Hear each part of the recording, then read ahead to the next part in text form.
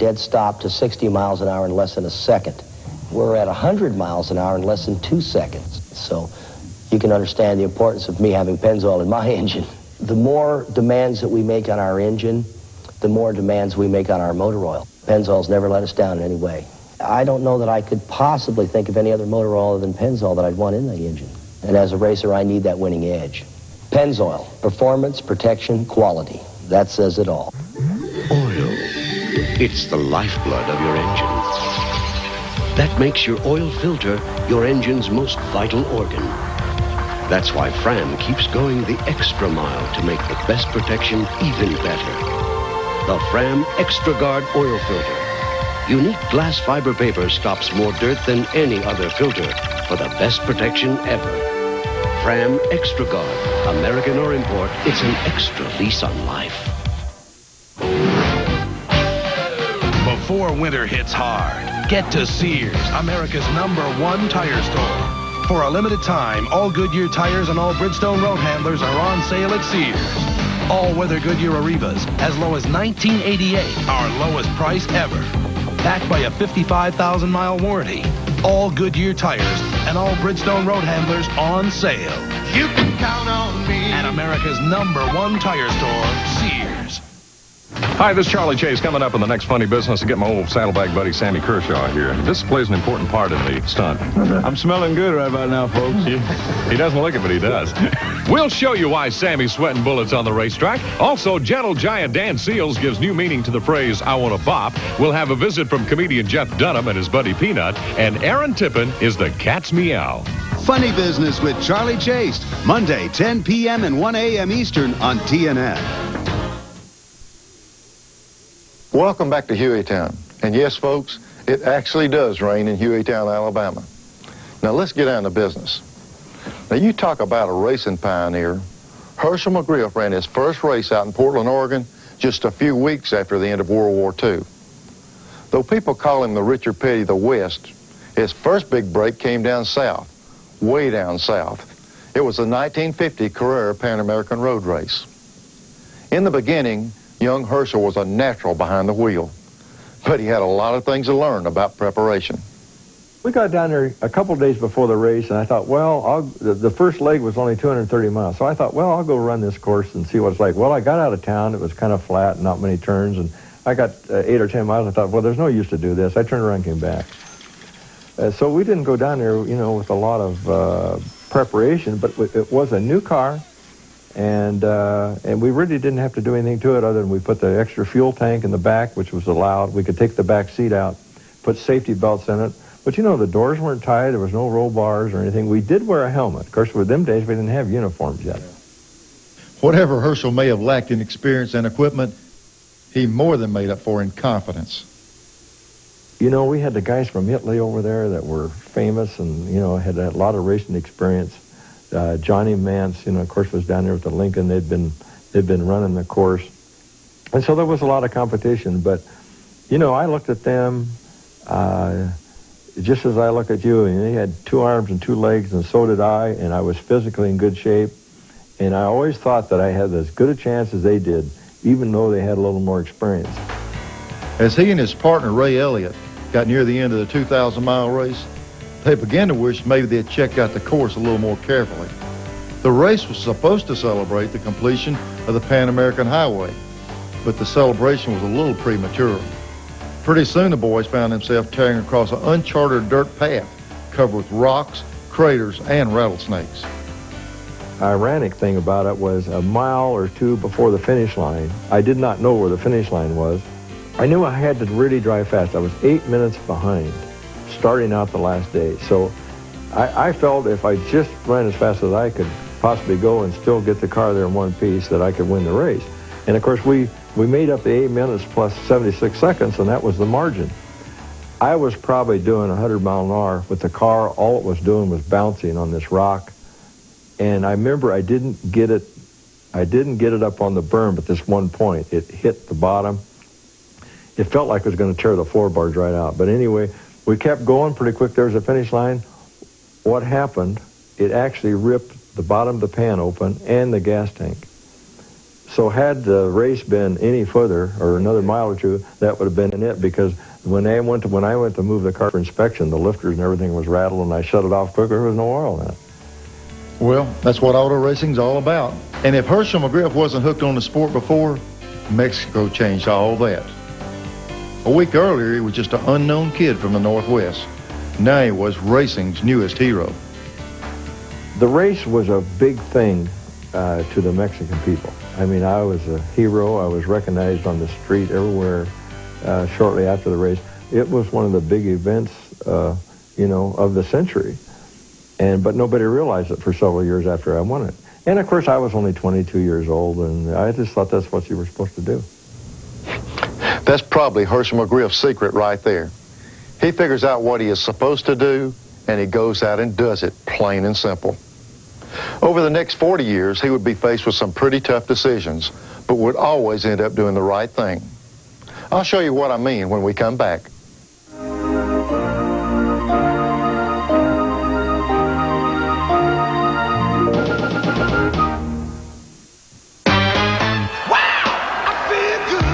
When 280 seemed out of reach, it's Joe Amato and Autolite who punch it. The wall goes to 290. Connie Coletta and Autolite smash it. 300, the barrier. Kenny Bernstein and Autolite shatter it.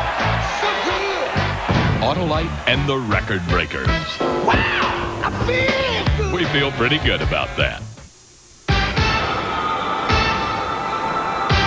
Got stranded once. Never again. Look, there's a reason more people go to Sears for a new battery than anywhere else. Face another winter without a diehard? No way. Only Sears has the diehard. In tests for cold cracking starting power, diehard performed 3 times better than industry standards. Out here, if you don't have a diehard, you don't have a prayer. You can count on me. Sears diehard. More power when you need it most. To be the best deer hunter you can be, it takes knowledge and experience. Hi, folks. This is Jackie Bushman, the Buckmaster, and you'll gain both when you read all 6 issues of the Buckmaster's Whitetail magazine. Whether you're a gun or bow hunter, we'll bring you up to date on the newest innovations to hit the sport, how-to articles to advance your hunting skills, and humorous deer hunting tales by deer hunters just like you. You'll also receive your choice of a real tree or blazed orange hunting cap, a vehicle decal, a handsome embroidered patch, a sample of snow seal and sport wash, a booklet on how game animals see the ultraviolet spectrum, and 1 quality scent from Wellington Outdoors. Your total membership package retails for over $50, but is yours today for only $20. Call now, 1-800-238-9300. That's 1-800-238-9300, and become a Buckmaster today. I'm Jim Varney, and I'm a member of Buckmasters, and you can be too. All you need is a set of antlers, like this, non-typical. What is TNN to you? It's your home for the best in country music entertainment. It's your home for the best in live motorsports racing. And beginning January 2nd, 1993, there's more. Introducing TNN Outdoors, your home for the best in the world of fishing from the leaders in outdoor television programming. Bill Dance Outdoors, In Fisherman with Al Linder, Fishing with Roland Martin, Hank Parker's Outdoor Magazine, The Great American Outdoors with Ron Shearer, Fishing with Orlando Wilson, and the exciting competition from Bassmasters. Catch the best. TNN Outdoors, January 2nd.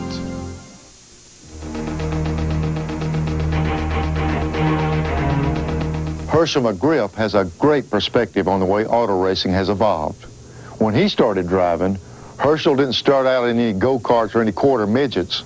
He was driving a full-sized, grown-up street car. That's just the way they did things back then. Herschel, you bought your first car when you was 13 years old. What does anybody need a car for when they're 13? Well, it was about a mile to school, and I wanted to do a little better than the rest of the kids, not ride my bicycle. And I was a worker. I'd worked all summer on the railroad and made a little money in them days. I remember I had $120 cash. That's what I paid for the car. Burning your pocket up. Burned my pocket, and I paid cash for it and drove it to school. Back then, a 13-year-old kid cruising around a big old streetcar wasn't as strange as it sounds. In South Dakota, at that time, you didn't have to have a driver's license. So I never had any problem with that. In fact, it was several years later, I think, before that came in. And at age 13, I had worked on the Milwaukee Railroad driving motor cars that hauled the men back and forth to work. So, of course, I loved cars and I loved driving, and that's how I kind of got my start. So at 13, I felt like I was no pro to own a car. Herschel's love of cars was what first got him into racing. When he went to the track to run his first race, he really didn't know what to expect. There was an advertisement in the Portland paper that there was going to be a stock car race. And I don't know what was into me. I just liked cars so well. My dad offered to let me use his car. Of course, he didn't really know what was going to go on either. That was a street car? It was a regular street car. It was a 1940 Hudson, probably the most ugliest car that was ever built. That car was the only thing that was ugly. The Portland Speedway left a whole lot to be desired. It was a wild race. The track got holes in it 2 or 3 feet deep, and the wheels would come out the rear fenders, and I lost 3 or 4 wheels, I remember, during the race. Of course, I'd come in and put them back on again. But I was pretty green, but I caught on pretty quick. It may sound nostalgic to say the sport was simpler then, but that's the honest truth. High-tech auto shops were unheard of. They simply hadn't been invented yet. In those days, cutting-edge technology was stuff like pavement. Most of the tracks that we ran on were dirt at that time. Although, I lived in Portland, that's where the first dirt race is. The second race there, they blacktopped it. So, I got my teeth cut a lot on blacktop right from the start, too. Despite his dedication, Herschel McGriff was not a full-time racer. He was working a full shift for a logging company. As a driver, of course, this provided him with some unconventional training that would ultimately make a big difference on the racetrack. There was no such thing as power steering, and them log trucks, when you were driving them around, backing in under the loads and so forth, they really turned hard. Probably one of the biggest things was throwing the chains over the load and so forth. I was really husky, and I was really strong. So I think when I got in the race car at that young age, driving that car 3 or 4 or 5 hours, I wasn't ever tired. In 1949 was your first really, really big successful year in racing. What was that like? Well, I had a car owner that really took care of the car, and basically I had a couple of years under my belt by then, and with a little more experience. The only trouble I had was so young, I had a little trouble with some of the older guys, because most of the guys racing then, what I call old guys, I mean, they were at least 40. So, sounding younger all the time, isn't it? So, they finally figured out that I meant business getting in that race car, and I wanted to win as bad as they did. And I had the determination and the desire to win, and that's what it took. Desire and determination is what pushed him to his triumph in Mexico a few years later. That race did more than launch Herschel's career. It was there he met another pioneer legend of auto racing, Bill France. Their relationship was to last over 40 years.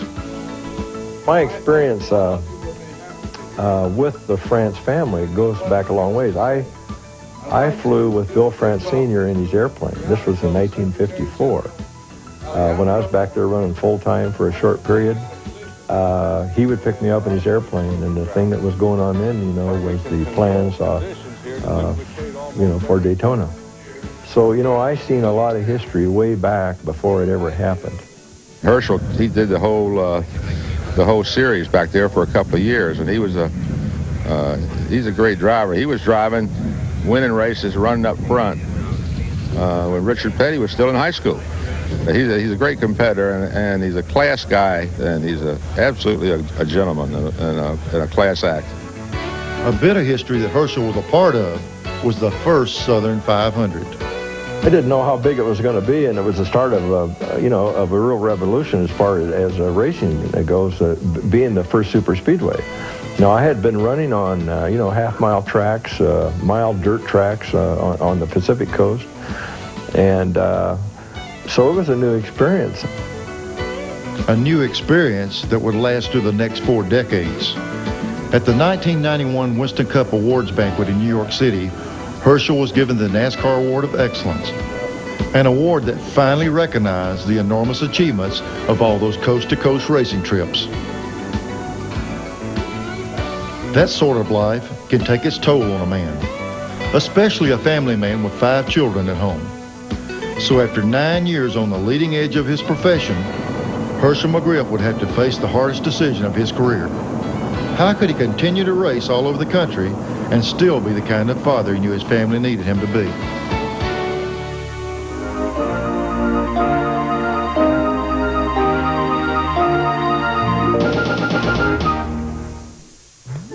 Oil. It's the lifeblood of your engine.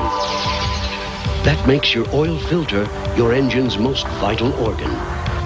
That's why Fram keeps going the extra mile to make the best protection even better. The Fram Extra Guard oil filter.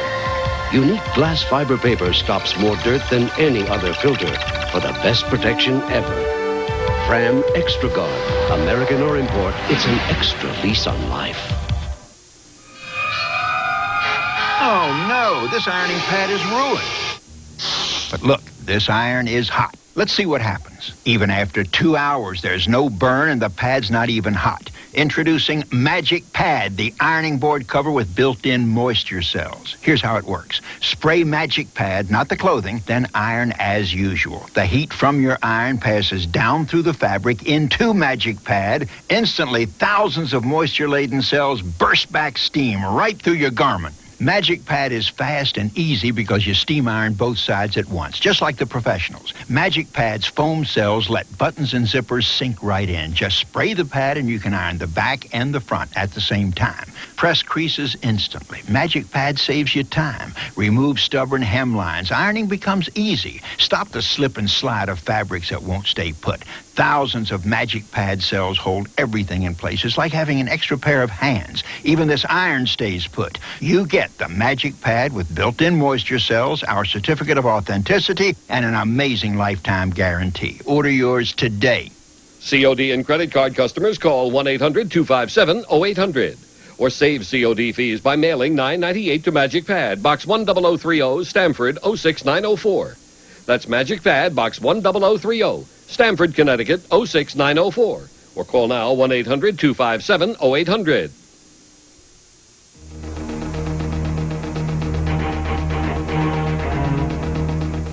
In 1955, Herschel McGriff was racing at the top of his game.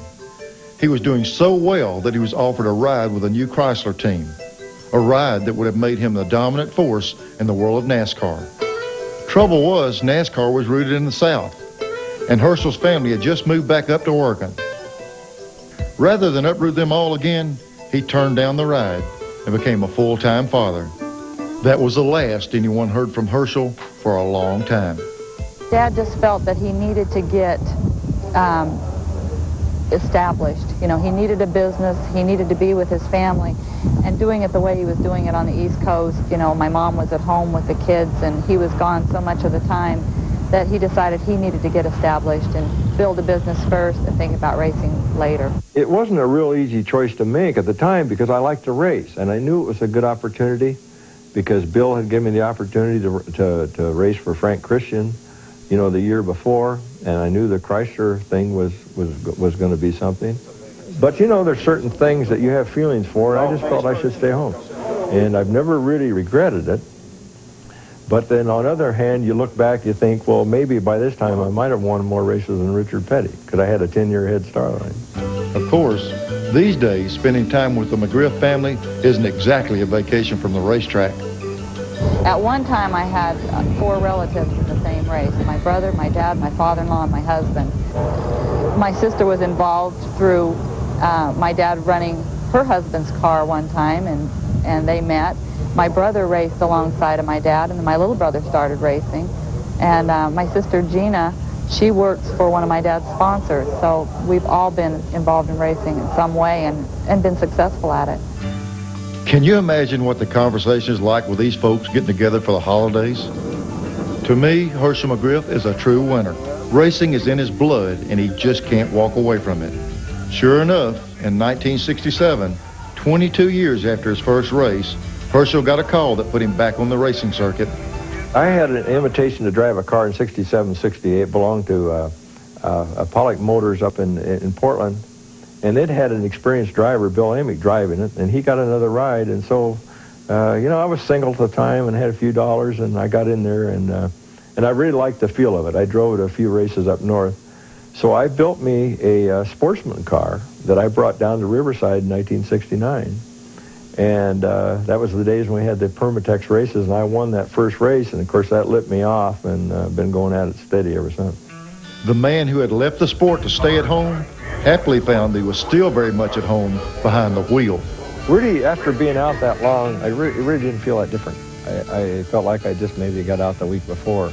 I feel a lot more confident sometimes now than I feel and competitive as I was, way back when I first started. Old Herschel has plenty to be confident about. Since his return, he has dominated the Winston West Series. In 1972, he won a record 12 races. He's taken the most popular driver award every year for a decade. Herschel McGriff is more than the proud sentimental favorite. He's finished in the top 5 every year since 1984. And in 86, he won the whole series, becoming NASCAR's oldest Winston champion. I'm very serious about my racing, and it's just that you got to keep your act together, have good equipment, good teamwork. There's so much more to it these days than there used to be in the olden days when you just got in your street car and, went to the race and then drove it back. You just mentioned if you have good equipment. How do you see these cars? How have they changed through the years of race cars? Now, we've got ultimate race cars now. What do you see the difference now?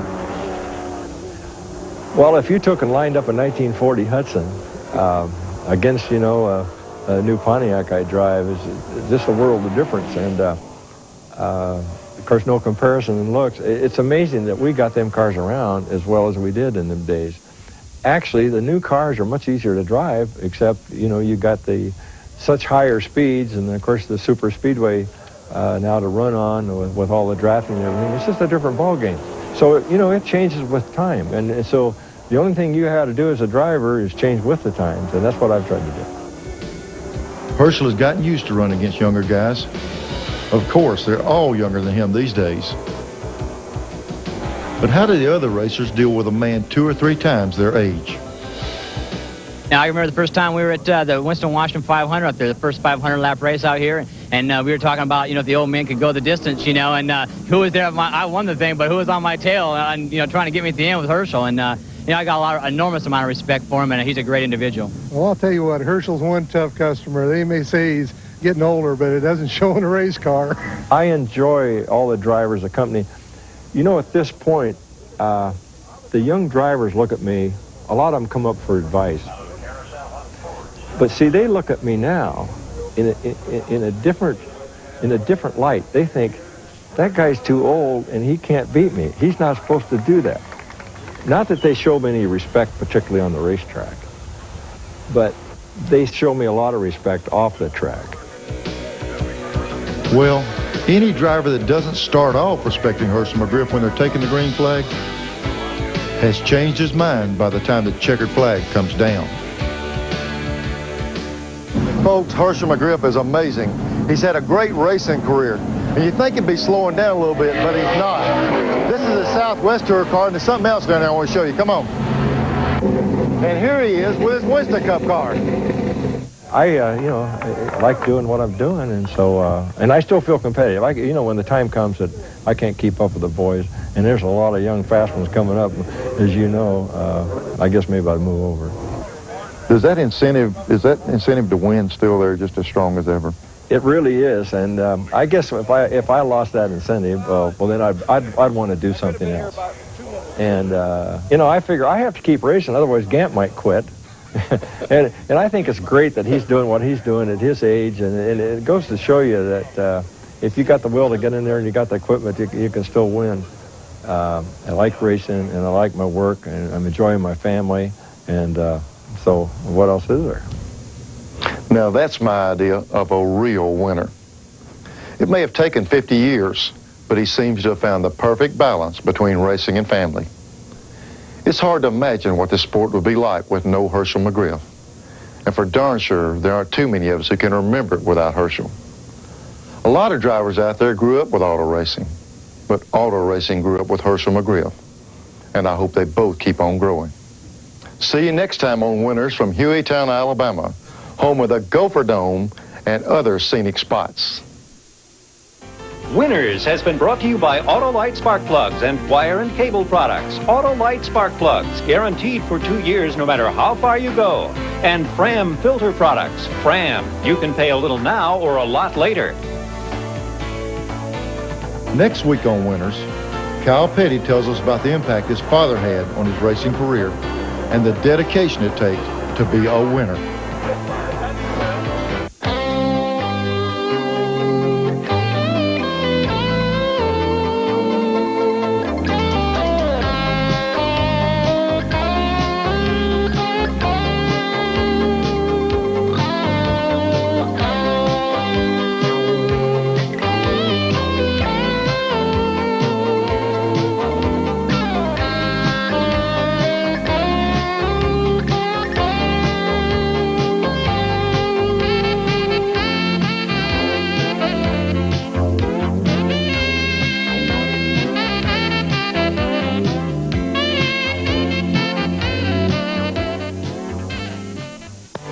Promotional consideration furnished by Bonine.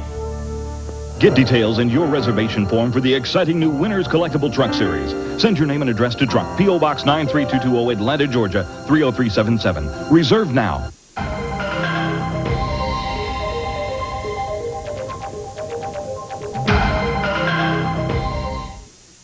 NHRA Today, next. This is TNN, the Nashville Network, the #1 source for country music, entertainment, and information.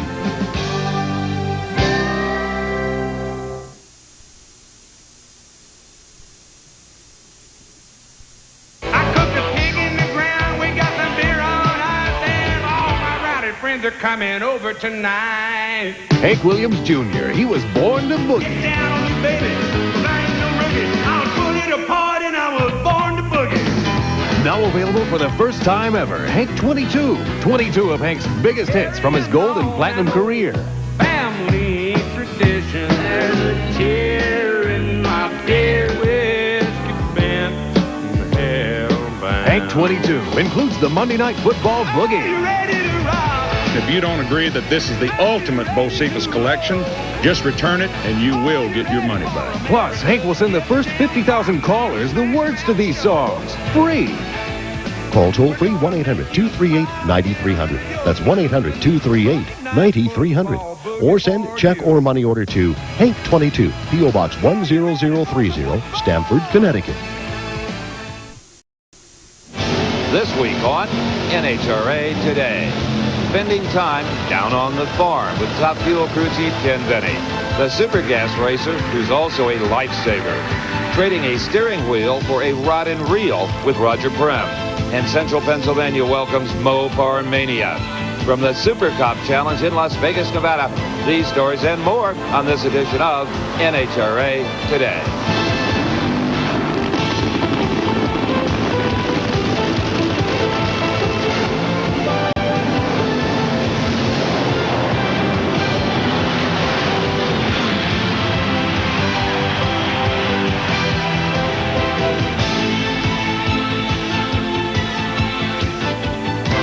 Like no other city in the world, Las Vegas means light. A shimmering rainbow of color glistening in the Nevada desert, Vegas is a vivid vista, a testimony to the wonders of wattage, where neon drives nighttime to its knees. But high-intensity hues are merely part of the city's mystique. The lure of the casinos draws the hopeful to the glory of the slot machines, blackjack tables, the decks, and the dice. Recently, some players of a different kind came to town to try their luck, not with a roulette wheel, but with a steering wheel. And they brought their own illumination as well. These were the racers in the Super Cop Challenge. And for a while, black and white replaced blackjack as a guaranteed winner. Hello, everyone, and welcome to this edition of NHRA Today. I'm Steve Evans, and we come to you from the drag strip at Las Vegas International Speedway.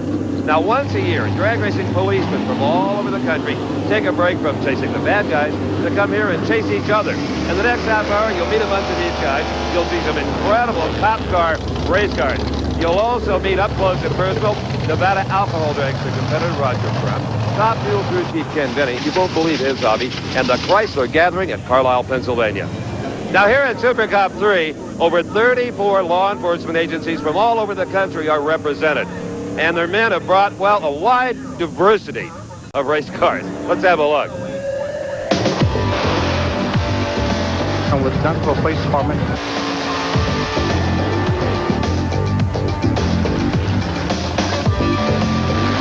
I'm from the Prince George's County Police Department in Maryland.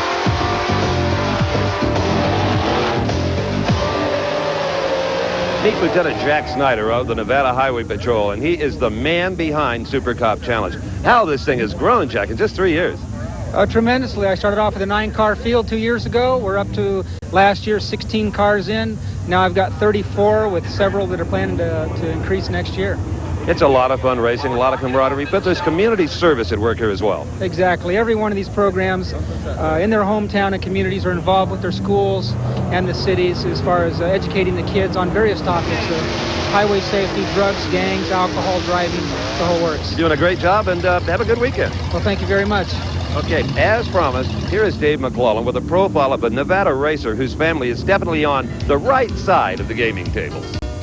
Being raised in Reno, we really don't get excited about going down and playing the games. Really, we've been raised around it, so seeing a slot machine in the market isn't a real big deal. You know, it's an everyday thing. Yet gaming has played a big part in top alcohol dragster pilot Roger Prim's racing career. Whiskey Pete's Hotel and Casino in Las Vegas is more than the sponsor on Prim's car. It's also the family business. My older brother Jerry has taken over the casino operations day-to-day management. I'm on the board of directors. I go down about once every 2 months and have our meetings. And it's worked out real well that way. And without him doing what he's done and making the sacrifices he's made, I wouldn't be able to do what I'm doing right now. What Prim is doing is becoming a major threat in the top alcohol dragster class. Our first year, we set some goals. We wanted to win a division championship. We wanted to win a division race. We wanted to win the national event. We wanted to get in the 5-second club. Wanted to end up in the top 10. And I was real lucky in my first full year to achieve all those goals. Prim made the switch to asphalt racing after getting his feet wet in drag boat competition. Started with drag boats in about 1982. Started in a comp jet, and then did a blown gas jet, and then worked my way into pro gas hydro. There we won a couple of events, set a couple of speed records, national speed records. At first it was okay. He was racing boats, and then it got a little scary.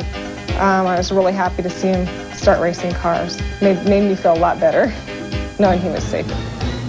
As an avid hunter and fisherman, Roger finds time to resort to somewhat calmer waters. I enjoy it. It's relaxing. It's something that gets me away from the racing and away from the casino deal, and just lets you relax. On Tahoe, basically what I fish for is lake trout or Mackinac trout. They're the bigger of the trouts up there.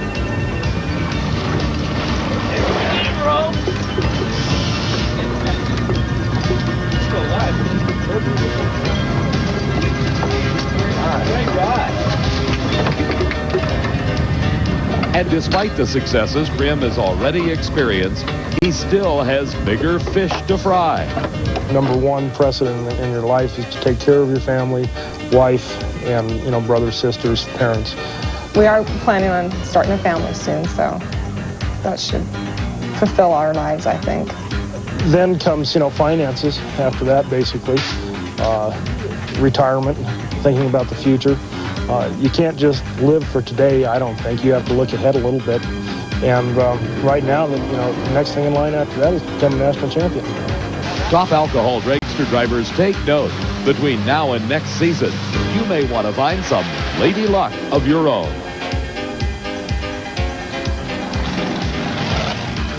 The only gaming advice I ever got from Roger and the guys was never hit a breaking hand in blackjack unless the dealer has an ace up. I wish I'd have remembered that last night. Oh, well. Stay with us. When we come back, we'll have more of the Super Cop Shootout. There's a poor choice of words. And we'll jump from west to east to a Mopar gathering that borders on a Chrysler cult. NHRA Today is brought to you by new Castrol Super Clean. If it won't come clean with Super Clean, it won't come clean.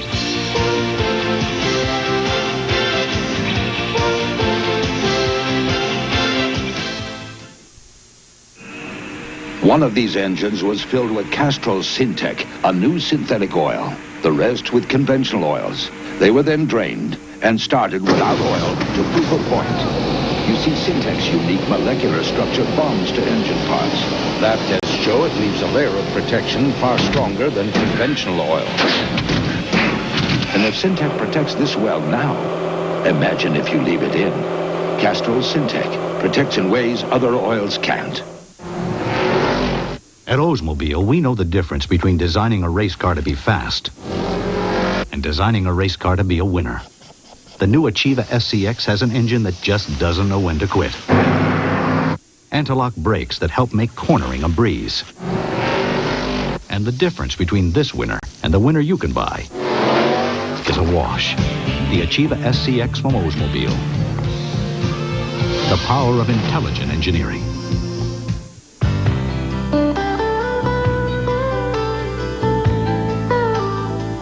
All of these championship-winning drivers have one thing in common: Goodyear Racing Eagles. The race-winning technology that's found in the Goodyear Racing Eagles can also be found in the world's best-selling line of high-performance street tires, Goodyear Eagle Street Radials. The champions know, and it's why we say the best tires in the world have Goodyear written all over them. The tug of war between Johnny Benson Jr. and Mike Eddy ended with Eddie's incredible 7th ASA championship, but not without an intense battle. Both men have played cat and mouse and have fought a vigorous race all season long. Now, TNN Motorsports recaps this exciting racing challenge. Relive all the great times from a year of great racing action. The ASA Championship Special. Today, 5 p.m. Eastern, only on TNN Motorsports.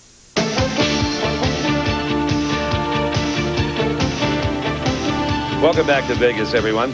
You know, I am a little bit surprised how many of the bracket cars policemen have brought here to the Super Cup Challenge that were, at one time, in reality, crime-fighting street enforcement vehicles. It's an original Nevada Highway Patrol cruiser. It has 81,000 patrol miles on it. We put just a little squeeze of nitrous oxide in it, and we're looking to see what it'll do today. Used to be mine, my patrol unit. I know what it used to do, and now I know I'm not sure what it'll do. The state of Texas had it for the first 3 years. Last April, I made a decision to join this North Texas Beat the Heat race team, so I made it into a race car. Up until 1972, fortunate indeed was the police officer who had as his mount a Chrysler Corporation product with the Commando 440 motor. Few eluded that car in a hot pursuit. And recently, back east, a bunch of Chrysler Corporation devotees got together for some serious Mopar madness. Historic, Hemi-powered heroes gathered in Carlisle, Pennsylvania for the second annual Chryslers of Carlisle Car Show.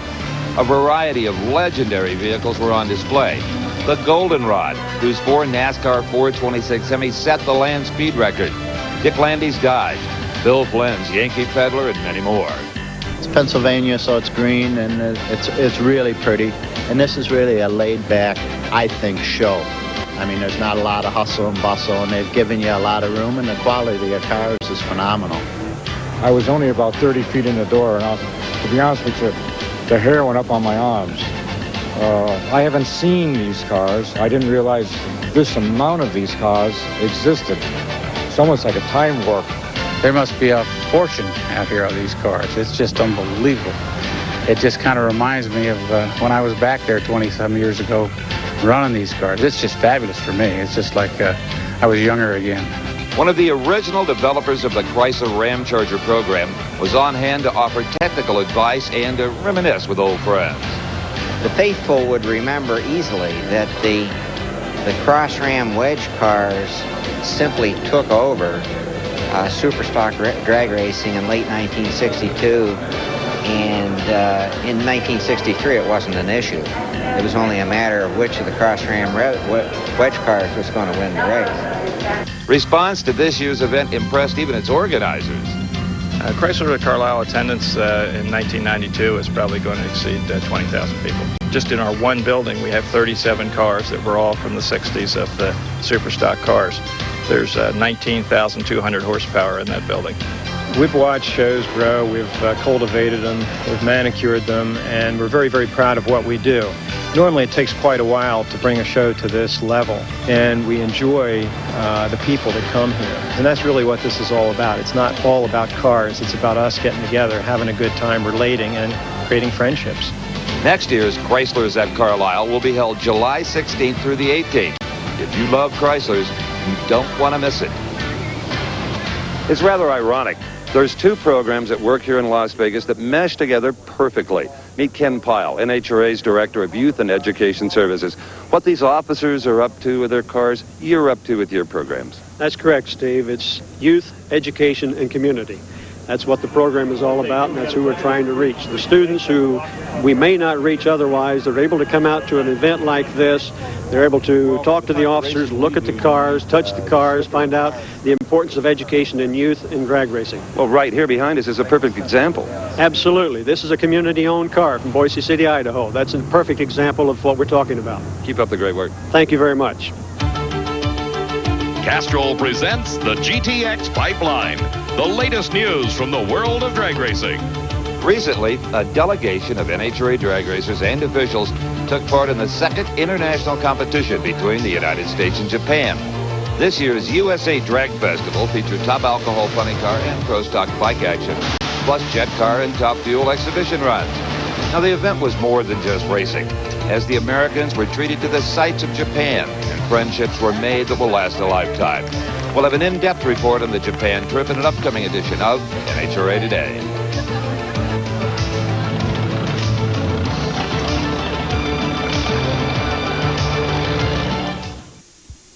Castrol GTX is the only leading motor oil that meets the world's toughest requirements for viscosity breakdown in every grade. This is the only way to get that kind of performance from any other leading brand. Castrol GTX, engineered for today's smaller cars. When it's this greasy, you need a more powerful cleaner degreaser. Castrol Super Clean solubilizes grease on contact, neutralizing its ability to stick. So if it won't come clean with Super Clean, it won't come clean. Love can make you happy. Precious and few are the moments. These are special songs to us. Great hits we still love to hear today, but just can't find on many albums. Until now, introducing Rare Gold, a special collection of 40 pop classics. Smile a little smile for me. Just call me angel of the morning. When will I see you again? Rare Gold has 40 original hits by the original artists. Here's more.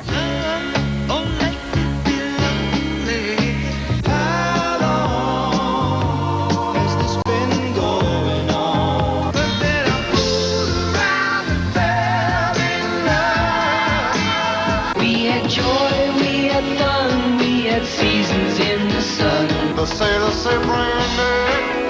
Rare Gold on 4 LPs or 2 cassettes for $19.95. 2 CDs, $24.95. Here's how to order. Have your credit card ready and call toll-free 1-800-238-9300. That's 1-800-238-9300. Or send $19.95 for 4 LPs or 2 cassettes, or $24.95 for 2 compact discs, plus $4 shipping and handling to Rare Gold, P.O. Box 10030, Stamford, Connecticut 06904. That country, baby, that's my style. Think I'll always stay.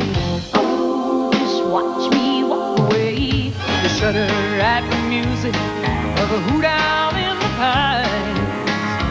You're on lonesome standard time. All day, all night, all music. CMT, Country Music Television. NHRA Today acknowledges a promotional consideration provided for and a fee paid by Mac Friends, sponsor of the Jim Epler race team and provider of Macintosh computers to NHRA Today. For solutions to your personal and business computing needs, call 1-800-426-6781. We're back at the Super Cup Challenge. Earlier, we showed you some former patrol cars turned weekend warriors. Well, there's an equal number of purpose-built race cars here in Las Vegas this weekend. Obviously, a lot of these folks are pretty serious about their quarter-mile times and speeds. But no matter how fast they may go, they still truly believe in the protect and serve mission of this program. It's a 90 Camaro. It's basically set up as a super gas car. I take this car around to drug and education programs, work with mainly kids, junior high through seniors, trying to drive home the point about say no to drugs. It's a brand new 92 Chevrolet Z28 Pro modified car. It's been down the track a few times. We kind of use it as our big deal for the kids in the PR, and then we use our Super Comp car to run in NHRA competition. If a professional drag racer has a hobby, it is probably mechanically based. Street rods or muscle cars, something like that. And Top Fuel crew chief Ken Venny is no exception. Well, he's a little bit different because what he likes has no basis in speed whatsoever. He's a legendary engine builder. He's a former top alcohol and top fuel driver. And now he's considered a virtual mechanical wizard as crew chief for the Darrell Gwynn racing team. But when Ken Venny finally gets a chance to spend some time at his home in Wadsworth, Ohio, what does he do for fun? He works. When I go out in the woods, I can just kind of forget about everything. I'm not able to do it with television. I can't sit down and watch television or something like that. So I've really kind of been able to, I can really relax by going out and cleaning and fiddling around and playing with my old tractors and things. It's just kind of a way. It really does seem to work as far as being able to relax. Ken and his family now live on part of what used to be his father's farm, right next door to Ken's childhood home. In the late 50s, myself and a bunch of friends from Wadsworth, we went to California. And I only came back because my business needed to be moved for a highway. And we came back here racing and decided, gee whiz, I think we'd like to move here. A few years later, what was left of my dad's old farm after it had been lotted off came up for sale, and so we bought back our old farmhouse and lived there for about 10 years. And then after I quit racing, we built this new house that we live in now. Growing up on a farm, Ken's first exposure to the mechanical arts came in the form of a tractor. Today, his fondness for farming has inspired an impressive collection of tractors, which he restores in his spare time. Come on in, I'll show you my old tractors. My tractors are not extremely valuable or rare or anything. They're things that I grew up with as a kid. This particular tractor is just one that I bought because it was the biggest thing that they ever built. This is a 1937. This is called an unstyled tractor. Very, very economical. And some of the things that they did with these old tractors to make them economical, and in their advertising, they'd tell you, well, you can replace the clutch, which is in here, and you just take 3 bolts out, undo it, and put a whole new clutch in. And when the tractor was built in 1937, you could replace that entire clutch for $3.10. And then this was my favorite as a kid.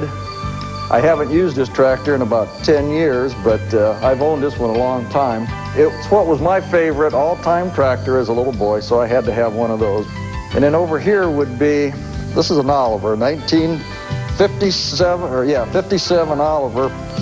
And this is probably the best utility tractor built in the 50s. Only there wasn't that many of them sold. I think people didn't realize how good they really were.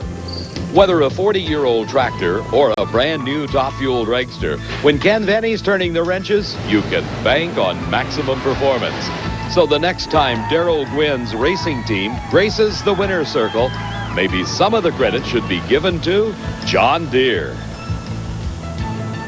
Now these guys here this weekend, well, they enforce the laws of the land. But there's one law in drag racing that doesn't need much enforcement. It just happens automatically. If it's NHRA sanctioned, National Dragster magazine will be on hand to cover it. I just saw the reporter and writer. And of course, the only way you get drag racing's leading news publication is to join the National Hot Rod Association. For $48 a year, you get 48 issues of Dragster, a pen, a patch, a decal, a rule book, lots of other goodies. And if you call the number on your screen right now, you will get absolutely free your choice of the Diamond P Video Drag Racing 91 or the hot new NHRA T-shirt. Make that call. Join up. Castrol GTX is the only leading motor oil that meets the world's toughest requirements for viscosity breakdown in every grade. This is the only way to get that kind of performance from any other leading brand. Castrol GTX, engineered for today's smaller cars.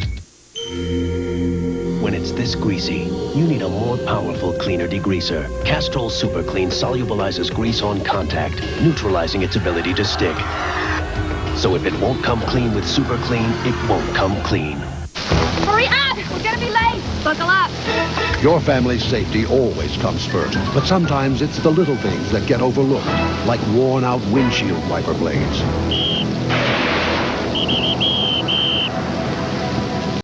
That's why you should look for Trico wiper blades. Easy to install and aerodynamically designed to improve your driving vision, because there are a lot of little reasons to ask for Trico wiper blades today.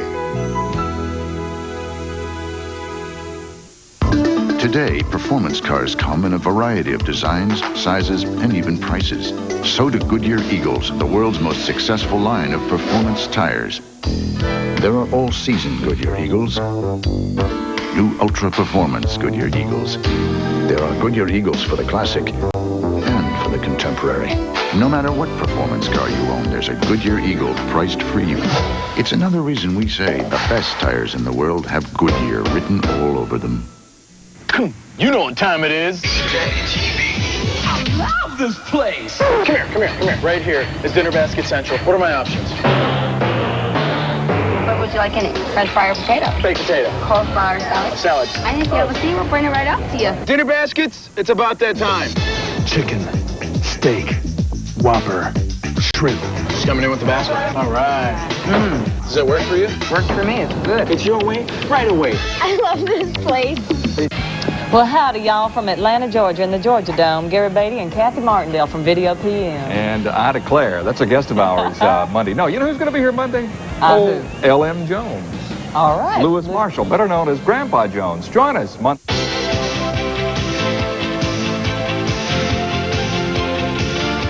Welcome back.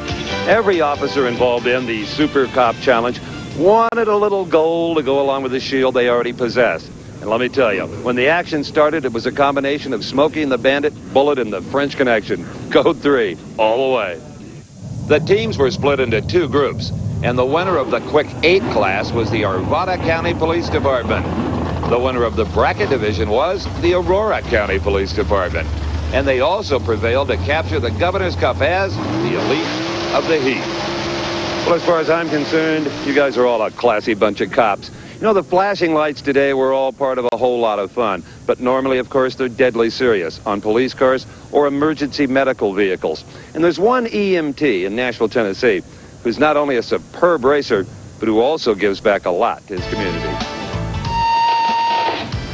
Medic 32, engine 32, 41 Plantation Drive, man down. Medic 32, engine 32, 4031 Plantation Drive, man down. When the call goes out for help in the Hermitage area of Nashville, Tennessee, Medic 32 responds with drag racer Charles Shannon at the wheel. As an emergency vehicle operator, there are times when we have learned, because of the training, that we can better control the vehicles, and that has helped me in drag racing also with reaction times and being able to judge the car itself. It does go the other way also. Being able to drive at a high rate of speed on the drag strip helps me control the vehicle when I do have to exceed the speed limit that's posted in an emergency vehicle. When Charles isn't behind the wheel of an emergency vehicle or going down the quarter mile in his super gas car, he likes spending time helping kids. Young people today are looking for somebody. They're trying to find somebody they can pattern their life after. I don't think that everybody we meet will want to be drag racers, but I do think that my character, my personality should certainly influence them to want to be a better person regardless of what they are. Shannon uses his win at the Atlanta Winston Drag Racing Series event as a way of showing that if you set your mind to it, anyone can succeed. It seems that drag racing has become the perfect backdrop for Charlie's discussions. I have been involved in drag racing for 20 years. I've never had a problem with something in reference to race. I've never had that problem. But there are a lot of people that don't know that. Drag racing is the closest thing to the Christian life that I know, because people try to honestly work, live, and socialize together. With the help of car builder Gary Jennings and some others, Charles will unveil a brand new race car for next season. And he hopes that this will be the car that's the springboard into pro style. For NHRA Today, I'm Bob Fry. Is it just me and Broderick Crawford that remember when Studebakers really were police cars? Yeah, that's what I thought. This 51 Studi was found by Ohio policeman Weezer Balzer in Virginia and had a tree growing through it. But all in all, I think he's done a pretty good job of making a nifty drag car out of it. Unfortunately, we're all out of time today here in Las Vegas. Be sure to join us next weekend, though, at the times you see on your screen. Joe Amato will join me for a recap of the 1992 NHRA Top Fuel season, and we'll have a profile on Top Fuel Top 10 driver and Rookie of the Year, Danielle DePorter. Thanks, everyone, for joining us here on TNN. NHRA Today has been brought to you by new Castrol Super Clean. If it won't come clean with Super Clean, it won't come clean.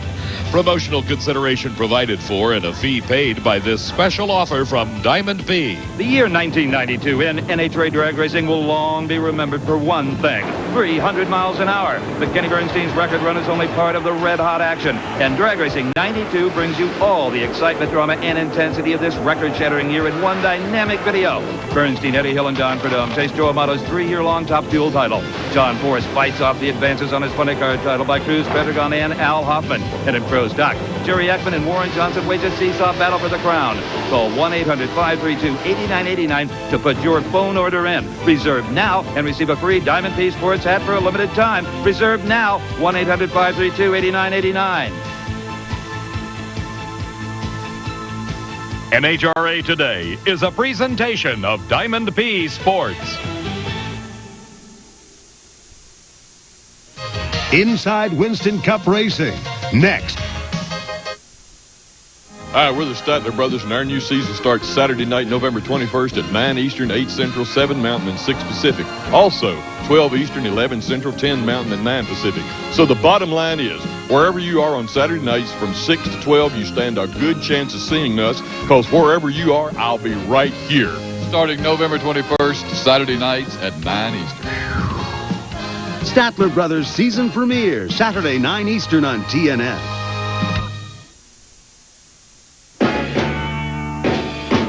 Elvis Presley, now on home video. Walked through a party in the county jail. They began to wail. Don't be cruel. The King and his historic 1968 comeback special is available again on home video. This is the Elvis you remember, at the peak of his power. Order now and you'll get 27 of the King's greatest hits, a full 76 minutes of rare Elvis concert footage. Purchase your own collector's copy of Elvis, live in his 68 comeback special for only $19.95. Here's how to order.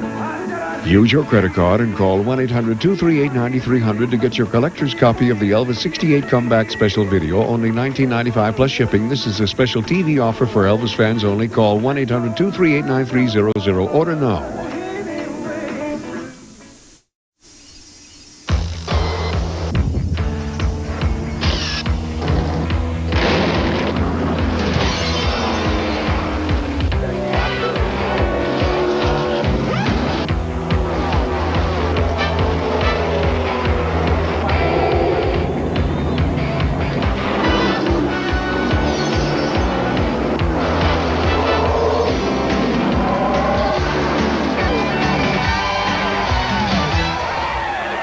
Hello everyone, welcome to Inside Winston Cup Racing. Today we're at the Hickory Motor Speedway at Hickory, North Carolina. This is where the Busch Grand National action was this past weekend, as the championship was settled for 1992 between Bobby Labonte and Joe Nemechek. We'll have all of that and much more in this half hour of Inside Winston Cup Racing.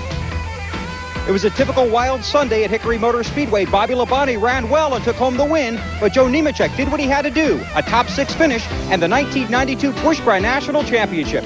We'll have all the wild action from the Pantry 300. And we'll have the second of our two-part conversation with Kyle Petty. Everything that comes along new, if I've got an opportunity, I'll go try it. I'll try it once, no matter what, because I don't want to be 55 or 60 years old and look back and say, you know, in 1986, I had a chance to go do this and go do that. I should have done it, you know, and I never tried it. You'll also hear from driver Lake Speed. While a lack of sponsorship has hampered his efforts in recent years, Lake has vowed to return to competitive form in 1993. Inside Winston Cup Racing is brought to you by cold-filtered Miller Genuine Draft and Miller Genuine Draft Light, taking the country by storm. And by Haviland Formula 3 Motor Oil. Add more life to your car. Today, performance cars come in a variety of designs, sizes, and even prices. So do Goodyear Eagles, the world's most successful line of performance tires. There are all-season Goodyear Eagles, new ultra-performance Goodyear Eagles. There are Goodyear Eagles for the classic and for the contemporary. No matter what performance car you own, there's a Goodyear Eagle priced for you. It's another reason we say the best tires in the world have Goodyear written all over them. Guess who just got back today? Them wild-eyed boys that had been away.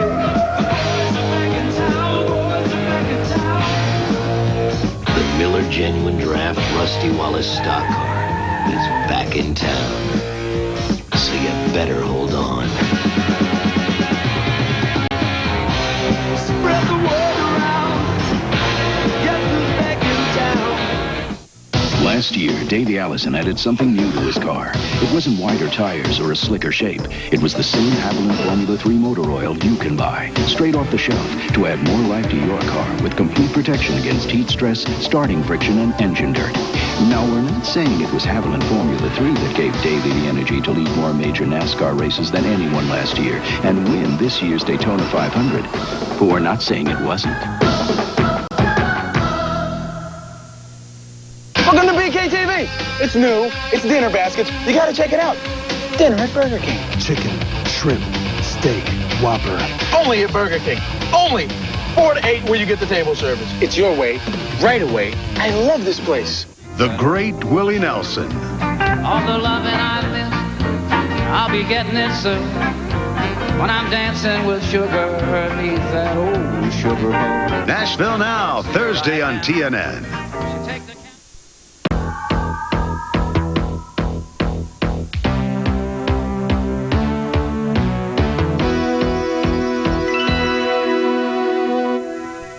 The Hickory Motor Speedway is an appropriate place to settle the Busch Grand National Championship for 1992. Many of these drivers got their starts on tracks like this, and of course a good number of the Busch races are still run on tracks that are less than a half a mile. The focus going into the Pantry 300 was on the championship between Joe Nemechek, Bobby Labonte, and long shot Todd Bodine. But there was a surprise in qualifying. Jim Bowen got his first ever Busch Pole Award. Bill Weber has the highlights. Ned, Jim Bowen did get his first ever Busch Grand National pole here in an unsponsored car with a volunteer crew. Congratulations, a reward for a lot of hard work this season, I imagine. Well, thank you very much. It's kind of a boost for everybody who's involved. You know, they all are volunteers. And that's pretty hard to do nowadays with the economy the way it is. Everybody's got to spend a lot of time making a living, but the guys put in all their extra time with me, and no sponsors makes it pretty tough financially, but Father helps out a lot. And it's pretty much a family effort, and I got to thank everybody involved. It's been a tough year, but we keep running better all the time. Somebody told me we're like the Jeffersons. We're moving on up. Jim Bowen led the 30-car field into the 300-lap race that quickly became a caution-filled event. Jeff Gordon grabbed the early lead, but the first yellow flew on lap 3 for a multi-car wreck in turn 2. On lap 32, Bobby Labonte took the Slim Jim Chevrolet around Gordon to take the lead. Todd Bodine was third in points and running fifth on the track. Meanwhile, points leader Joe Nemechek was running seventh and could clinch the championship by finishing sixth, but lost valuable track position for the solo spin on lap 77. On lap 111, Jeff Burton and Robert Presley ignited a multi-car incident that ended with Tommy Ellis resting on the hood of Ricky Craven. Nemechek picked up some more body damage in this one. When the race did stay green, Labonte proved to be the best car, chased by Bobby Dotter, Chuck Bound, Mark Martin, Todd Bodine, and Butch Miller. On lap 185, it was Jimmy Spencer and Dennis Setzer with a synchronized spin, and again Nemechek was involved.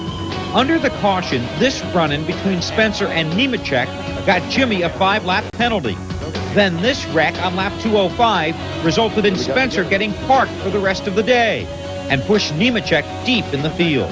The rest of the race belonged to Labonte, but the real excitement was watching the wounded ride of Nemechek dodge the cautions, work the traffic, and chase the championship. With 12 laps left, Nemechek needed to get by Bound for 6th. In turn 4, Kenny Wallace spun right in front of Labonte. Nemechek beat Bound to the yellow, settled into 6th, and as Labonte sailed to the win, Nemechek came home in 6th place to capture the championship by 3 points. From where I was sitting, it was pretty exciting. I almost got into it, well, right there at the end with a couple cars, and, you know, if we could have got by a couple more, you know, we'd have been all right. But, of course, that flag wouldn't have come out. I don't know that it would change the points any, but, hey, we just gave it our best shot, and we'll just have to go tomorrow and start working for next year.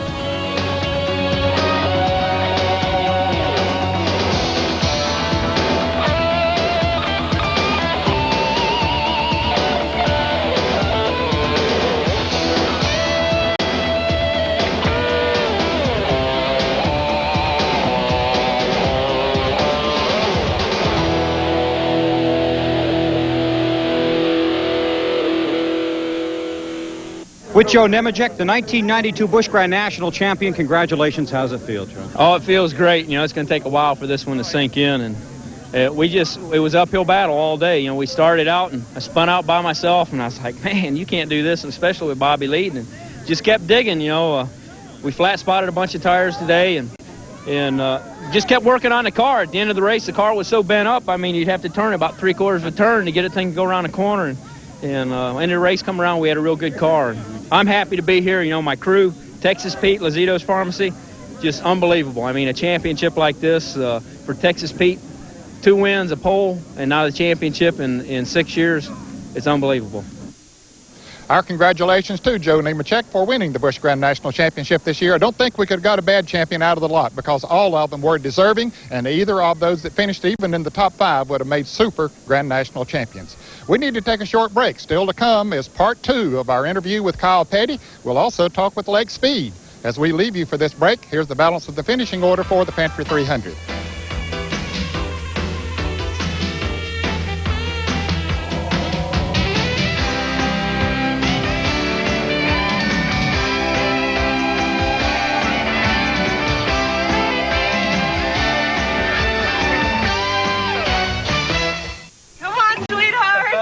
Your first big snow, Joey. Here he comes. Joey doesn't care that inside is the world's most energy-efficient furnace. Here he comes. Here he comes. Or that Carrier can save up to 40% annually on heating. Look at him. He loves it. All he cares about is how warm and comfy Carrier keeps it inside. Hey, come on. Joe? If you care about energy efficiency and saving money, call your Carrier dealer. Turn the knob, Joey. Carrier, we're the inside guys.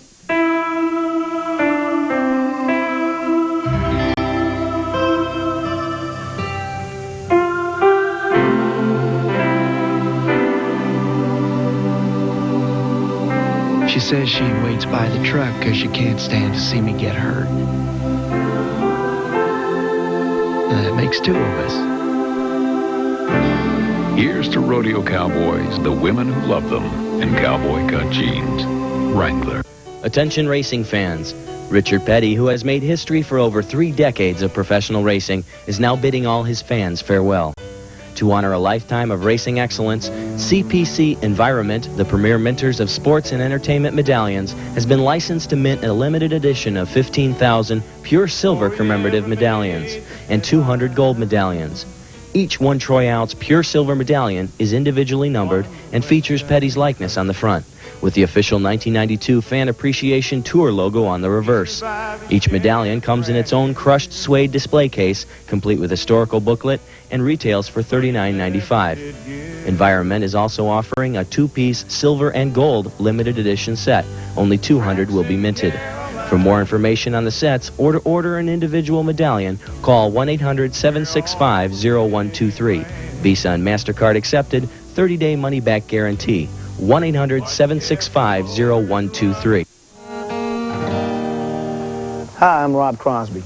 Can you imagine life on Earth without clean water? All living things need clean water to survive. But because of pollution and overusage, our supplies of clean water are critically low. If you're aware of a lake, a river, a beach that's being polluted, report it to your local authorities. Get involved.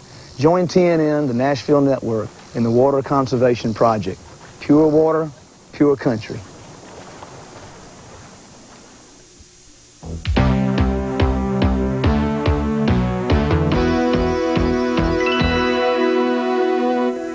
Well, this weekend at the Atlanta Motor Speedway, one Petty's career is coming to an end. Of course, it's been well documented that 7-time NASCAR Winston Cup champion Richard Petty will hang it up after the Hooters 500. But thank goodness there will still be a Petty out there running, and perhaps the most colorful of all of the three generations of the Pettys, and that is Kyle Petty. He has become quite a character around the sport of auto racing, certainly has a personality of his own, so we continue with part 2 of our story on Kyle Petty.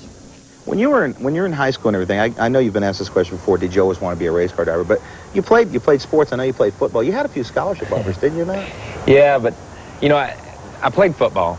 And, you know, I've said this before. The only reason I played football in high school was because I went to a small school and the cheerleaders rode the bus. So we all rode together. So that was fun. So I played every sport. So that was the way it was. But, and I played football, and I enjoyed football. I like basketball better. I played football just because you needed something before basketball started, and then you played basketball, and then you played baseball because you needed something after basketball was over with. But when I was a junior, I hurt my knee, and I decided that football was too rough for me. I didn't want to play football anymore, and not in the next level anyhow. So I decided that racing was what I was going to do. Your dad, as big as he was back then, you know, was he able to come to the games and watch, you know? Yeah, he came some. He still goes to ball games. Really? In Randleman. He came to some. You know, if you played, I think we played 10 games a season or something, and he might get to 2 or 3 at the most. And he'd get to 5 or 6 basketball games and stuff like that. But he was gone a lot, so you couldn't expect it on Friday nights. Did you play music in high school, too? Yeah. Or where did that come played in a band. Played in a band, too. Yeah, it was funny. I played in a concert band, played a saxophone in a band. Okay. So, you know, I don't know where music come from. My mother always forced us. I've always said it's a Southern thing, that Southern mothers make their children take piano lessons at an early age. And my mother made us take piano lessons when we were in the 3rd and 4th grade. And then I quit, and I started playing the guitar, and then ended up with a saxophone after a while.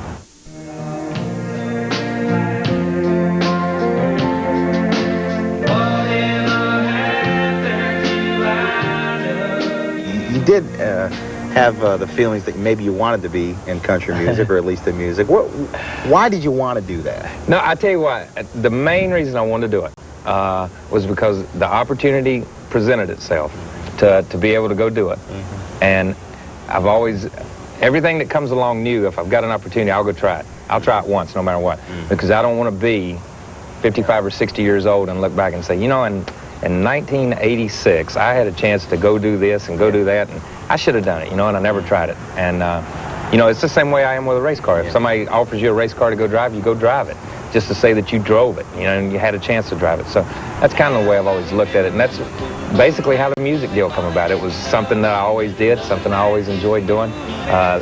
It was there, you could go do it, and it was fun in the beginning. Then it got to be too much work, and I decided that wasn't where I needed to be. I needed to be back racing. A lot of guys look at Bird. He's retiring at 33. How long can you drive, or you think you want to drive? Do you have any idea?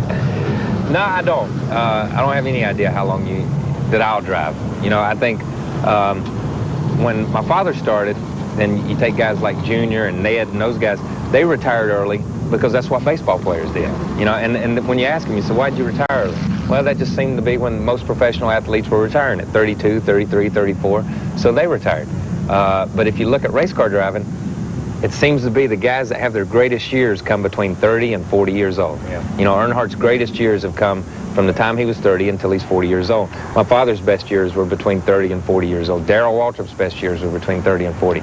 So it seems like you hit a groove right in there where everything begins to work for you. After that, you still have success, but it begins to trail off a little bit. So, you know, I think it's whatever you feel like personally. And the way the technology keeps changing, then, you know, it's getting, with power steering and with different things that keep coming along, it gets a little bit easier. So maybe you can go longer, but I'm not sure how long I want to go. The perception of Kyle Petty is that he has the personality of a performer. But that is his personality. That's Kyle Petty. He just seems to see things in a different light. For me. What do you do in your spare time? Not that you have a lot. I know you like to shop, but... Yeah, well, I'll tell you what, mostly in spare time, I really hadn't had a lot of spare time over the last couple of years, except for my rehab. I did a lot of rehab during my spare time last year. But you just don't have much anymore. So I'm not a big hunter. I'm not a fisherman. Don't do stuff like that. When I'm not at the racetrack or not off doing appearances, then the couch is my friend. Well, Kyle Petty and the Mellow Yellow team are certainly looking forward to the 1993 season. They've had a great year in 1992. We need to take a short break, and as we leave you for this break, here's this week's Haviland Track Talk as we say goodbye to our good friend Dick Beatty, the competition director of NASCAR. This edition of Track Talk is brought to you by Haviland.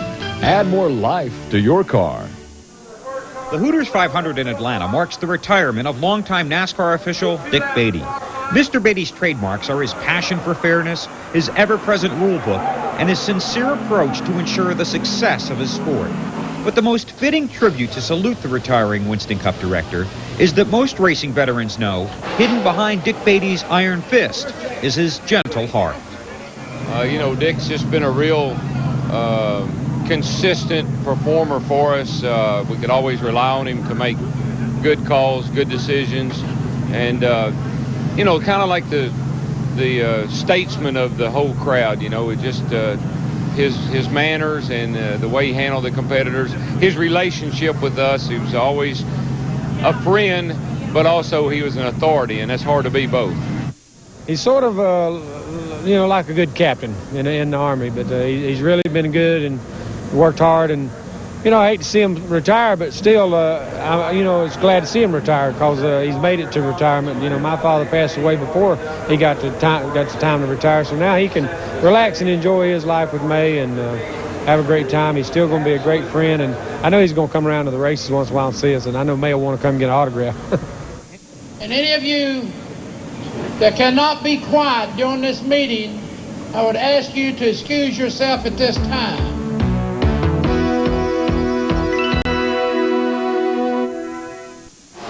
After a season of hard driving action, man, I sure could use a vacation. Join Rusty Wallace, Ernie Irvan, Kenny Wallace, and other NASCAR personalities for the ultimate race fan vacation.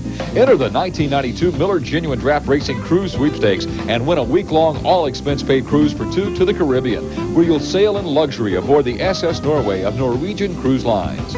You'll fly round trip to Miami, your port of departure to the exotic world of St. John, St. Thomas, and St. Martin. Or win a Miller Genuine Draft Racing jacket, T&N cooler and cap. Or win an Inside Winston Cup Racing t-shirt and cap. No purchase necessary. To enter, send your name, address, and phone number on a postcard to Miller Genuine Draft Racing Cruise Sweepstakes, Post Office Box 10371, Stamford, Connecticut 06904. You must be 21 or older to win. Entries must be received by November 17th. Winners announced November 28th on Inside Winston Cup Racing.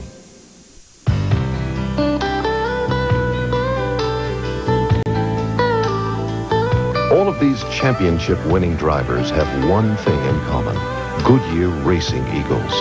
The race-winning technology that's found in the Goodyear Racing Eagles can also be found in the world's best-selling line of high-performance street tires, Goodyear Eagle Street Radials. The champions know, and it's why we say the best tires in the world have Goodyear written all over them. Miller Genuine Draft. It's cold filtered. That's how we keep our commitment to everyone who knows that draft beer is real beer, pure beer, the best beer.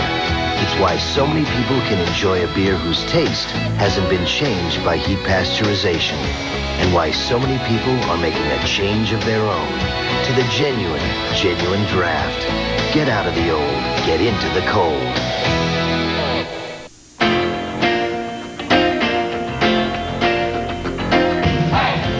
In America, your car doesn't just get you from here to there. It's a part of your life. To give your car complete protection, Texaco has developed Haviland Formula 3 motor oil with not one but 3 kinds of protection against heat stress, starting friction, and engine dirt. Haviland Formula 3. Add more life to your car. Here's the heart, TNN. Where the bright stars all welcome you to come on in.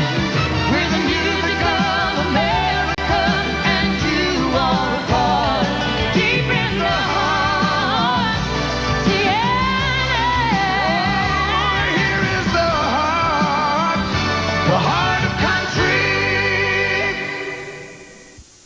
You're enjoying TNN, the heart of country, and your #1 source for country music, entertainment, and information. If you'd like to know more about our programs or guest lineups, call TNN Viewer Services 615-883-7000. For tickets, call Opryland Customer Service 615-889-6611. Next week, we'll have highlights of the final race of the season. The Hooters 500 in Atlanta is the last chance for many drivers to claim their first win of the year. And it's the last fight in the battle for the Winston Cup title. Hear from the winner of that battle. Claiming the Winston Cup is a tremendous moment in any driver's career. And we'll have an interview with this year's champion. Before coming into the NASCAR Winston Cup Series, Lake Speed was a World Karting Association champion. And he has had some success in NASCAR Winston Cup racing. He has one victory to his credit, and he also has some other top 5 finishes, but he's also had some downs along the line too, primarily because he didn't have the sponsorship that he needed to run up front. He's looking forward to 1993 if the sponsorship develops. Randy Pemberton has the story.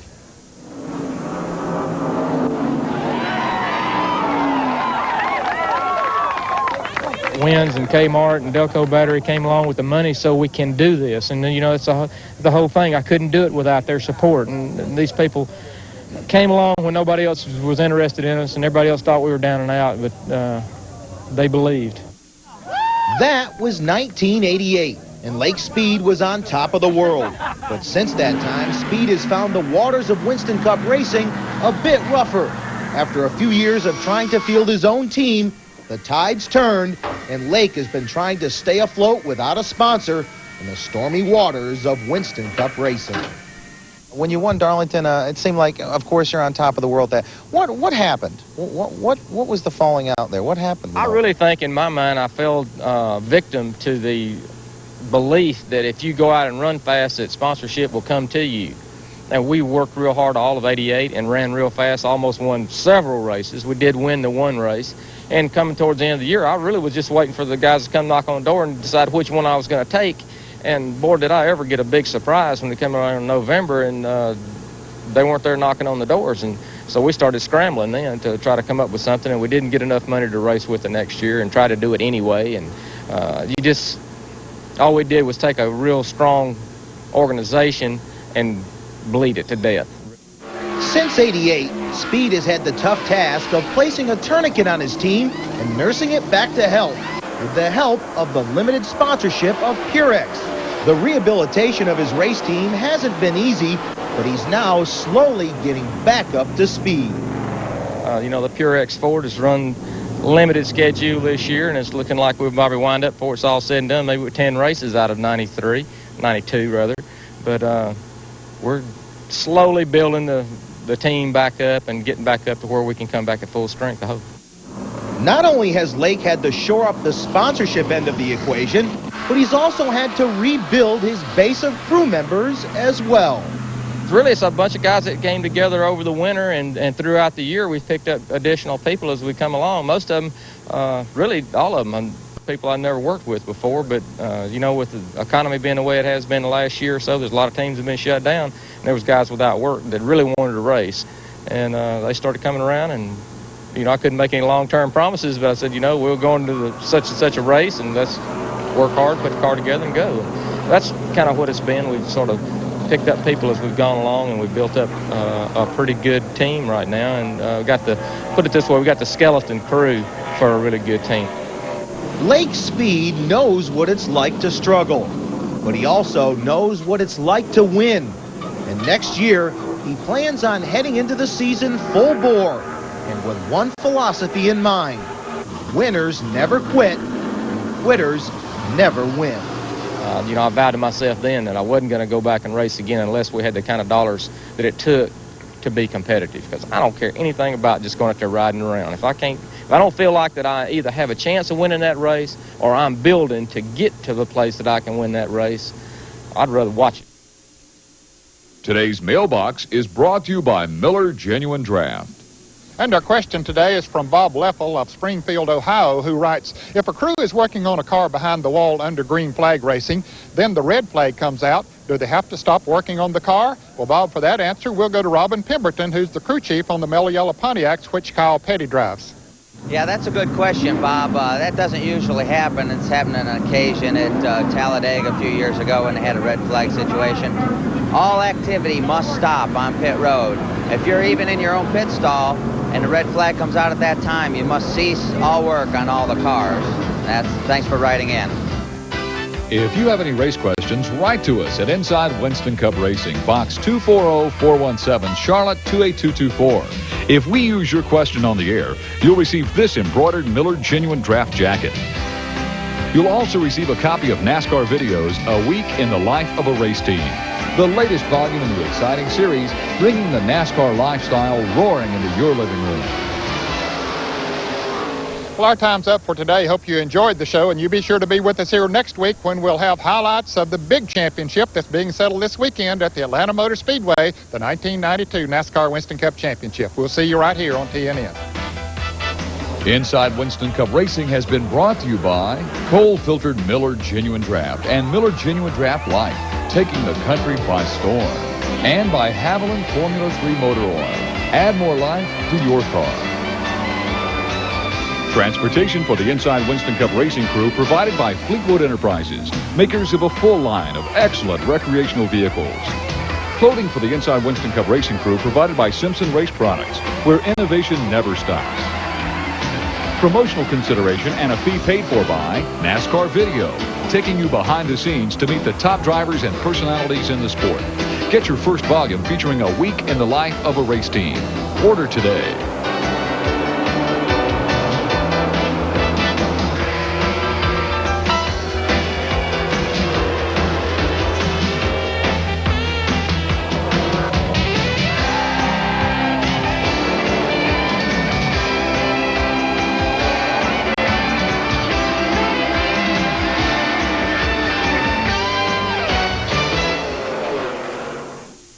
Raceday, next on TNN.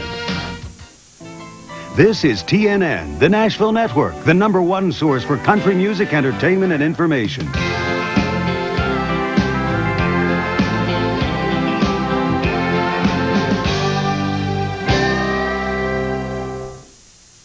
The past 25 years have been the golden age of bass fishing, thanks largely to Ray Scott and his vision of the Bass Angler Sportsman Society. Larry's right. Now you can share in all the tips, the techniques, and the know-how bass fishing pros mastered in those golden years when you joined Bass. As a member, 25 years of bass angling expertise are yours in the pages of Bassmaster magazine. 10 big issues a year will show you how to reel in the big ones. Plus, you'll stay up to date on the latest fish catching technology.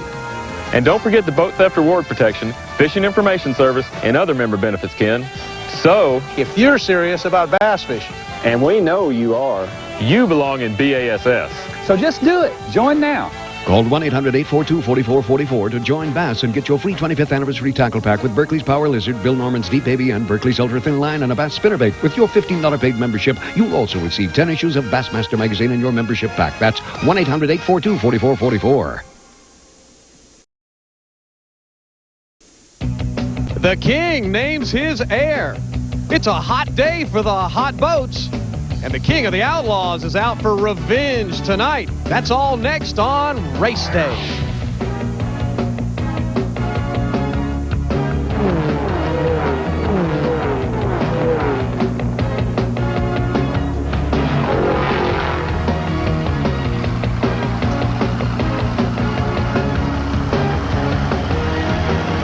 And good morning. morning, everybody. I'm Pat Patterson, and we're live in the Valley of the Sun. We're a bit later today. Round 2 of the Slick 50 Sprint Car World Series will be run in Manzanita Speedway, and of course, you'll see it here live on TNN. But everything in motorsports takes a backseat today to what's happening in Atlanta this weekend. The $1 million Winston Cup Championship is there for the taking among 3 drivers in the season finale. But don't base your pick on qualifying, because Rick Mast won his first career pole, while none of the other points contenders cracked the top 10.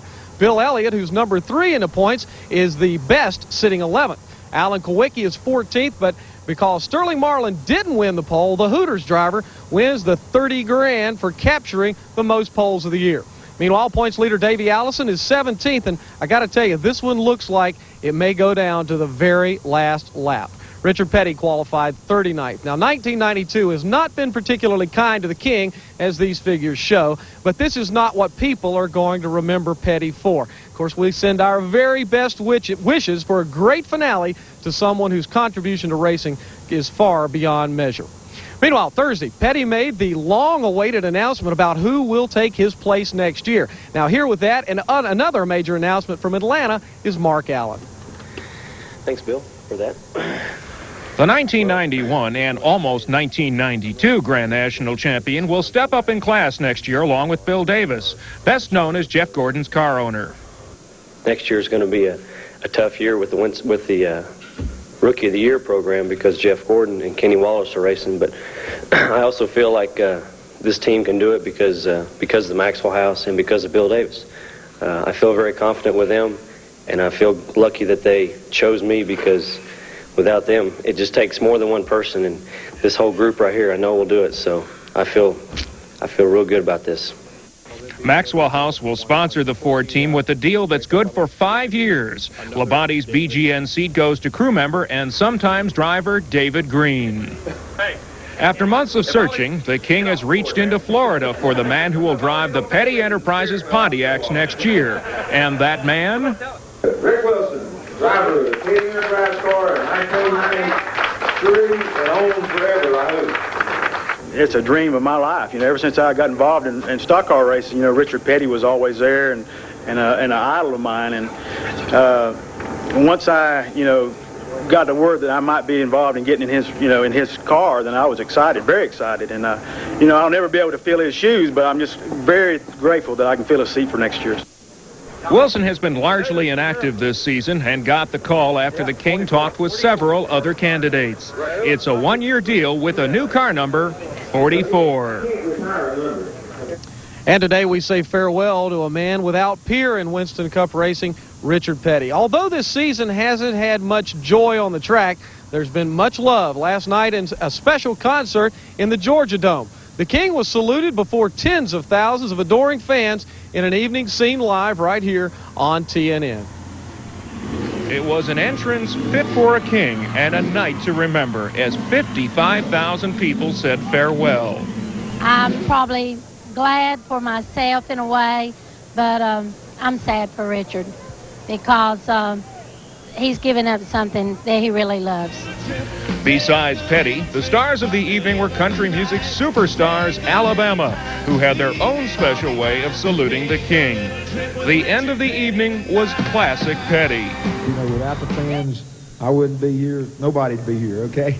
So it's kind of a deal that all I want to say is, from the bottom of my heart, there's nobody on earth that had more fun doing what they wanted to do when they wanted to do it, and then have the people's support, and I appreciate that. Thank you all. Okay? Thank you.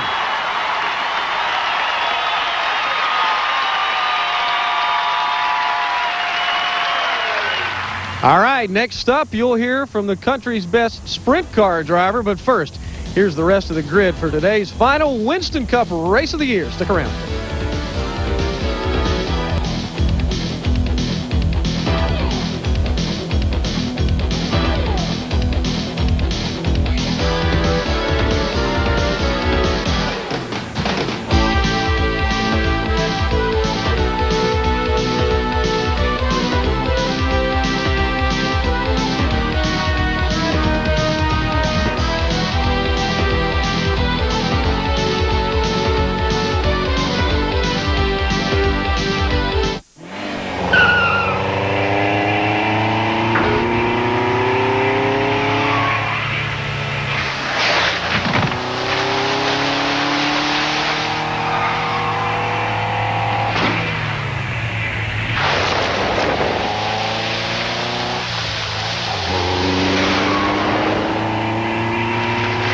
Anything you can handle, we can handle.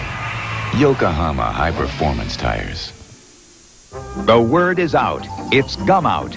Today, car owners are learning to improve engine performance. It takes Gum Out fuel system cleaners.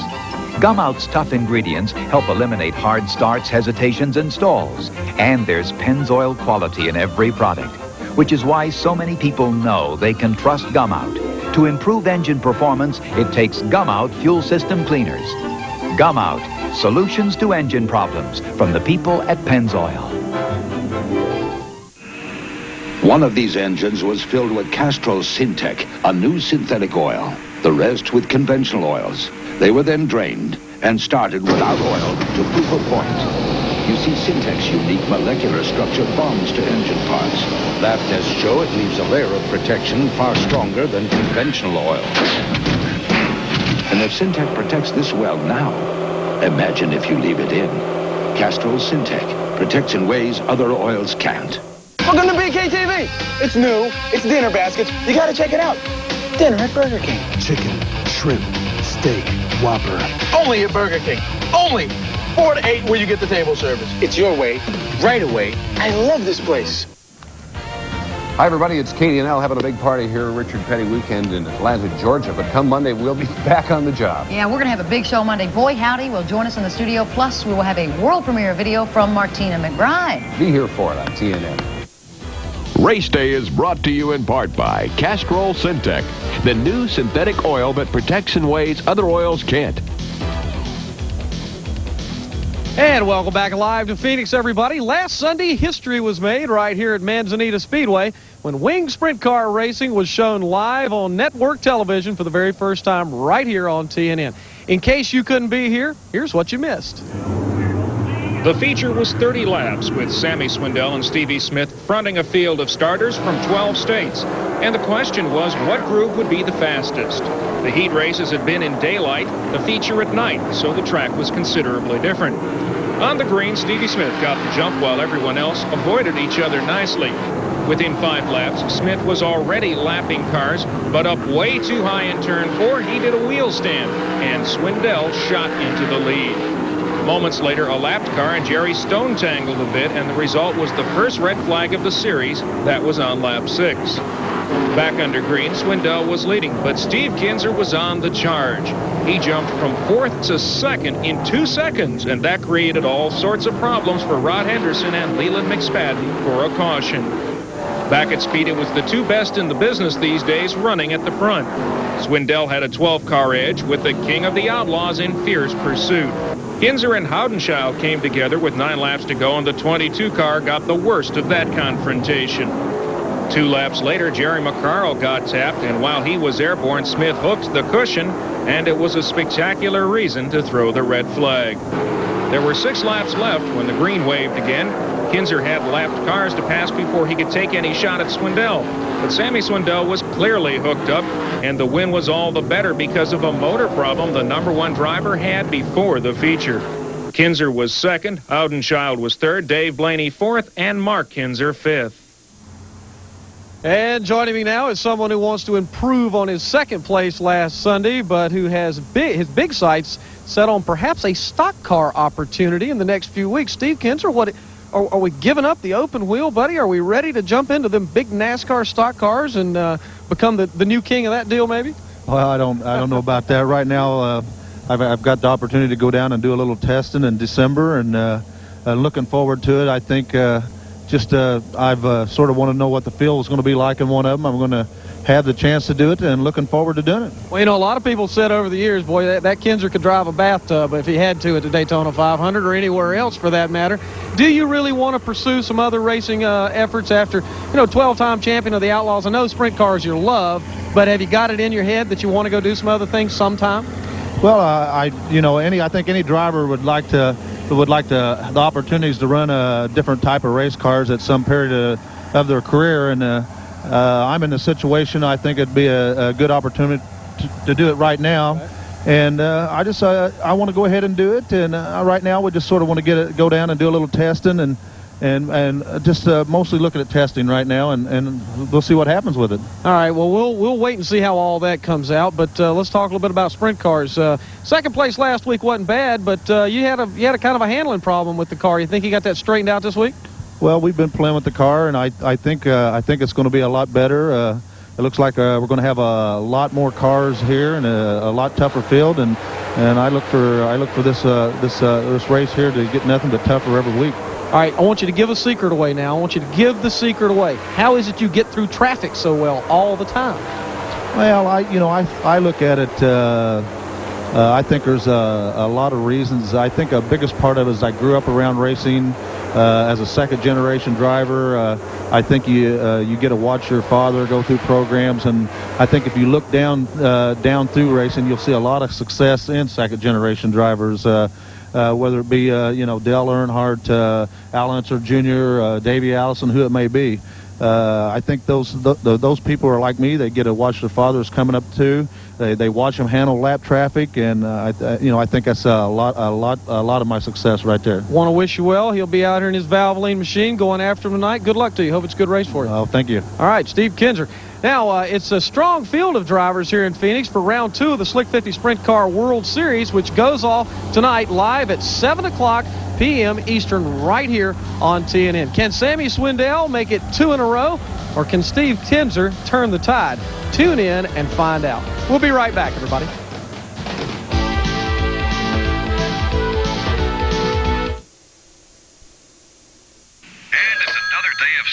It's your boss on the phone. He says, do you still work here or not? I called the airline like you said, and sure, there's a later flight. Tomorrow. When you just can't wait to get started, start with the Champion. Pound for pound, the most powerful automotive battery you can buy. Get your Champion now by calling 1-800-289-4627 for a dealer near you. One of these engines was filled with Castrol Syntec, a new synthetic oil. The rest with conventional oils. They were then drained and started without oil to prove a point. You see, Syntec's unique molecular structure bonds to engine parts. Lab tests show it leaves a layer of protection far stronger than conventional oil. And if Syntec protects this well now, imagine if you leave it in. Castrol Syntec protects in ways other oils can't. The folks in Lake Edna want to know the secret of new improved KFC Extra Tasty Crispy. How chicken so crispy outside could be so tender and juicy inside. The secret is a special KFC process called double breading. You take only the pepper, chicken, and dip it in uniquely not once, but twice, leaving the inside tender and juicy and the outside crispy and crunchy. Any questions? Hurry and try new improved Extra Tasty Crispy from KFC. It's almost time for the dinner basket crowd to come in. Are you ready to go? Get loosened up, Shirley. I love this place. It's dinner at Burger King, and can you believe? It's table service. These are actual people eating actual dinner baskets at Burger King. They gave us our drinks and we sat down, and minutes later they had everything on the table. Served between when? 4 and 8. And then what do I get beforehand before you bring the food out? And popcorn. Popcorn? It's your way round away. I love this place. The tug of war between Johnny Benson Jr. and Mike Eddy ended with Eddy's incredible 7th ASA championship, but not without an intense battle. Both men have played cat and mouse and have fought a vigorous race all season long. Now, TNN Motorsports recaps this exciting racing challenge. Relive all the great times from a year of great racing action. The ASA Championship Special. Today, 5 p.m. Eastern, only on TNN Motorsports.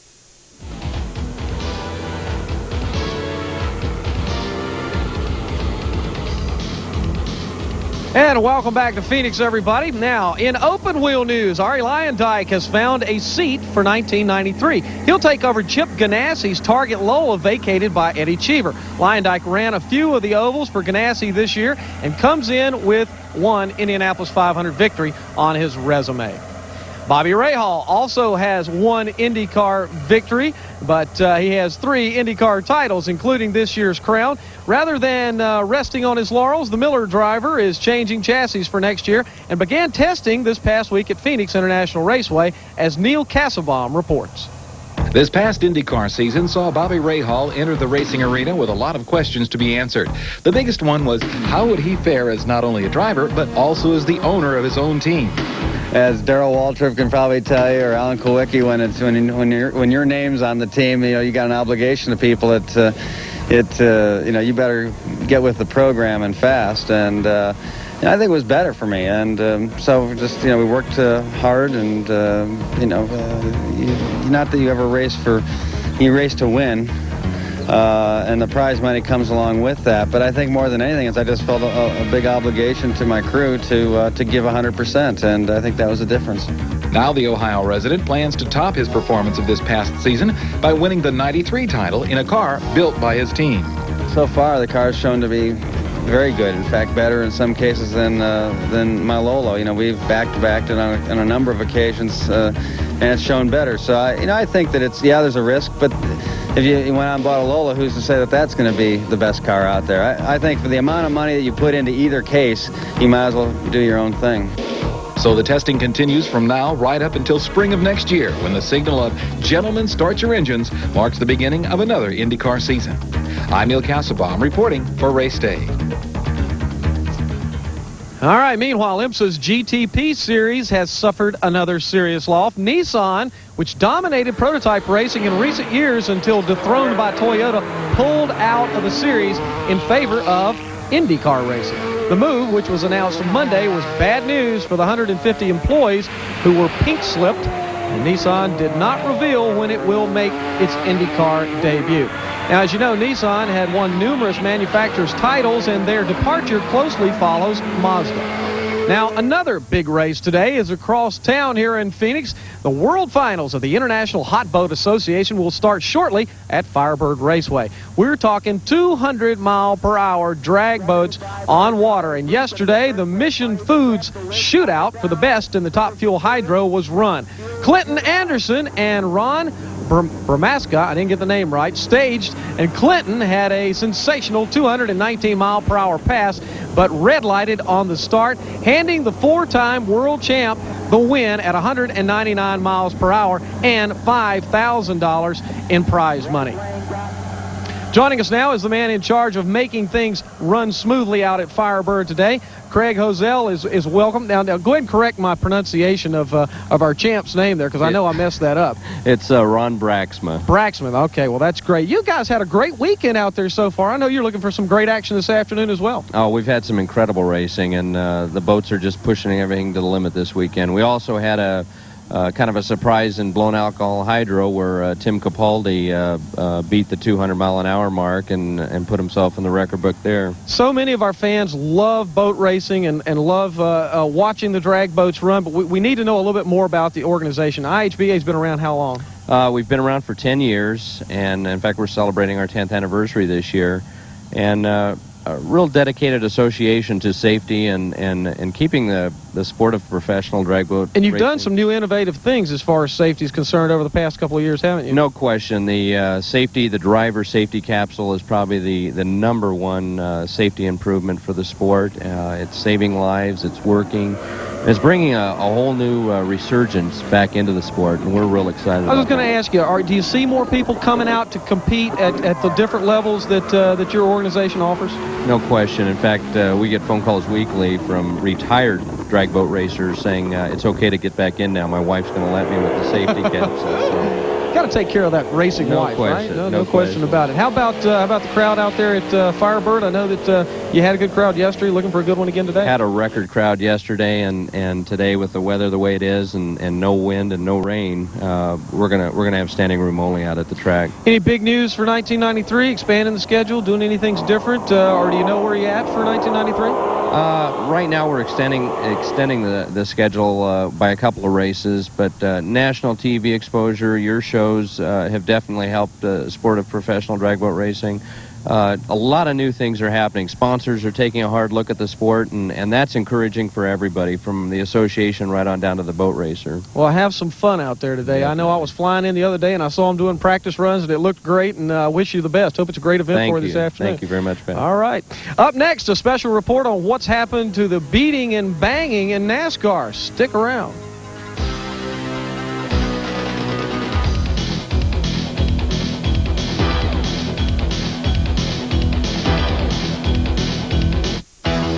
Performance and safety are important to me, whether I'm driving my race car or the family van. Seatbelts, guys. That's why I choose Trico windshield wiper blades. Trico wiper blades are built for performance and aerodynamically designed to improve my driving vision, when and where I need it. Safe drivers win. Winning drivers choose Trico. There's no clearer choice.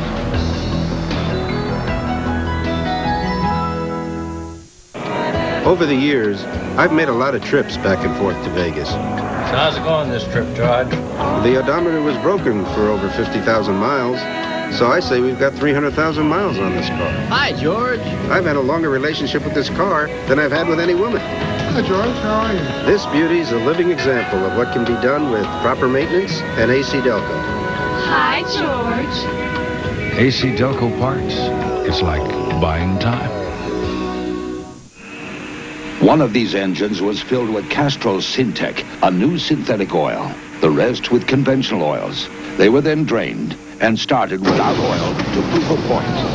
You see, Syntec's unique molecular structure bonds to engine parts. Lab tests show it leaves a layer of protection far stronger than conventional oil. And if Syntec protects this well now, imagine if you leave it in. Castrol Syntec protects in ways other oils can't. Boom! Dinner baskets at Burger King. It's a new concept. You gotta check it out. You get a choice of French fries or a baked potato. And a choice of a slaw or a salad. Only at Burger King. 4 to 8 where you get the table service. It's your way, right away.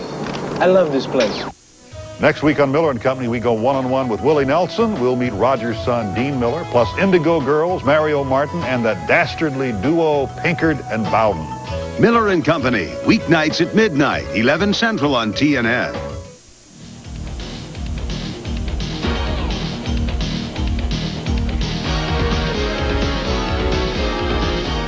And welcome back to the Valley of the Sun, Phoenix, Arizona, everybody. In the last 4 Winston Cup races, there have been only 2 cautions triggered by cars hitting each other. And at North Wilkesboro, there were no cautions at all. The racing seems to be cleaner for the most part this year, and our Mark Allen explains why. Let's get one thing straight. NASCAR will never be a please and thank you series. But the days of going through someone rather than around them are largely a part of NASCAR's not-too-distant past. Used to, the sport was one of those deals where when the guy got to second, if he caught the first-place guy, the fans knew that that guy was going to be running first in a little bit of a while.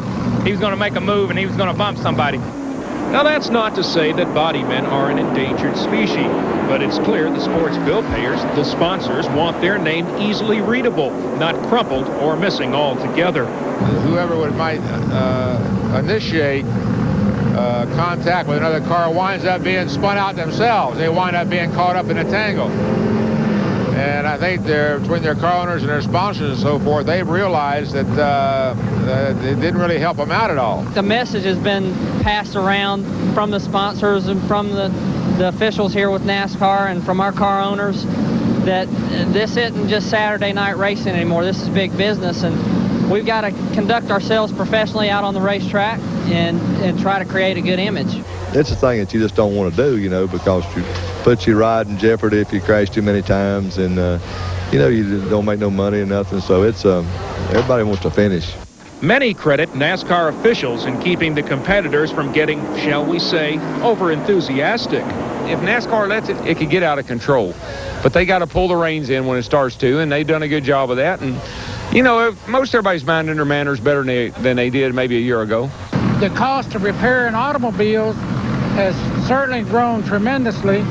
And we have the penalty box now. If a driver goes out and frowns and bams, then we will park him for 5 laps or park him for the day.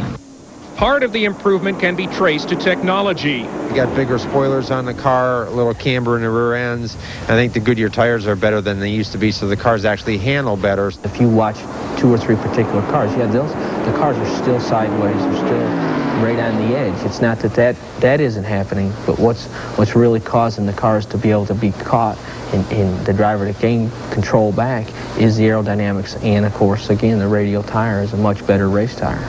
Now, while the team owner's balance sheet may be looking healthier and NASCAR's antacid bills are dropping, there are some who lament for the good old days.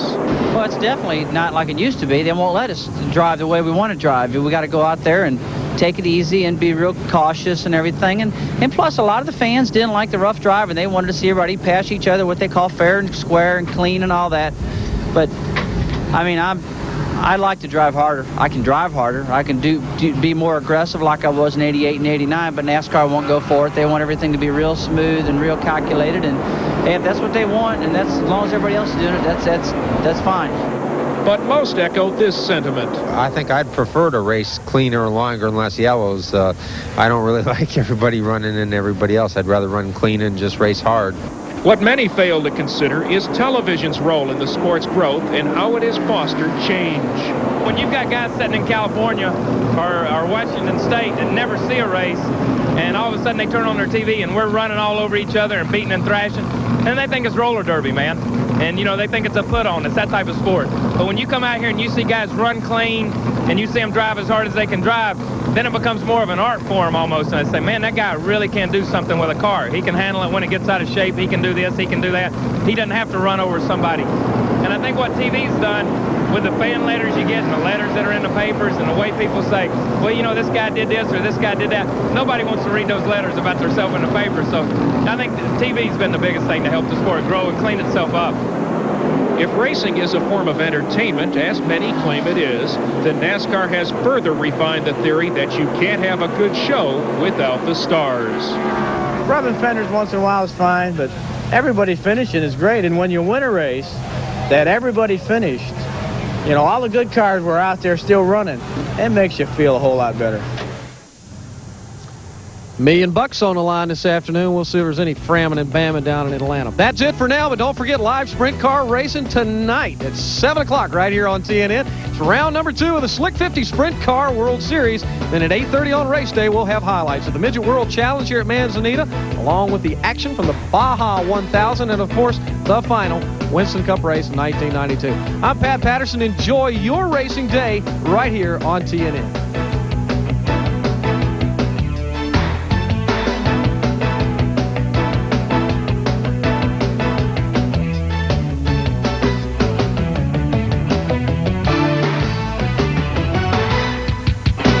Shadetree Mechanic, next on TNN. Hi, this is Charlie Chase. Coming up in the next funny business to get my old saddlebag buddy Sammy Kershaw here. This plays an important part in the stunt. I'm smelling good right about now, folks. He doesn't look it, but he does. We'll show you why Sammy's sweating bullets on the racetrack. Also, gentle giant Dan Seals gives new meaning to the phrase, I want to bop. We'll have a visit from comedian Jeff Dunham and his buddy Peanut. And Aaron Tippin is the cat's meow. Funny Business with Charlie Chase, Monday, 10 p.m. and 1 a.m. Eastern on TNN. There's a lot more to taking pictures than meets the eye.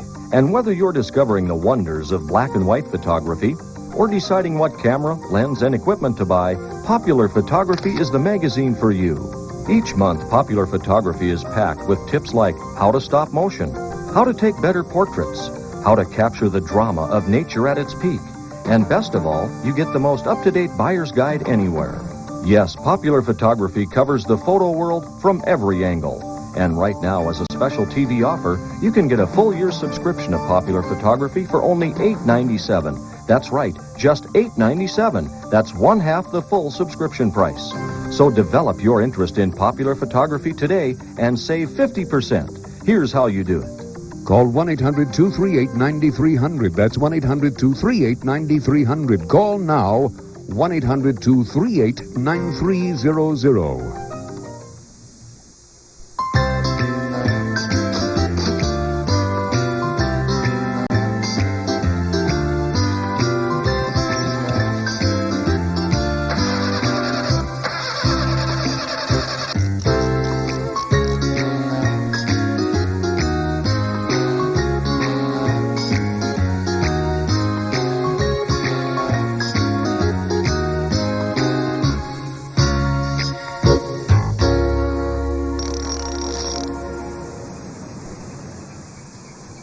Hello and welcome to Shadetree Mechanic. You know, most of the cars on the road come equipped with an automatic transmission.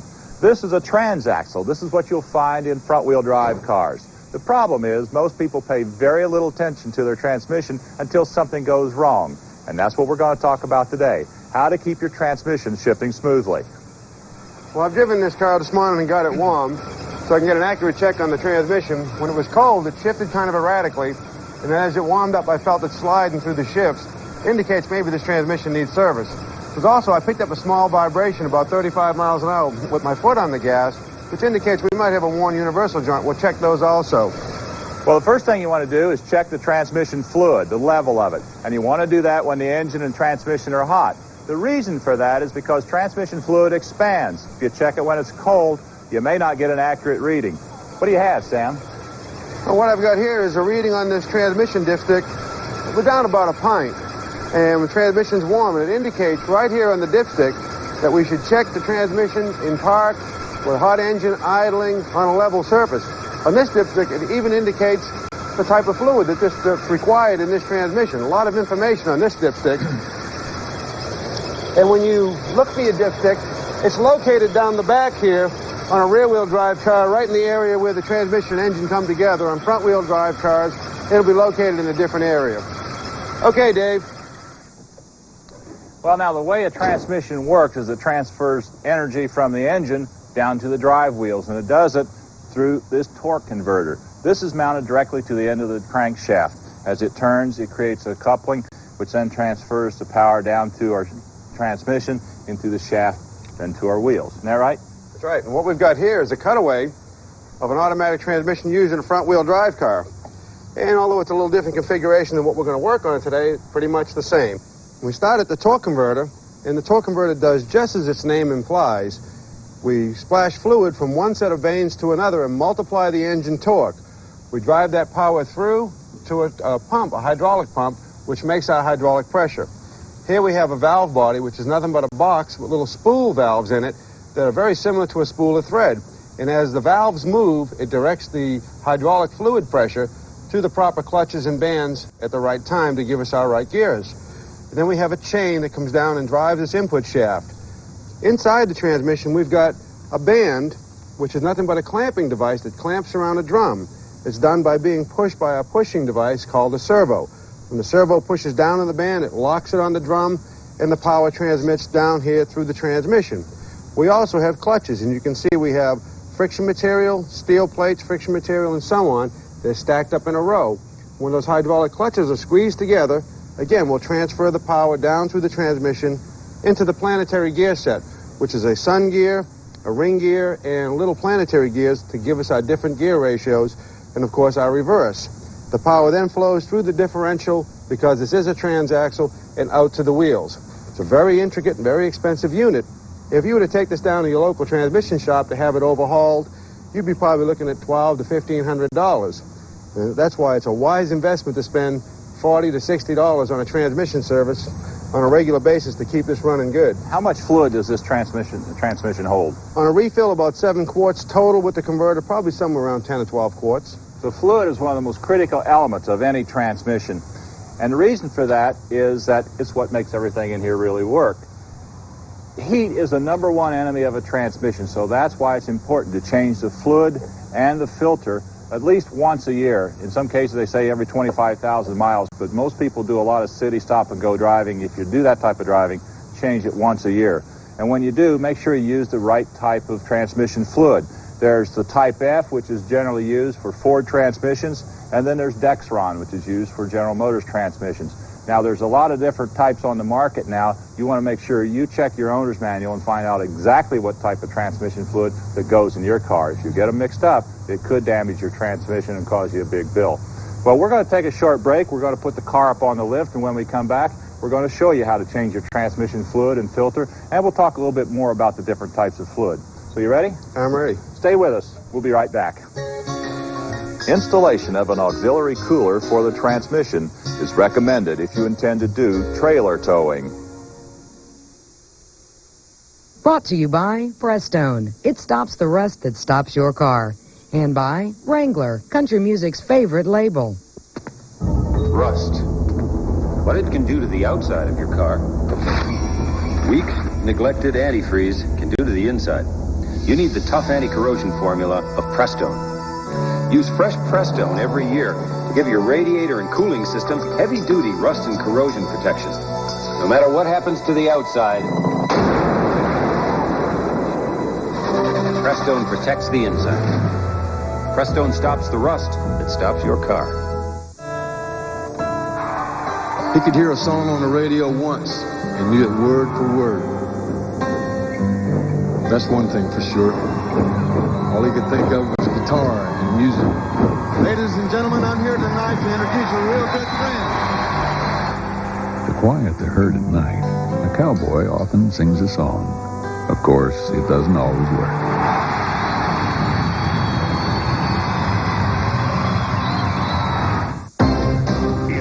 In the shadows, a 5-ton red-eyed monster ready to crush its prey. It's Gravedigger, the high-flying, awe-inspiring megastar of motorsports. We'll take you outside and inside the world's wildest monster truck. Here we are in the top 10 of the Gravedigger. What I run is a big block shovel. Watch Gravedigger's toughest competition do their talking. Dennis Anderson, he's a wimp. I'm not afraid of him.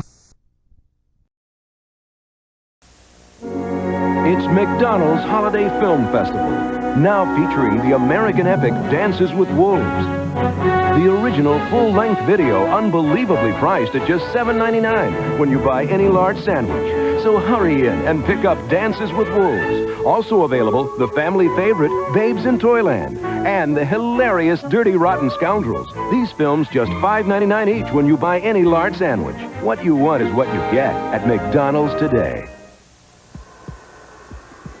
This season, Bill Elliott's doing something he's never done before.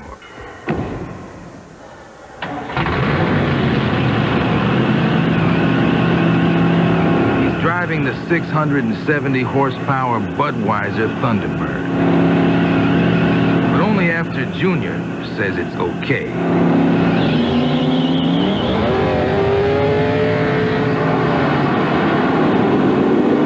Mark and my relationship goes way past business. I'm sure in a previous life he and I were twin brothers. Throughout the race, the driver and crew chief communicate. The driver complains about the car or brags about the car. It's the crew chief's job on pit stops to make whatever fixes he can to help the driver's predicament. Everyone has about the same access to equipment and technology, but the people who rub on it the most and think the most of it and think about it the most will end up winning the race. February at the beach in Daytona. The 33rd running of the Daytona 500 marked the last for the King, Richard Petty. Things seem to be going smoothly. That is, until Bill Elliott, Sterling Marlin, and Ernie Irvin decided to make it 3 wide exiting turn 2. The result, a 17-car melee, which would eventually eliminate a number of contenders, including Richard Petty. One front-runner, Davey Allison, miraculously made it through unscathed. Allison would go on to dominate for 102 of 200 laps, with his only challenge coming from the Wood Brothers Ford of Morgan Shepherd. But Davey would prevail for his first Daytona 500 victory, setting the scene for an emotionally charged roller coaster season. Davey Allison carried the momentum to Rockingham and Richmond, but couldn't outduel the Elliott Express. Before anyone had a chance to know what hit them, the Junior Johnson Budweiser team had steamrolled their way to 4 consecutive victories: Rockingham, Richmond, Atlanta, and Darlington. Mark Martin's first pole of the year allowed him to lead the field of the green flag at Atlanta. Elliott qualified 4th, while Daytona 500 winner Davey Allison started far back in 25th. Allison and Kawicki would battle early, yet Kawicki would fade in the late laps and finish a distant 7th. It seemed Allison's afternoon, as he would lead 160 laps until his luck changed during this late pit stop. A caution produced by the spinning car of Mike Wallace allowed a fuel-efficient Bill Elliott to pit under the yellow.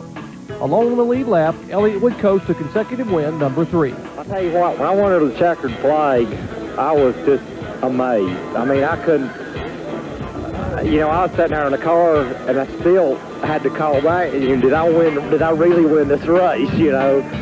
You know, Richmond, we didn't have anything for Bill at the end of the race. During the early stages, we were competitive with him. Rockingham, we just happened to go the wrong way with a chassis adjustment, and then at Atlanta, we didn't catch the ladybug. I don't know what happened there. In Darlington, everyone wondered if Elliott could win 4 in a row. Davey Allison again was strong, leading 171 laps en route to a 4th place finish. After leading early, Alan Kawicki would lose an engine and finish 18th. Once again, Bill Elliott would take the checkered flag for his 4th consecutive victory. Bristol, Tennessee was a different story for Elliott as the Express slammed to an early halt. Losing it in the early laps of the race, he had finished 20th. Points leader, Allison would have a tough day as well, losing it in this crash with Ernie Irvin and Ken Schrader, thus ending his day in 28th. It'd be a great day for the Joe Gibbs race team as Dale Jarrett challenged Alan Kawicki for the lead, but couldn't quite hold on as Kawicki wound up in victory lane for the first time in 1992. We're having a real good season. You know, I believe we were capable of performing like this, and things are going pretty well, and I'd really attribute a lot of that to maybe working out some of our problems last year. We had some mechanical failures that I think we got to the bottom of and straightened out, and I think now we got a little bit more dependable, reliable car. At North Wilkesboro, again, points leader Davey Allison had his problems. Still suffering with injury from the previous week, his Ford collected bruises early. Pole sitter Alan Kawicki posed a serious challenge in the early laps. But a determined Allison charged back to battle Rusty Wallace for the victory. At the end, Davey extended his point lead over Elliott by capturing win number 2 on the season. In Martinsville, Allison had another bumpy weekend. It all started here in Turn 1 after contact with the Chevrolet of Derek Cope.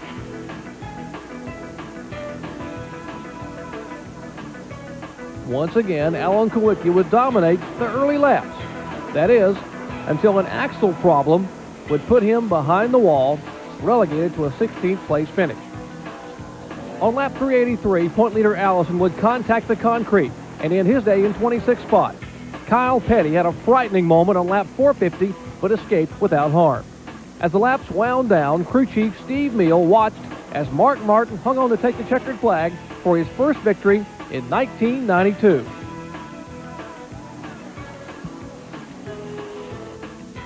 So with the short track season behind them, Davey Allison held a scant 26-point margin over Harry Gant. A surprising Terry Labonte held third with Elliott fourth. On the strength of 1 win and 4 other top 10 finishes, Alan Kawicki loomed in 5th as a force to be reckoned with. Next stop, Talladega Superspeedway. We'll see what happened there when we come back.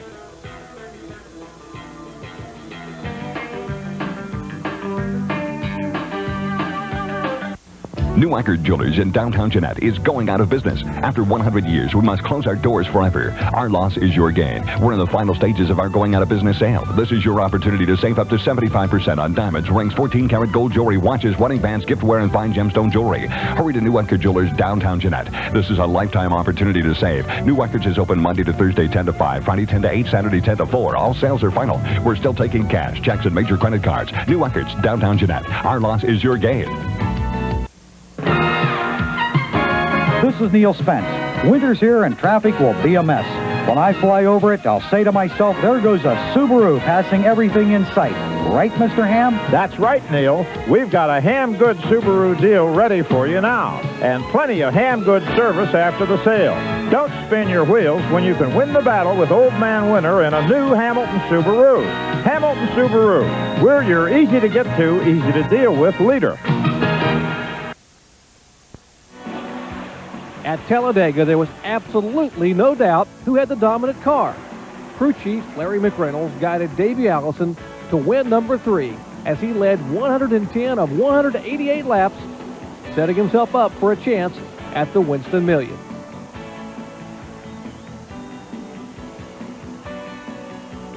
That victory at Talladega had many believing that Davey Allison could dominate the entire season, but no one could predict the drama ahead. So, with $1 million on their mind, the Robert Yates team headed to Charlotte. Despite repeating as champions of the Winston, a scary crash at the finish line with Kyle Petty put Davey Allison in the hospital, thus postponing those million-dollar dreams and opening a door for Dale Earnhardt's lone victory of the year in the Coca-Cola 600, as well as Harry Gant's win a week later at Dover, Delaware. Now, Davey Allison would retain a 70-point lead over Harry Gant as the Winston Cup Tour headed west to Sonoma. Ernie Irvan literally got a head start on the field and would be black flagged by NASCAR on lap 1 for jumping the start. It would also be a long day for Davey Allison, as evidenced by this early spin. Other points leaders, Bill Elliott and Terry Labonte, would wage their own private war up front. As Allison pursued them, he experienced problems again. This spin produced a finish equal to his car number, 28. Coming from the rear of the field several times, Ernie Irvan would collect his second consecutive road course win and first of 1992.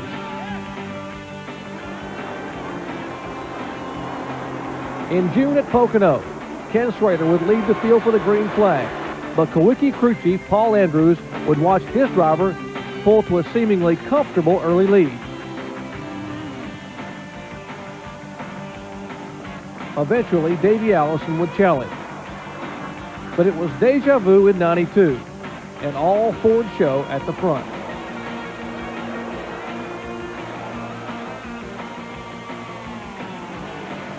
As the laps dwindled, a rare but costly miscue in the Allison pit.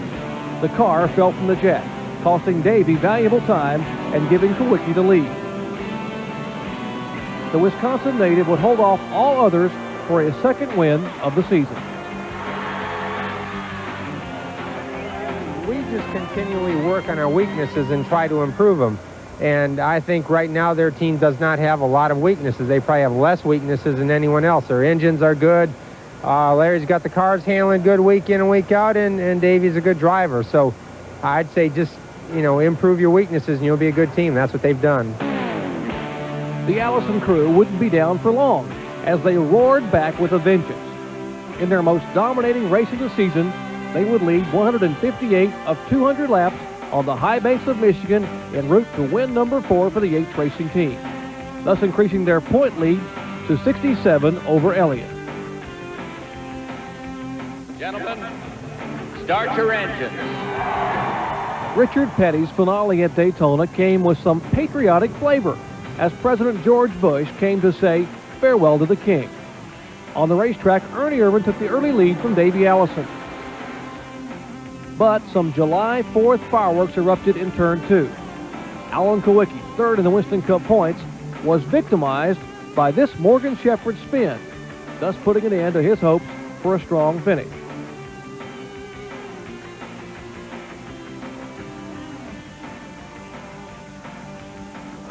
Bill Elliott would have his problems as well. Ernie Irvan collected win number 2 on the season, his second career victory at Daytona. Pocono looked like Allison was on his way to another dominating performance as he led 114 laps early until one of the most horrifying crashes in motorsports history. 11 flips in 4 seconds. Allison would survive with serious injuries, but it was a sight no one would soon forget. Kawicki would challenge for the win, but it was Darrell Waltrip's experience coupled with crew chief Jeff Hammond's fuel mileage that was just enough to give old DW his first win in 1992. Believe it or not, Davey Allison would rebound to start the car the following week at Talladega, giving way to relief driver Bobby Hillin. With an impressive driving performance, Hillin would carry the Texaco Haviland Ford to a third-place finish, while Ernie Irvan collected victory number 3. Hillen's strong finish gave Allison and his crew an unbelievable 1-point lead over Elliott heading into the home stretch for the Winston Cup Championship. Although finishing a disappointing 25th, Kawicki would hold on to third place in the point standings. Just what you wanted for the holidays. Movies from McDonald's for your family and friends. Give them the hilarious Dirty Rotten Scoundrels. or the family favorite Babes in Toyland. Each video just $5.99 when you buy any large sandwich. Or surprise them with Dances with Wolves, the original full-length version. Unbelievably priced at only $7.99 when you buy any large sandwich during McDonald's Holiday Film Festival. What you want is what you get at McDonald's today. So we're under caution again here this afternoon as we break away for this word from our sponsors. Eli, the season's almost over, and you know what that means. Yeah, Christmas is just right around the corner.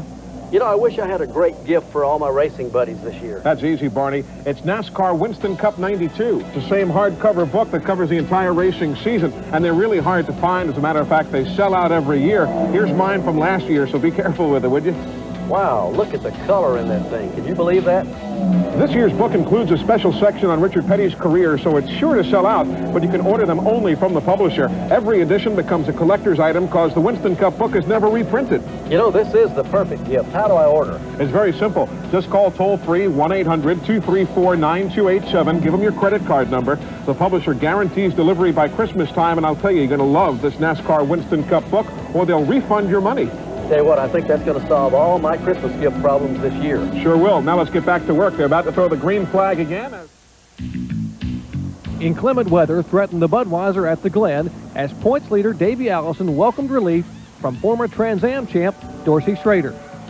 But this rain-shortened race wouldn't allow Dorsey enough time to make up the deficit, while Kyle Petty and Ernie Irvin battled up front. As the skies darkened, it was Kyle Petty flashing the smile. Although still nursing injuries, Allison would finish this race, but face a new crisis as he suffered the devastating loss of brother Clifford. Alan Kulwicki and Mark Martin would battle for the lead early, while teammates Bill Elliott and Sterling Marlin waged their own contest. Elliott finished third, and Allison would come home fifth. Meanwhile, fuel strategy paid off for Harry Gant as he squeezed out a surprising victory, his second on the season, moving him past Kulwicki into third place in the point standings. Meanwhile, Allison would fall 37 points behind current leader Bill Elliott. Under the lights at Bristol, Davey Allison continued to have his problems. He would slam the wall coming off of turn 3, leaving his crew to struggle to repair the rear end. Then would end his night on the front stretch on lap 262, thus dropping him 119 points off the pace. Contenders Kulwicki and Martin would also have their problems, but Alan Kulwicki would rebound and battle back for a strong fifth-place finish. At the end, new daddy Darrell Waltrip found himself in victory lane. Darlington brought a new weekend and renewed million-dollar hopes for the Yates crew. As rain threatened the raceway, necessary but untimely pit stops took their toll on the leaders. Bill Elliott's fuel economy allowed a third-place finish, but Davey Allison saw his chances for $1 million washed away. So as old DW danced his way into victory lane, the championship showdown was set for September. September's going to be a critical month for all the teams running for the championship. You know, if they have a good September, that's going to set the stage for the championship. Bill Elliott now had a 19-point lead over Davey Allison in the championship run heading to Richmond and Dover. At Richmond, Elliott would squeeze out a 14th place finish, while Davey finished 19th. At Dover, Bill would be runner-up to Ricky Rudd. Davey finished a respectable 4th.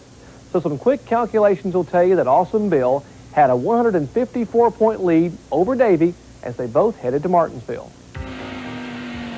Kyle Petty became a force to contend with in rainy Martinsville, while an early race spin saw points contender Davey Allison narrowly escape harm.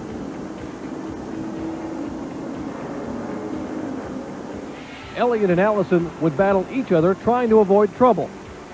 That is, until Elliott's engine blew.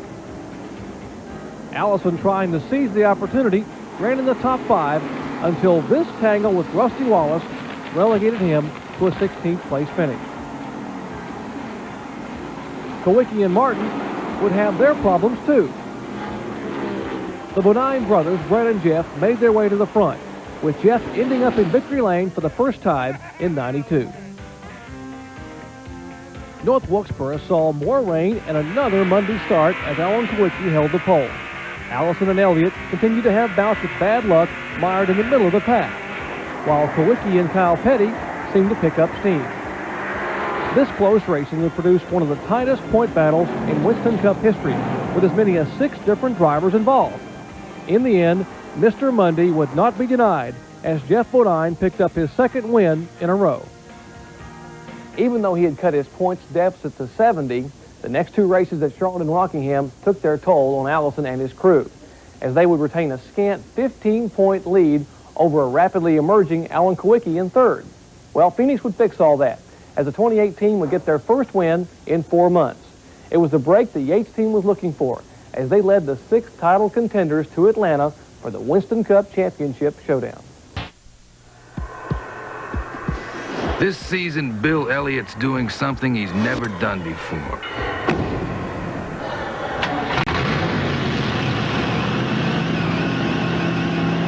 He's driving the 670 horsepower Budweiser Thunderbird. But only after Junior says it's okay.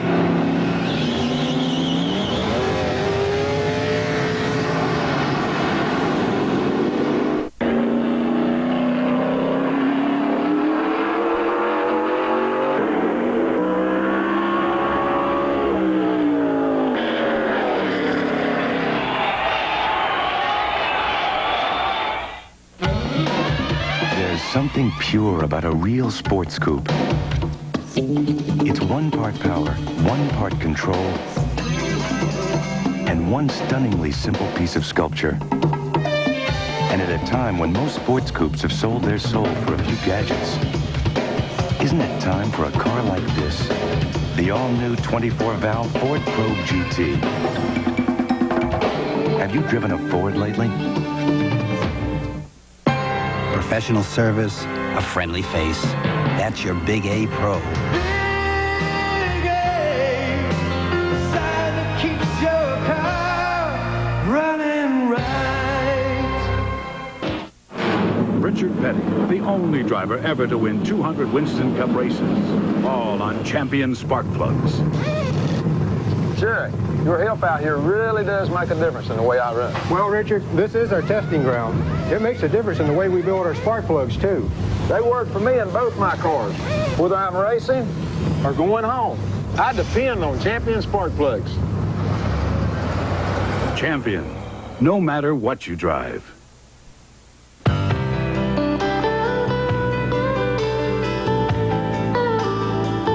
All of these championship-winning drivers have one thing in common: Goodyear Racing Eagles. The race-winning technology that's found in the Goodyear Racing Eagles can also be found in the world's best-selling line of high-performance street tires, Goodyear Eagle Street Radials. The champions know, and it's why we say the best tires in the world have Goodyear written all over them.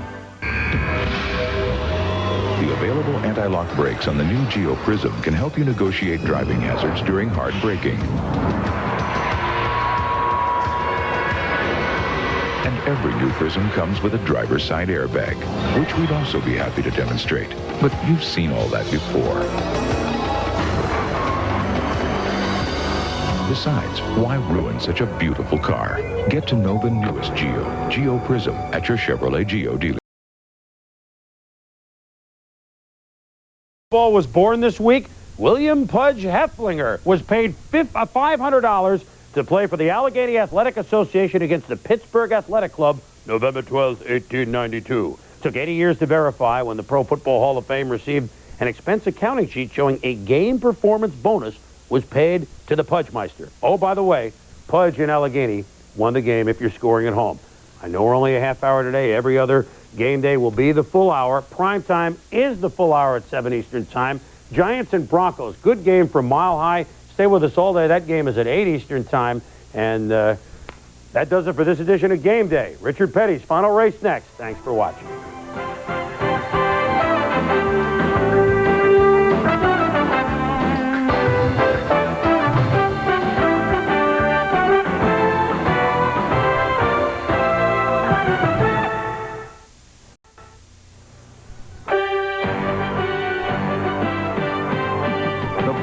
Is an ESPN special presentation.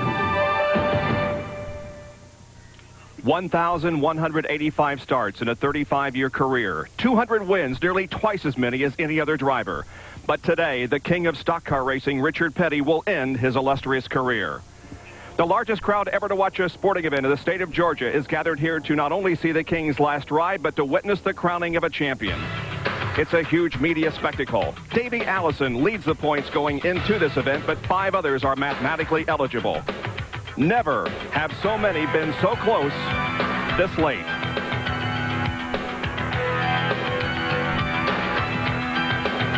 .38 Special and ESPN salute these wild-eyed boys of NASCAR as time runs out on this Southern Racing Classic.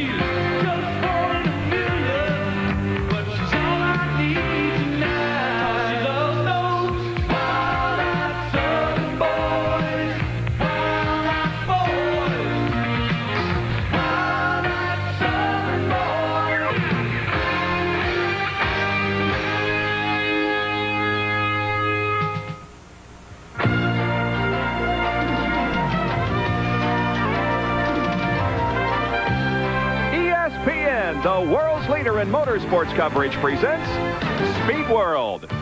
Today, live from Atlanta Motor Speedway near Hampton, Georgia, it's the Hooters 500. A beautiful day here, and the crowd is anticipating perhaps the biggest race in NASCAR history, at least in the modern era. There are fans rooting for their favorite driver, as for the first time in NASCAR history, 6 drivers are eligible for the championship going into this event. The quest for the Cup standings showed Davey Allison on top by 30 over Alan Kulwicki, but also Bill Elliott, Harry Gant, and Kyle Petty are eligible. And then Mark Martin is the 6th driver mathematically capable of taking the championship here today. And good afternoon. Welcome to Atlanta Motor Speedway. We here at ESPN very proud to bring you this final race of the 1992 season as we wrap things up. Not only a championship at stake here today, but perhaps as important, it's the final race for a guy who started his career back in 1958 and has become the king of stock car racing. It's Richard Petty's final ride. Here's more with Jerry Punch. Bob, I have never seen an atmosphere more electric, more emotion in the air. Richard Petty, last October, a year ago, you announced the Fan Appreciation Tour. Your chance to give something back, but they turned the tables on you. They wanted to say thank you to you. Now, on behalf of us at ESPN and the millions of fans around the world who didn't get a chance, thank you for all the memories. Well, we thank everybody. It's just been a great, great year. Our race has not been too good, but everything else has been great, and we couldn't have been better from the fans' part of it. You know, I started out to say thank you, fans. Fans come back and said thank you, Richard, and I've enjoyed all 35 years of it. Hope they have. Richard, we've all enjoyed it. Now, how about today? The STP Pontiac ran well in practice yesterday. Could you possibly give us one more memory? I'd be asking a little bit much, just to tell you the truth, but you can say one thing. We're going to go out there and try and do the very best we can, and, you know, if the good Lord willing, we'll be right there with them when it's over with. Good luck to you. Thank you, man. Richard Petty, the undisputed king of stock car racing, emotion flowing down here on pit road. Another driver who has to have a head full of emotions is standing by with John Curtin. Jerry, the whole season has been an emotional roller coaster for Davey Allison. A lot of people say for what he's been through, he deserves to win this championship. And hard work and perseverance have paid off. Davey, you are in the lead heading in here to the last race. How you holding up, buddy? I'll tell you, John, right now I'm just incredibly nervous. I don't think I've ever been this nervous in my life, but we're we're excited, and a lot of anticipation going around right now. A lot of hard work by this team has paid off to get us to where we are, but we want to earn this championship today. Well, you're going to have to earn it. The car yesterday running great in the afternoon. In fact, you didn't take it out late, so you must feel pretty good about it. Well, we ran the early morning practice session, and we ran real good. We were real happy with the way the car drove, and went out in the afternoon practice session, and again, it was really good. We made a couple of minor adjustments, but we think we're in pretty good shape. We just want to have an event-free race, and try to stay out of trouble, and be around at the end. Davey Allison hoping not only to win the race, but also to wrap up the championship, but it won't be easy. He has to finish in at least 5th place to clinch the title. We finally have a championship that all the drivers have to run as hard as they can go. Don't you think, Ned? They got to go for it. Oh, yeah, they got to go for the win. And if Davey Allison has a car capable of running in the top 5, he has a car capable of winning the race. So they got to go all out. And, man, that's exciting. Have 6 drivers that are in the championship hunt in the last race of the season, and Richard Petty retiring at the same time. You must be pretty excited. Ned has lost his voice. He's going to be up here. He's going to try to help us through the day. And, folks, we are entering one of the most exciting races ever in Winston Cup racing.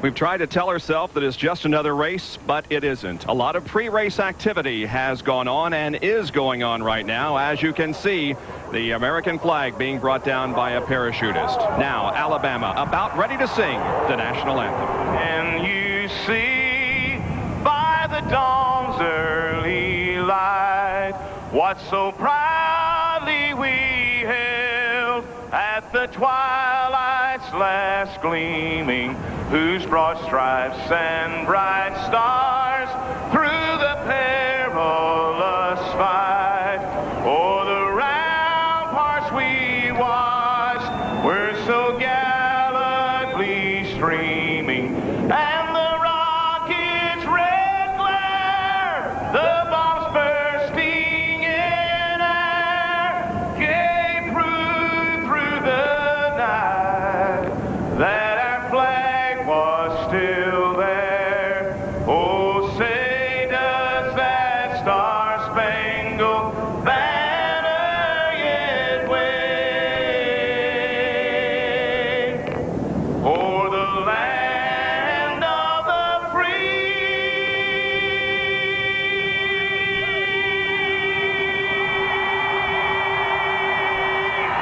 and the home of the brave.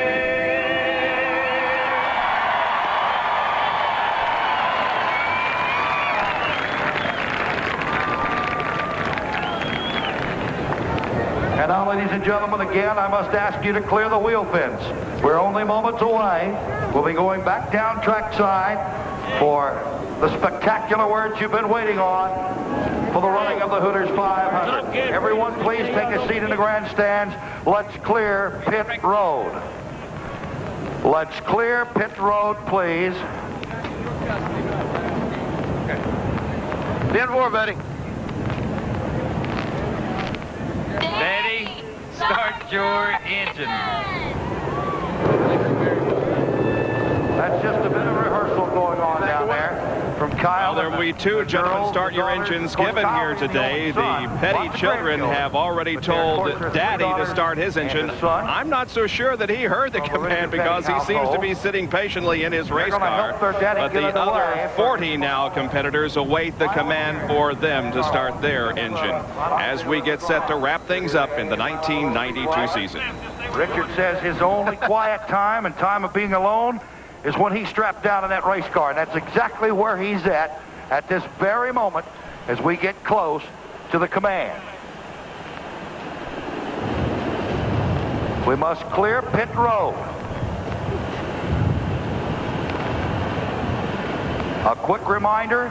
You can see the tremendous crowd that has gathered here to watch this final event of the year, and there are a lot of people on pit road for the pre-race ceremonies that now must be cleared away before we can start the engines and have the cars move down pit road and then on to this 1.5-mile racetrack to begin 328 laps of competition that will make up the Hooters 500. Richard Petty says so long as a driver and hello as a car owner.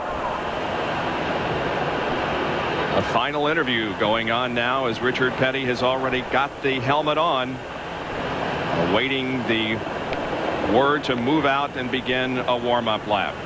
Atlanta Motor Speedway has seen many, many improvements in the last few years, and it has built more grandstands than you can imagine for this event. Last year, there were over 122,000 people that attended this race, and many, many more grandstand seats have been built. Start your engine!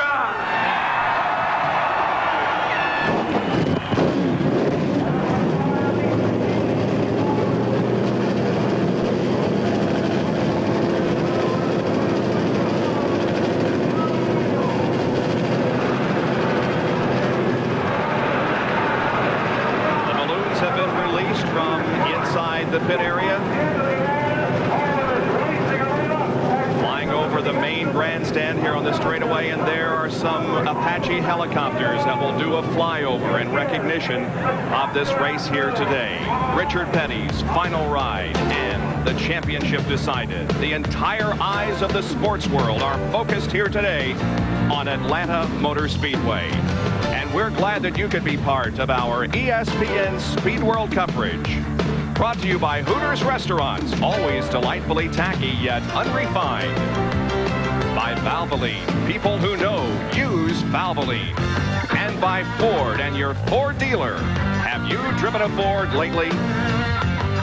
41 cars and drivers set to go on this beautiful Sunday afternoon, and we'll have the starting lineup right after this.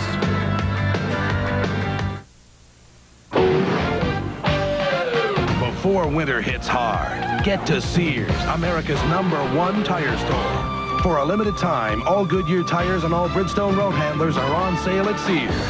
All-weather Goodyear Arrivas, as low as $19.88, our lowest price ever. Backed by a 55,000-mile warranty. All Goodyear tires and all Bridgestone road handlers on sale.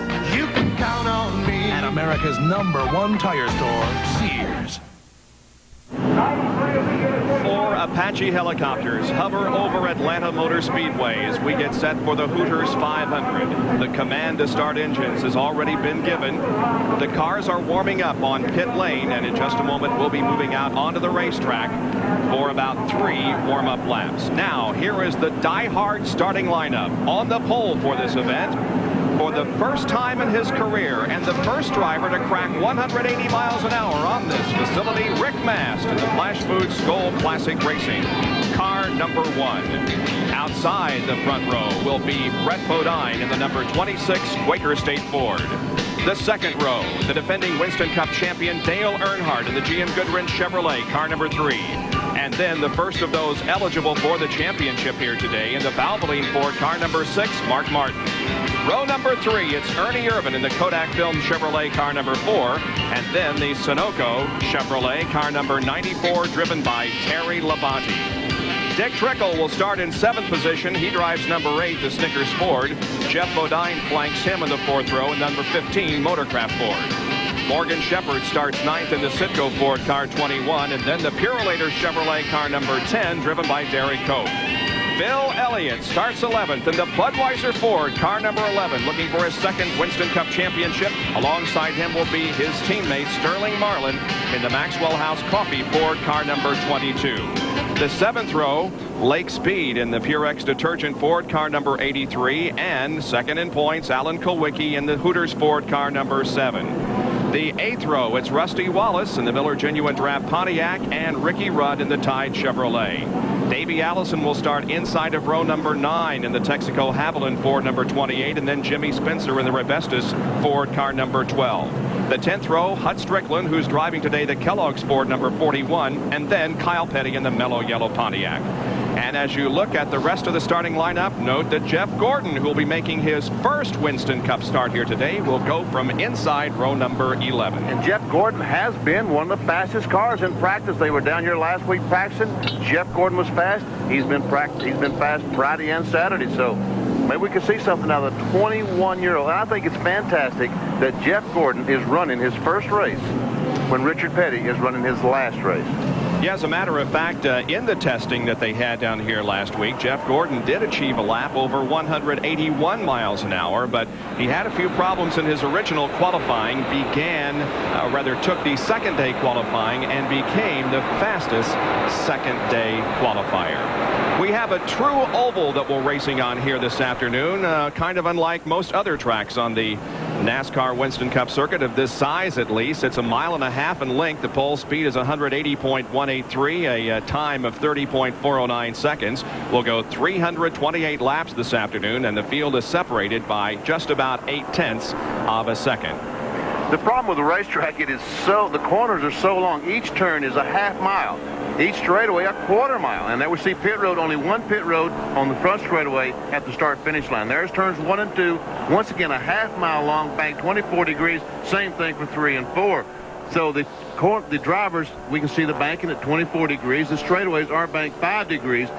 And Bob, this is a tough racetrack physically on the drivers because of being in the corner so much. All the drivers will say it's one of the toughest tracks because you are turning almost constantly. The Apache helicopters continue to hover overhead as the field now begins to get in formation. Richard Petty, as he has done at every race this year on the Fan Appreciation Tour, is leading this first parade lap, and then he will fall back into his regularly assigned spot, which today is 39th. We have an in-car camera riding with the King this afternoon on his final event. There it is, looking out the back to the other 40 starters. Jimmy Hensley will also carry one of our in-car cameras, the Phillips 66 in-car camera, as he is going through the banking in turns number 3 and 4. There's Sterling Marlin in the Maxwell House Ford, car number 22. He also will carry an in-car camera for us here this afternoon.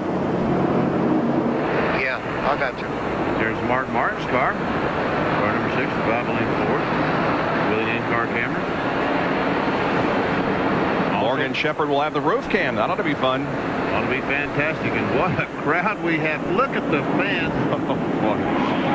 Waving to the drivers as they go down the front straightaway. Now Richard will fall back into his starting position, as you said.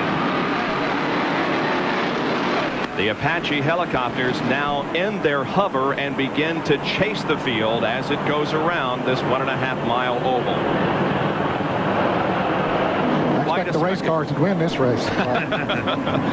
It is quite a spectacle, though, to see all of this pre-race activity and to end the season on this tremendous note. It's been a great season, but to think that we have 6 drivers eligible to win the championship depending upon what happens in the next 328 laps is absolutely unbelievable. Look at the altitude that this helicopter is. What do you mean altitude? There's hardly any altitude at all, is there? Exactly. He's not more than 25 feet off the ground down the backstretch, now moving up a little bit to clear the grandstands as they fly by us. When I said they might win this race, I meant when the race cars are up to full speed, not when they're going around on a pace lap. That's right. But the fans are loving it. There isn't a single person gathered here this afternoon who is seated. Everybody is up. Everybody is anticipating the start of the race. And there's a lot at stake money-wise. $778,187 will go to the winner of this event here today. The Unical bonus, if Rick Mast can win, is worth $15,200. No. The winner won't get $778,000. That's the total purse. The total purse. The winner will get about $75,000. Yeah, so pretty good share of it. Not too bad. And we're also racing for the Winston Cup Point Fund, which is worth $2 or $3 million. So $3 or $4 million at stake today. Million drivers goes to the champion, of course. One of 6 drivers. There's the in-car camera with the King, Richard Petty. He's fallen back into 39th position now. And in one more lap, we will get this race underway. Okay, guys. He and Davey Allison. Of course, Richard, I don't think is showing his emotion the way that Davey is. We could tell that Davey, I talked to him earlier, he really is nervous. It's kind of unusual to hear a driver admit that he is nervous before a race. But if things go the way they tell me they go with race drivers, at this point, now that the car has started, he's within a half lap of going green. He's forgotten all that and is calmed down now and ready to race. The Apache helicopters salute the field now as they fly over the infield, and they will be going on past the second turn, and all eyes will then be focused upon the field. And they'll go wherever helicopters go. Yeah, exactly. Rick Mast winning his very first pole position in Winston Cup competition. 28 drivers have led a lap in 1992, but not Rick Mast. He has not led a race since Darlington in September of last year. Let's see if he does lead lap number 1. Quite a shock when Rick Mast won the pole position on qualifying Friday afternoon. The crowd rises to its feet, salutes the field as it comes down. The green flag waves, and the Hooters 500 is underway.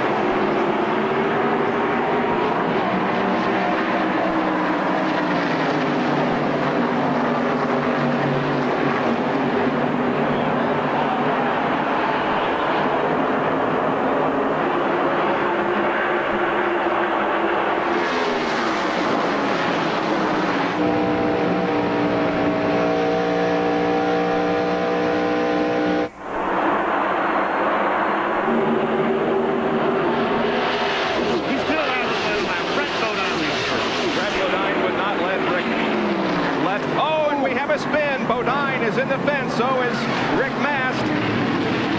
Oh, no. Davey got through. Kyle Petty got through. I think I saw Alan Kowicki on the bottom of the racetrack getting through.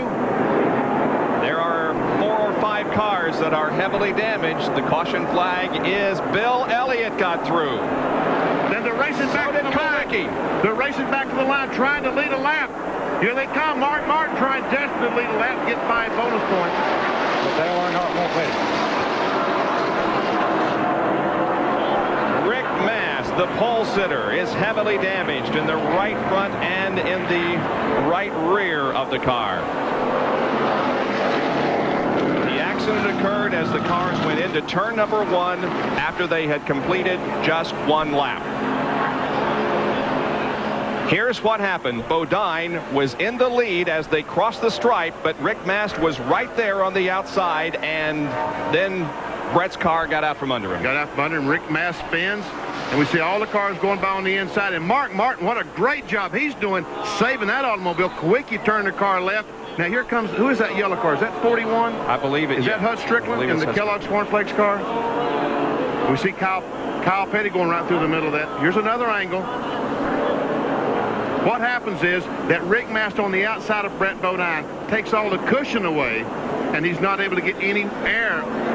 And Earnhardt ran right up under Brett Bodine, which took the air off the spoiler, and the cushion was gone from the outside. He didn't have anything to lean on. No, he had no air at all to lean on. From Airship Shamu hovering overhead. Good perspective of the crash and how most people avoid it. There is Hut Strickland's contact with Brett Bodine. We see some sheet metal going across, and there is that Rich Bickle. Looks like Rich Bickle spinning out. And there is, looks like maybe Jimmy Spencer also. Remember now, we have seen Davey Allison, Alan Kowicki, and Bill Elliott. There is Elliott right behind Morgan Shepherd. All 3 of those cars appear to be okay and did not get involved in the second lap accident here at Atlanta Motor Speedway. We'll be right back. Who's getting happy? Who's having fun? Who's been to Hooters? Come on, everyone, it's at Hooters. Hooters. Hooters makes you happy. Hooters makes you happy. Hooters makes you happy. Hooters makes you happy. Good times, great food, fun music, what a Hooters. Hooters. Everybody's getting happy at Hooters. You're about to see a side of Ranger you never expected. Now, all that famous Ford Ranger muscle comes in a body no one can resist. Introducing the '93 Ford Ranger. Ford trucks, the best, never rest. Ranger is how tough looks today.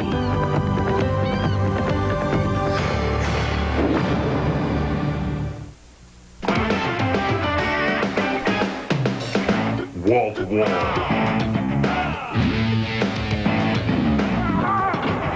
NCAA basketball action begins with tournament excitement on ESPN, the NIT.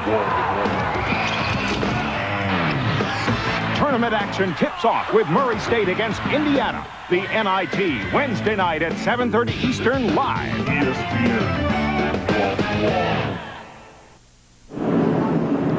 ESPN Speed World today at Atlanta Motor Speedway for the Hooters 500, the 29th and final race of the 92 season for the NASCAR Winston Cup Series. And we've had an accident on the second lap as 6 cars were involved in this incident.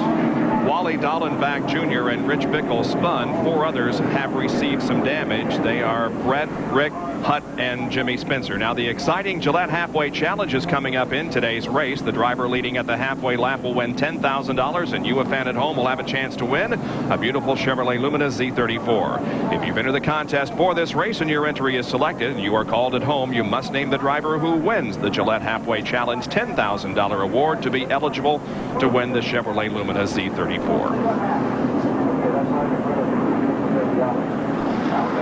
Dale Earnhardt is the leader of the race while the cleanup goes on over in turns number 1 and 2. Let's watch Davey Allison as he goes through the wreck. There's Jimmy Spencer right in front of him. Davey is trying to get his car slowed. Spencer goes high. Davey slows down dramatically. Kyle Petty, Jeff Gordon, that's Jeff in the 24 car. Ted Musgrave comes down. Luckily, he didn't run in the back of Davey Allison. Let's watch Bill Elliott as he gets through the crash. He's following Derek Cope. Sterling Martin. There's Alan Kowicki right behind him, and they drive into the smoke. See if they had any close calls. Ooh, yes. Yeah. In Kowicki, we saw him just turn left. Now, we have cameras isolated on the 3 main contenders. That's why we can show you how each got through the crash. Here's Kowicki. We're on the 7 car. Watch him turn the car left and almost get hit by Ricky Rudd as he turned left. Now they got to worry about the 1 car coming down. Both of them got by. Dr. Jerry Punch is in Davey Allison's pit. Guys, a lot of concern down here in Davey Allison's pit. Now, Larry McReynolds behind me has been talking to Davey. Let me try to grab Joey Knuckles quickly. Joey, the concern is the damage on the left rear. What would that do to the car here early in the race? Well, Jimmy Spencer pulled up there and told us that it's not going to rub. What we're concerned with is the air getting up inside the trunk. The way it's pulled out, it's pulled apart from our crush panel, so that's going to kind of act like a parachute. We'll run till we get a caution. We don't want to pit right now and get at the end of that pack. You know, the good Lord was looking out for us. That's all that happened to us, but we can fix her once we start pitting. We'll just push it in. And the crush panel now is the panel inside the tire well in the left rear that keeps air from getting inside the tire, and more importantly, inside the trunk that would create a parachute or balloon effect, as he said, and slow the car down drastically. You'll have to run with it right now and hope for an early caution. Guys? I tell you, that was a big decision that they had to make. They got a caution right now. This is an early caution, but as Joey Knuckles says, they don't want to go to the rear of the pack here, but still, if that thing should give them any problems at all in the handling, you know, it could come back to bite them. Once again, here is a replay. And there's Davey Allison. There's 41 car right behind him, Hud Strickland. Ooh, and Davey backs off. Hud goes in, hits him in the rear. And that shot Hud down into the 26 car. Exactly. And I said Jimmy Spencer was in the crash. I think that was Bob Shack instead of Spencer that I saw backed up against the wall. Well, there's Davey, and there is the damage that you can see on the left rear of that car. Mark Martin has made a pit stop. He's on pit road right now. So is Michael Waltrip. And Jerry, can you see what's going on there? We can, Bob. They're changing all 4 tires on the Valvoline Ford. They decided that he had run through some debris. Don't want to take any chances here. You know, they're on the radial tires, and it's a very good tire. And as we all know, the radials are very difficult to cut. But they ran across some sheet metal and some sharp objects up there in the turn and said, why take a chance? It's early on. We got a caution. We'll start back here and hope that we'll have no problems and we can pick our way through the field. So possibly a little bit of a gamble early on to come in and change all 4 tires. Here is a replay from Mark Martin's in-car camera. Let's listen.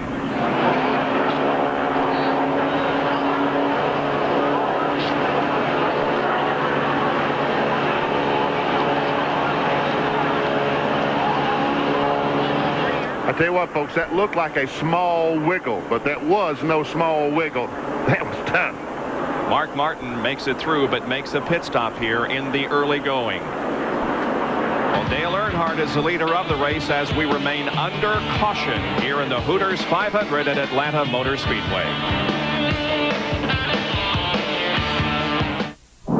noble warrior advised. The art of protection springs from within. One must stay vigilant against one's unfragrant perspiration, lest one provoke a hostile response. Thus, the Norse ritual is Right Guard Sport Stick.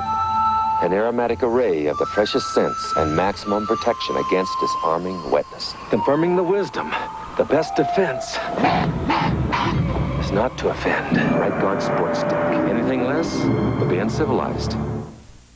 Mark and my relationship goes way past business. I'm sure in a previous life he and I were twin brothers. Throughout the race, the driver and crew chief communicate. The driver complains about the car or brags about the car. It's the crew chief's job on pit stops to make whatever fixes he can to help the driver's predicament. Everyone has about the same access to equipment and technology, but the people who rub on it the most and think the most of it and think about it the most will end up winning the race. At Ford, when we test technology, we go by the book. This book, it takes us places that make our Ford trucks even tougher and make our performance for the street even better. Because the more we race, the more we learn. And no one races in more places than Ford. We test our ideas all over the world to make driving better for you at home. Have you driven a Ford lately? We remained under caution here at Atlanta because of an accident on the second lap involving about 4 or 5 cars. Brett Bodine, the car most heavily damaged. Rick Mast, the pole sitter, also involved. There's a hot air balloon overhead carrying the number 43. And at the conclusion of this event, we urge you to stay tuned for a very special salute. The Portrait of a King, a special program devoted to Richard Petty. It is, believe me, worth staying with us for after this event. Portrait of a King immediately following our live telecast of the Hooters 500. Here's Jerry Punch. Bob, how quickly fortunes can change for a driver. Rick Mast, picking up his first career pole, is now behind the wall in the Skull Classic Olds, and Rick still sitting in the car. Rick, what happened up there? Sir, I'm not sure. We're going the corner, you know, the first lap of the race. I'm on the outside of Brett. I don't know what happened. You know, he got into me, but I think something must have happened to him. Somebody got into him or something. I'm not sure. You know, I was trying to stay high, just stay in one groove, so you know, it wouldn't be any problems. Boom, it's over with. We had a good car, but you know, we'll be back come Daytona. You talk about the emotions. You can see Rick Mast in the car. You can hear it in his voice. They're working on the car, but his day in the sun, guys, his pole, everything he was hoping for is gone. But we'll remember Rick Mast as being the pole sitter for this historical event here at Atlanta, despite the fact that he is not going to win the race. He was the pole sitter and the first to crack the 180-mile-an-hour barrier officially. There's Davey Allison, and again, note the damage in the left rear of that car. We don't know yet how it's going to affect the handling because we have not been under green since it occurred, but we will be watching it very closely when the green flag does come out. Alan Kowicki and Bill Elliott are still okay. Their cars were not damaged in that incident. As the cleanup continues down in turn number 1, we'll get some breaks out of the way so we can bring you as much action as we possibly can on this historic day in Atlanta. Here's Danny. He's shown here in the showroom of B&G Pet Supplies in Newburgh, where their extensive line of pet foods and accessories practically sell themselves. Pet owners in the Hudson Valley know that good nutrition is as important to their pet's well-being as it is for theirs. Top brands for balanced nutrition for your dog, cat, bird, or fish are found at B&G Pet Supplies. Oh no, there they go again. No, we're just kidding. This really is a commercial for B&G Pet Supplies. We don't want to be a burden. We'll sleep in the car. They'll invade his home. I didn't see anything. Break up his marriage. You're much nicer than John's first wife. Didn't I tell you? You were married before and you didn't tell me? I told somebody. Tom Selleck. Don Amici. Folks, when you shake the family tree, all the nuts fall out. Premiering November 24th. of the year. The world's top 8 players are kicking up a storm in a battle for $2.5 million. The ATP Tour World Championship begins Friday on ESPN. Joining us today is Airship Shamu. The SeaWorld blimp measures 194 feet in length, 67 feet tall. That's 2/3 the length of a football field and nearly 7 stories high, providing some great shots from overhead. Atlanta focused in right now on King Richard Petty as he gets ready to restart this race, and the word has been given we'll go green next time around. Richard Petty was one driver. There were many that made pit stops during this caution, Bob. Some were involved over there, some were not. Richard Petty was not, but he did come in for a pit stop, so he's back near the rear of the field. Dale Earnhardt will lead them down for the restart. Ernie Irvan will go from second position. Lights on top of the pace car are out. Look at how close it was for Dale Earnhardt. I'm telling you. Oh, man. What was that, inches? Yeah, if Brett's car had slid just inches to the inside to the outside, they would have collected Earnhardt. Dale, by the way, only looking for his second win of the 1992 season, and more importantly, looking to get into the top 10 in the point standings. He goes into this event in 11th position, and so he's trying to make the top 10 so that, among other things, his expenses to the banquet in New York City at the Waldorf Astoria will be paid by NASCAR. Here's the green flag. We're back to racing.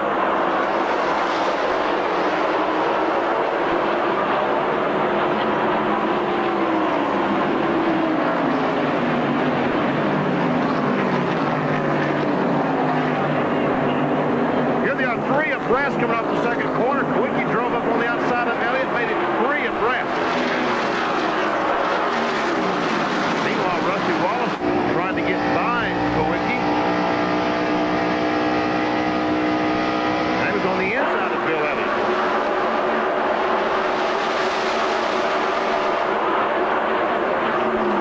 First 4 cars actually have broken away from the rest of the field. Bill Elliott and Alan Kulwicki running nose to tail. Sterling Marlin behind Allen. These cars going in these turns at about 200 miles an hour.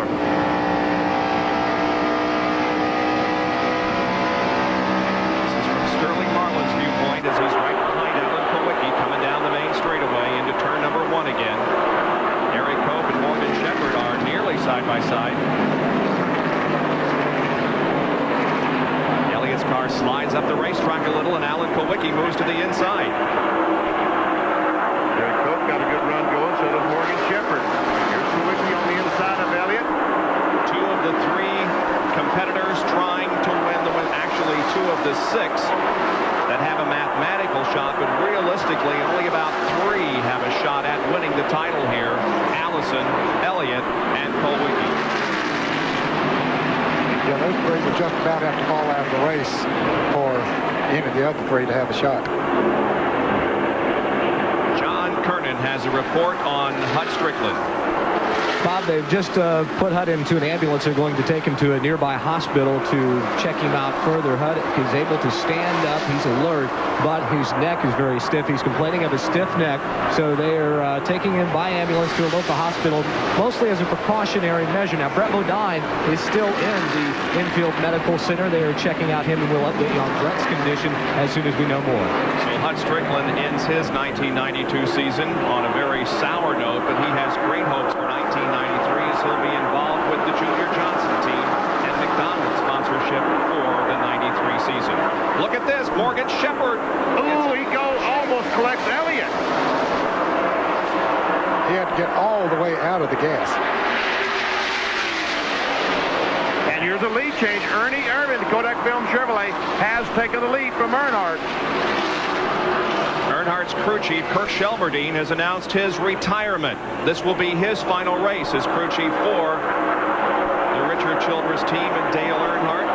He's not going anywhere else. He's retiring from the business. Right now, Earnhardt is second, following Ernie Irvan. And gentlemen, it's very obvious, I think, to everybody that there is so much emotion, there is so much on the line here, that this is going to be an incredible afternoon.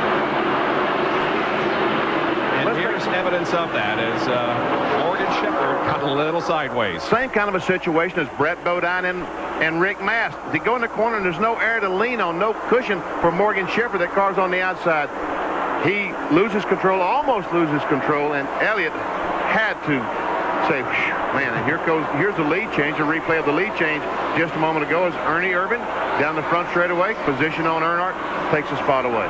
Ernie continues to hang on to the lead without Earnhardt running in second position. Right behind him, Jeff Bodine is third. Is in fourth position.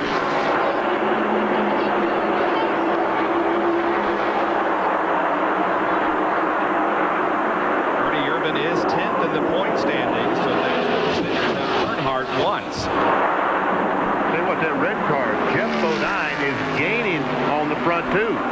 Bud Moore's cars always run strong on this racetrack. Remember Morgan Shepherd, let's see, who won in his car here a few years ago? Yeah, Morgan Shepherd did. Yeah, Ricky Rudd won here, the race, yeah. and Morgan Shepherd won here. There's Napa Field summary, the way the cars crossed the line last lap. Jeff Gordon running in 16th position. Interesting statistic, as we mentioned, that Richard Petty is making his 1185th start in NASCAR Winston Cup competition. If the schedule remains the same at 29 or 30 races, Jeff Gordon will start his 1185th NASCAR Winston Cup race when he is 61 years old.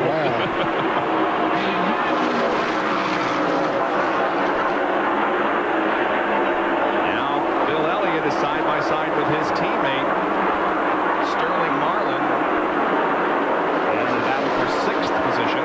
And if Junior calls Sterling and tells him to back off, I don't think he will. Junior will not, rather, let's make it Sterling Marlin will not be driving for Junior next year. This is his final race with the Junior Johnson team. You think it'd be like what Dick Beatty said in the drivers' meeting this morning? Les Richter, the competition director for all of NASCAR, introduced Dick Beatty. Of course, this is Dick Beatty's last race as the competition director for the Winston Cup Series. And he said, no, Beatty was introducing Richter and said, here's my boss. He said, until dark. There is Davey Allison and Alan Kowicki. So this is 1-2. Kowicki second in the Winston Cup standings. Davey Allison leading. Kowicki took off like he had a good race car, like he was going to the front. He now is mired down and really can't make the passes. And Davey's car doesn't appear to be that much affected by the damage to the left rear. He seems to be able to run with the crowd okay. There is Bill Elliott and Sterling Marlin. Sterling is 6th, Bill is 7th.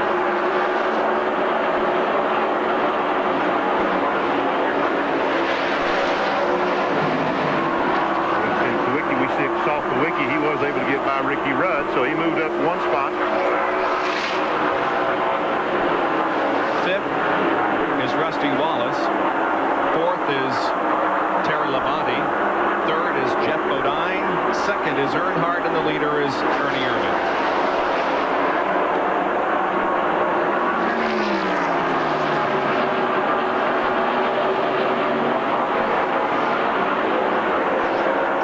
Laps out of 328 have been completed in the Hooters 500 here in Atlanta. We'll be back with more live coverage after this.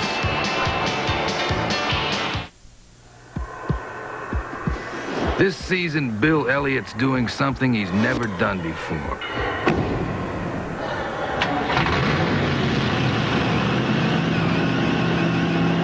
He's driving the 670 horsepower Budweiser Thunderbird.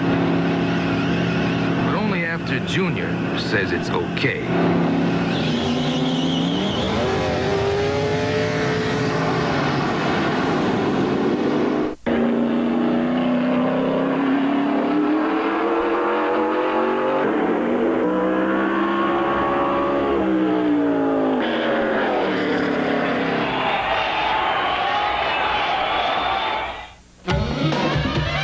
Something pure about a real sports coupe.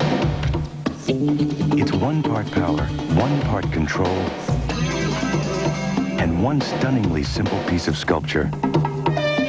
And at a time when most sports coupes have sold their soul for a few gadgets, isn't it time for a car like this? The all-new 24-valve Ford Probe GT. Have you driven a Ford lately? Professional service, a friendly face. That's your Big A Pro. Big A, the sign that keeps your car running right. Three-car battle up front is the Hooters 500 at Atlanta Motor Speedway, the finale of the 92 NASCAR Winston Cup season. Irvin, Dale Earnhardt, and Jeff Bodine are first, second, and third. The leader in the points standings, Davey Allison, is back in 11th position.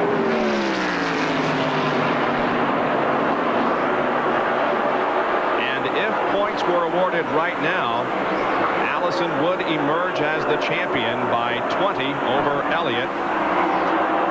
As Elliott is now running in 6th, Kulwicki 9th, Kyle 13th, Gant 24th, and Mark Martin 22nd, but Mark Martin is on the move.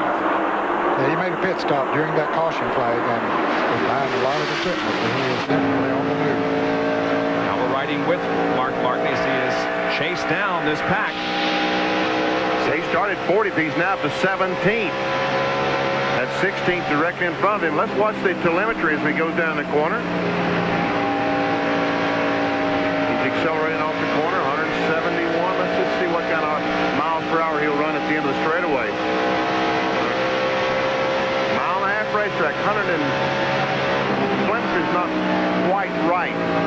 189 miles an hour is the maximum we saw. Watch the RPM. Got up to 190. This is the third fastest racetrack on the schedule next to Talladega and Daytona.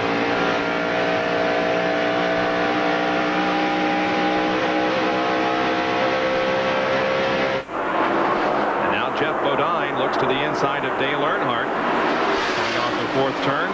And both these cars have caught Ernie Irvin, and I think right now they're in the ride mode. I think they're just trying to take it easy. This is a 500-mile race. There's no point in taking too much chances right now. Jerry Punch has an update on Davey Allison.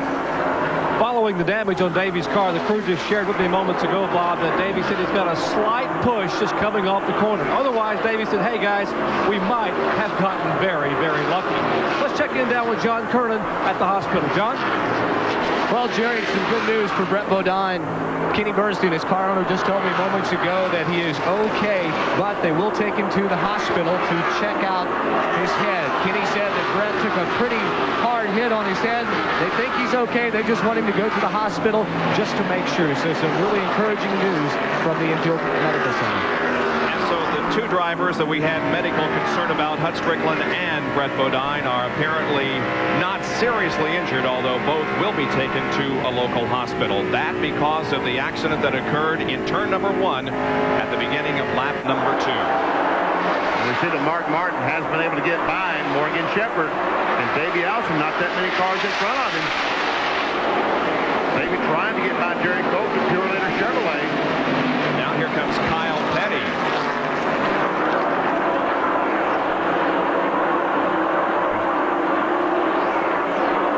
Damage to the rear of Davey Allison's car that could affect his rear spoiler. Remember, yesterday in the ARCA race, part of the spoiler blew off of an automobile. I guess, who was that? That was Mickey Gibbs' car. Here comes Kulwicki trying to get by Sterling Marlin, the Maxwell House car. And he makes the pass. A part of Mickey Gibbs' spoiler came off when he went down the corner, and around he went. And Davey Allison obviously doesn't have those problems, but it could affect the car. The bent sheet metal in the rear of the Hamlin Ford. Kulwicki just took 7th position from Sterling Marlin. Riding with Sterling now.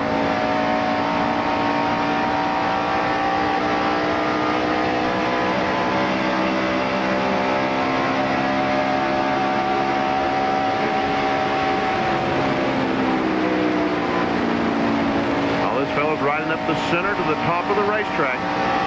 During qualifying, the preferred groove on the bottom of the racetrack. As the tires get worn, They move up the racetrack. Looking for Davey Allison. Here he comes out of the pack to try to pass Jeff Gordon in the number 24 car. And Mark Martin has gotten by Davey Allison. He has passed him. He is marching towards the front fast in that 6 Valvoline Ford, that blue and white car. Right in the center of the screen. That's Mark Martin. Seems to have one of the fastest cars on the track now. He's jammed up in traffic, can't get by. Yeah, those cars have run side by side. Derek Cope and Kyle Petty for about 4 laps now. Mark just doesn't have anywhere to go. He doesn't know which one to follow. Kyle inches ahead now of Derek Cope in the 3rd turn, but Cope battles back on the outside. There come 3 wide. Look at Mark Martin, his car below the white line. Wow. Jeff Gordon is tucked right in behind Mark Martin while Davey is drafting on Kyle Petty. And Davey has got by Jeff Gordon on the outside. That's Kenny Schrader, the white car, right in the middle of the screen. And Lake Speed also. Morgan Shepherd is in this group.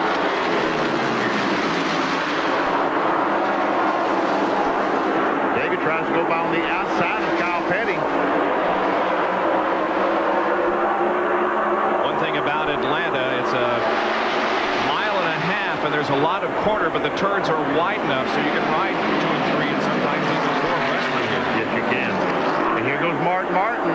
Now he's trying to get by Derek Cope. Is he going to have any more luck than Kyle Petty did? Let's see. Boy, Cope is having a good run, and maybe he has something to prove. He is back with the Whitcomb team in '93. Now, this pack that we're watching is about a half a lap behind those running up front, including Ernie Irvin, Dale Earnhardt, and Jeff Bodine. Dale Earnhardt has taken over the lead now and pulled away a little bit from Ernie Irvin.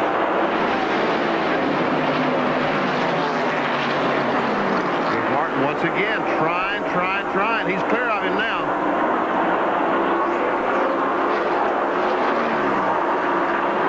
Three of those cars that you see in the top 6 in the Winston Cup point standings: Mark Martin, Kyle Petty, and Davey Allison. That's Kyle Petty, the green and black car on the bottom. Mark Martin has moved into 11th, and that's how far they are behind those that are running up front. There is King Richard Petty. About to go a lap down to Earnhardt. Here's the leader, Dale Earnhardt, directly behind Richard. We're looking at the camera atop Richard Petty's STP Pontiac. And we see Earnhardt is pulled out to a 15-20 car length advantage on Ernie Irvin. He found that high groove about 15 laps ago, Benny, and it's working for him. The way his car is set up right now, Earnhardt, he just took off. So Dale Earnhardt is leading the Hooters 500 with Richard Petty down a lap now. Irvin, Bodine, Wallace, and Elliott complete the top 5.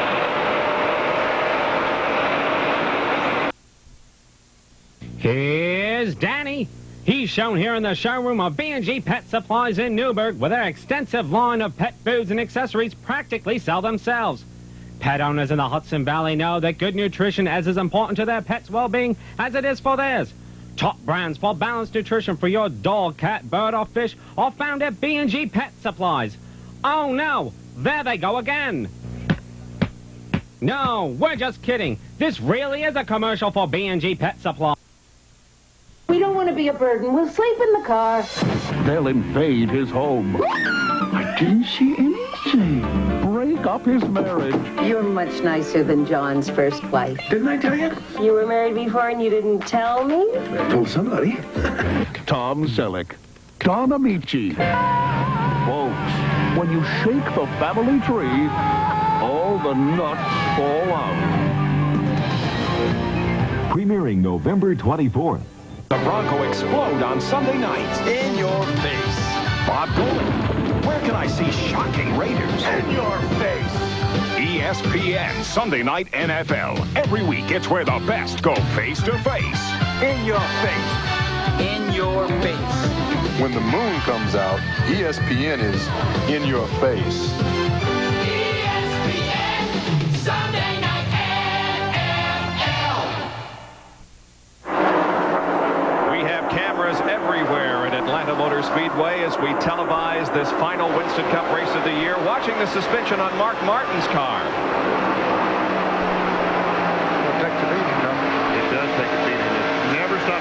and down, up and down. And now on Jimmy Hensley's car. It's a rear tire here. And again, once again, it's going up and down. Never stops. We can see through the wheel. And how about Morgan Shepherd? And isn't it interesting that the sponsors have managed to find where we have our cameras and put their signature on it? I tell you what, Ned, that's a trick spring there. I've never seen a spring like that in a rear car. I didn't know Sit-N-Go made a spring. No, I didn't. The top 5, Dale Earnhardt, Ernie Irvan, Jeff Bodine, Rusty Wallace, and Bill Elliott, as 44 of 328 laps have been completed. Points as of now, look how close it is. 4 separating Allison and Kulwicki. Elliott is 3rd in the points if they were to be awarded right now, but we've got a long way to go. And Ernie Irvan has caught Dale Earnhardt. Dale was several car lengths ahead a few laps ago, and Ernie now has caught up with him. Well, I think Ned pointed out that Dale Earnhardt started running the high groove and was able to pass Ernie Irvan. Irvan saw Earnhardt up there and said, hey, I think I'll venture up and see what's happening up there. When he did that, he closed up on the back bumper of Dale Earnhardt.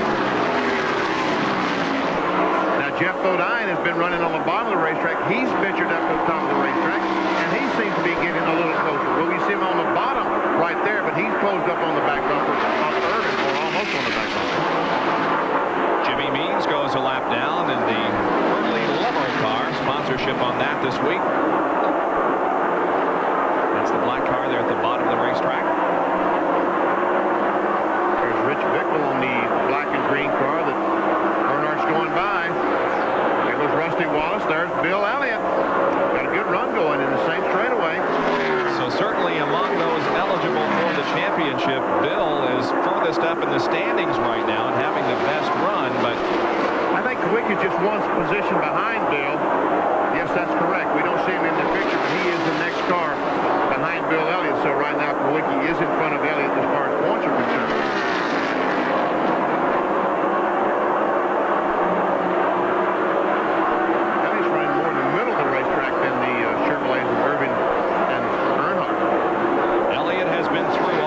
before. In 1988, he won the NASCAR Winston Cup Championship. So in that respect, he is a veteran, so to speak.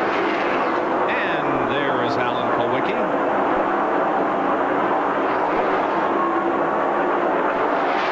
And Irvin tries to get on the inside of Earnhardt down in 1 and 2. Not able to make it. And I tell you what, Jeff Bodine has caught this duo. Jeff is hanging in there in third spot. There he is, running the low part of the track. That's one high down in 1 and 2. Here goes Davey Allison trying to get by Sterling Marlin. But you see, now he is driving defense. Oh, there's that car down there, Jimmy Horton. The Active Racing Chevrolet was on the bottom of the racetrack. That's why Davey backed up. Yeah, he didn't need to get in there and get himself in position like so in Arkansas. Jerry O'Neill, yes. Ran up on a car, ran into it. And they're in the leader, so Davey almost exactly a half a lap down.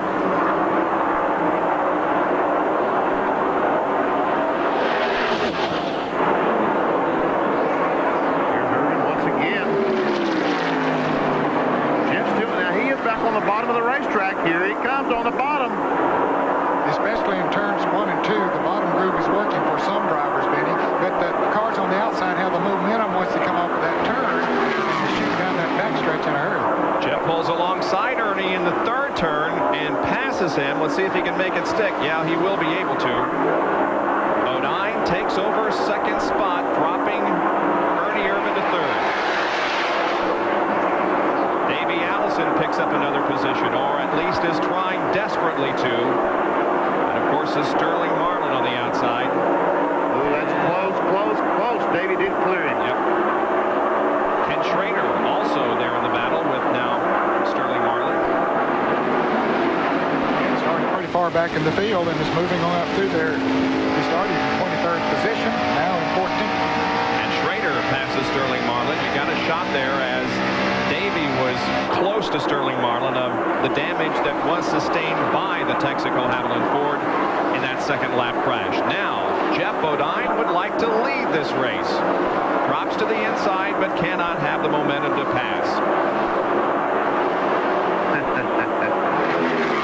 Boy, running two distinct different grooves around the racetrack. Earnhardt high on the racetrack. Bodine on the bottom. They could run around this racetrack and never touch. And run almost at top speed in both cars.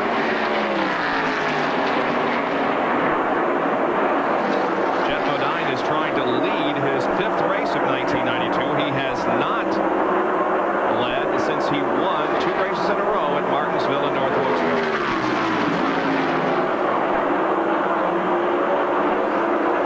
He moves up high again.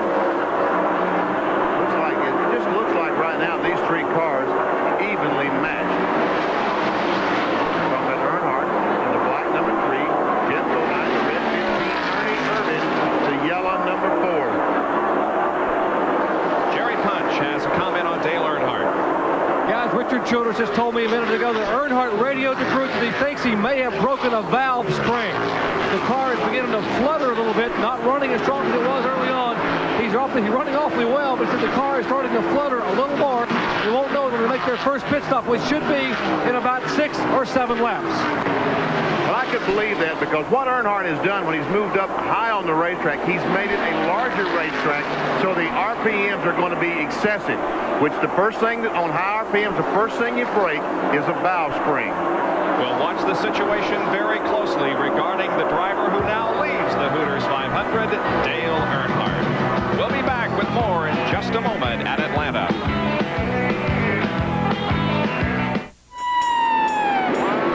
What does a high-speed turn at Daytona have to do with a left turn on Elm Street? At Ford, we race more to learn more about things like safety, because there's nothing like hugging a wall at 200 miles an hour to learn how to improve crosswind stability, or racing in a crowd to learn about safer, more responsive handling. And what we learn in this rush hour traffic, you can use in yours. Have you driven a Ford lately?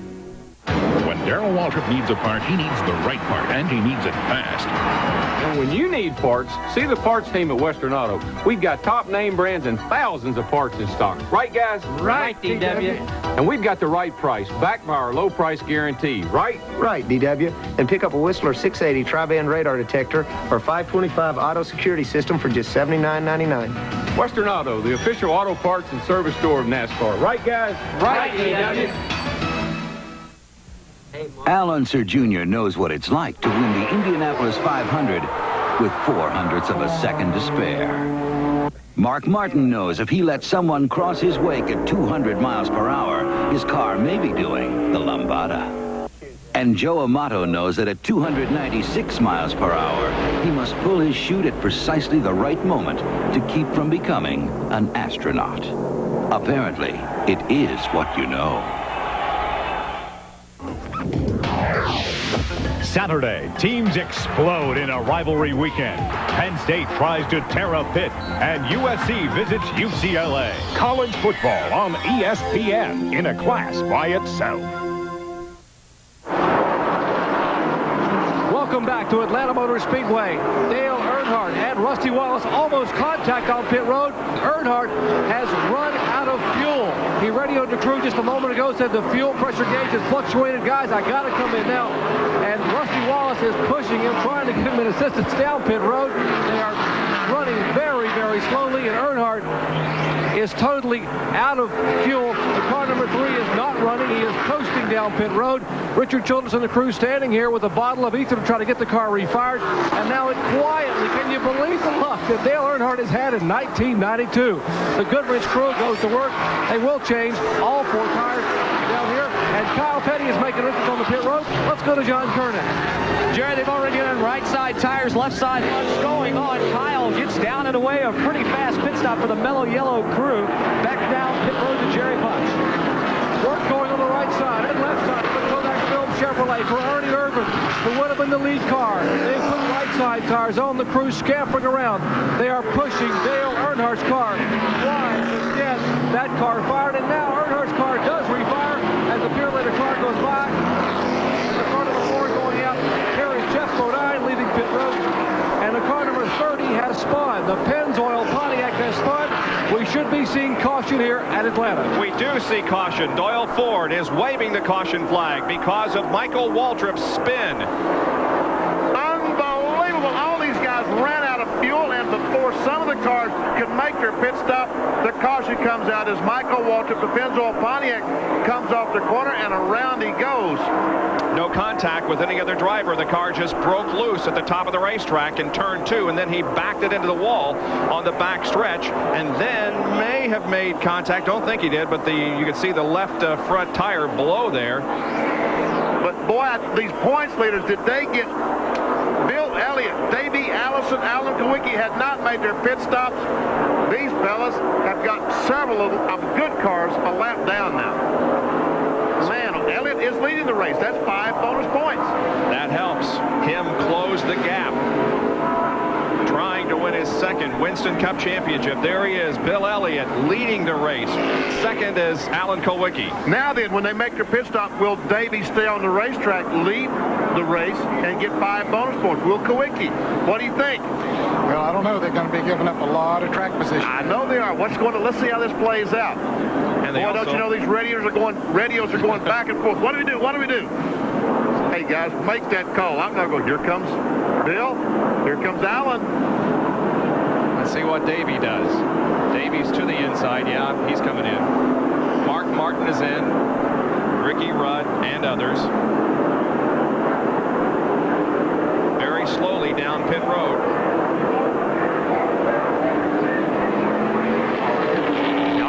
That you see coming down pit road had not pitted. Jerry Punch, here they come. And Alan Kawicki's Hooters crew will go to work on that car. Car number 7 on the bottom of your screen. You're watching the Haviland crew on the top of your screen. 2 competing teams trying to win a race and win a championship. Watching the Haviland crew now. Right side, tires already going on. Left side, lug nuts coming off. They have fueled the car. They have yet to work on that body damage on the left rear of the Haviland car. Meanwhile, Alan Kawicki cannot get his car in gear. Finally gets in gear. The car number 11 exits pit road. That is the Budweiser car of Bill Elliott. And now Davey Allison heads back to turn 1. Alan Kawicki had exactly that same problem in Charlotte during the running of the Mellow Yellow 500. Made the pit stop. When they let the jack down, he let the clutch out. The car would not move. You can imagine what's wrong with that car, but he had exactly the same problem in Charlotte. Elliott was the first to get off pit road. And Kyle Petty, according to my calculations here, gentlemen, is the only driver of the 6 who are in the points chase who had made a green flag pit stop. He was coming out of the pits just as the caution was coming out. Certainly it hurt Kyle Petty's chances of winning the championship here this afternoon. But again, we've got a long way to go as the second caution waves over Atlanta Motor Speedway.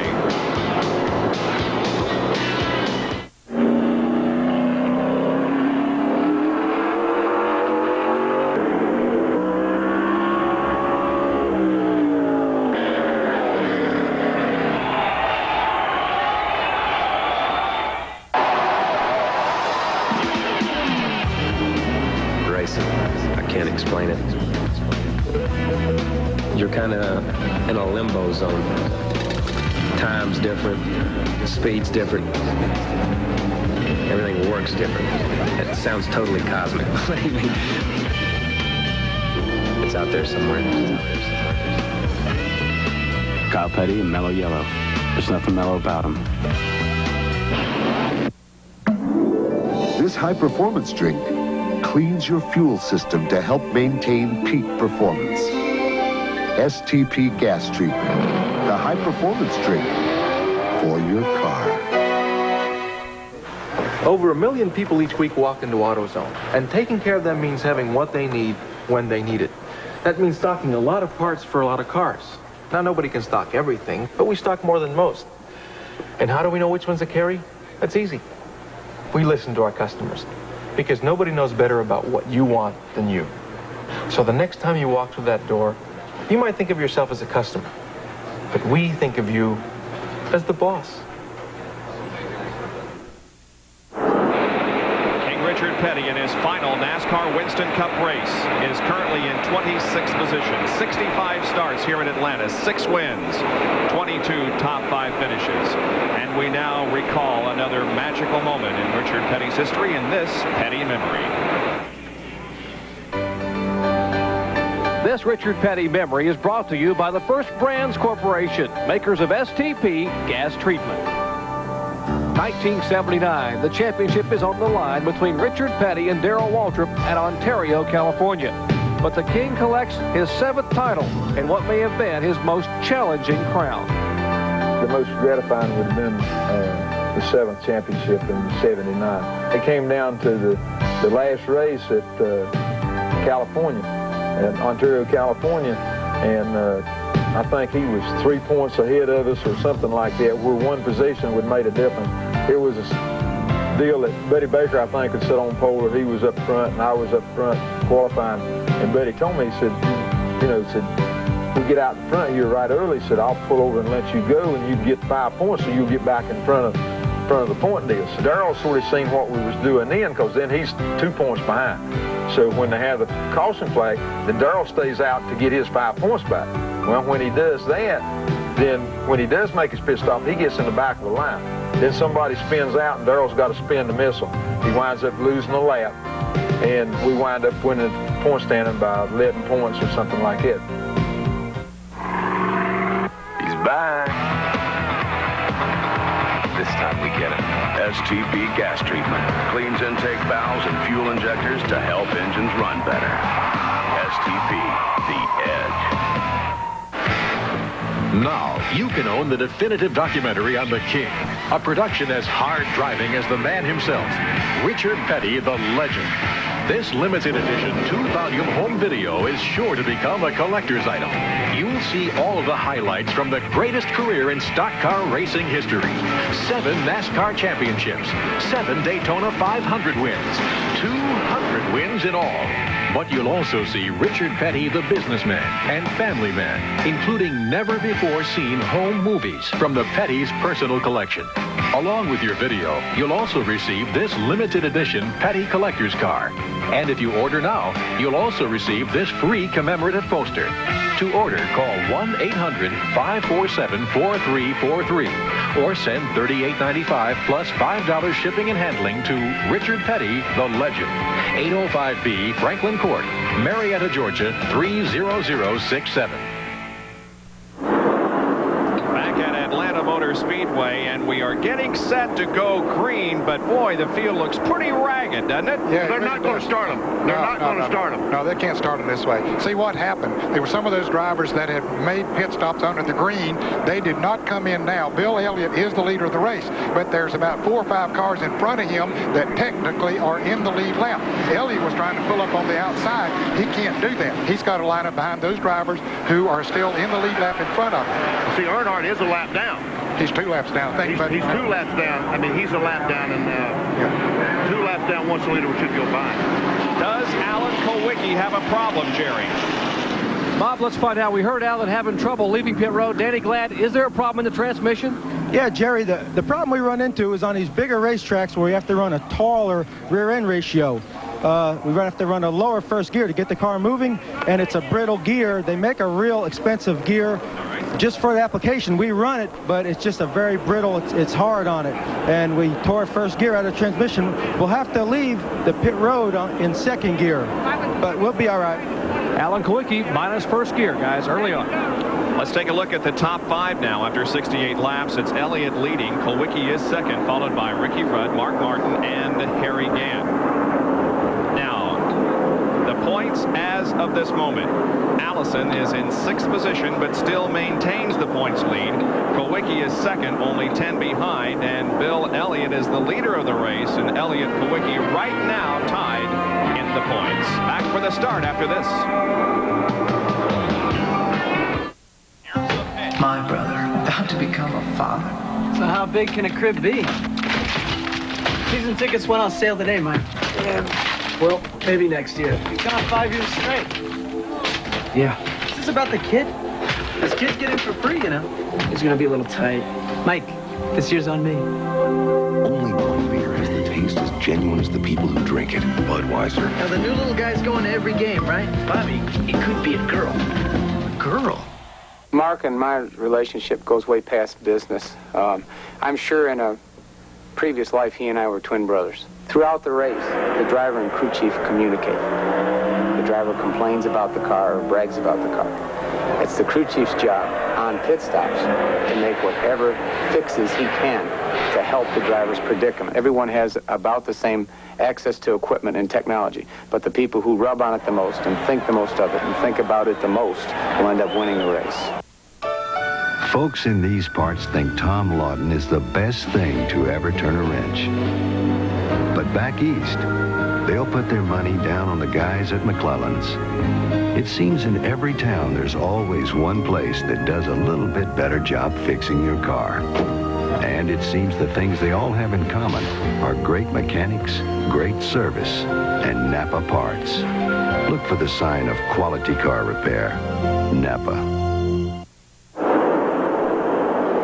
Jenkins, Ned Jarrett, Benny Parsons, Jerry Punch, and John Kernan welcome you back to Atlanta Motor Speedway, where we are about to go green as the largest sports crowd in Georgia history looks on. Restarting the Hooters 500, the final race of the 1992 NASCAR Winston Cup Series.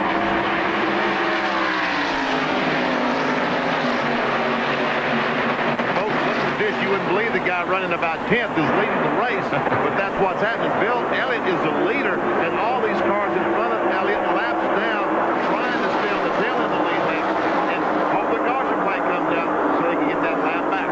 And once again, gas has played into Bill Elliott's hands. Remember in the spring, he did not have the best car here, but he won the race because he stretched the fuel stop and caught all the other guys in the pits and a lap down. Admittedly, Bill Elliott had about a 7th or 8th place finish car, but he played it very smart. He and the Junior Johnson team, they stayed out as long as they could, caught the yellow that they needed. That allowed Bill Elliott to win one of his 4 races in the early part of the 92 season. Meanwhile, as we watch this, Ernie Irvin is driven by Dale Earnhardt. Remember how they led the race earlier on. Here is Alan Kulwicki going to the inside of Bill, and this is the battle for the lead. And I believe Alan Kulwicki would get 5 bonus points for leading that lap. He was slightly ahead of Bill when they crossed the line. And the point and the scoring stand is here at the start-finish line in Atlanta. If the scoring stand is another location, now here comes Rudd on the outside of Kulwicki. He will get credit for leading that lap, and thus has led in 20 races during the 1992 season, more than any other driver. As I started to say, some racetracks have the scoring stand at different locations, and it does not matter if it's a start-finish line, it's at the scoring stand, the individual. There's Davey Allison, their points leader. Davey Allison right now is running in 6th spot. Morgan Shepherd's roof can.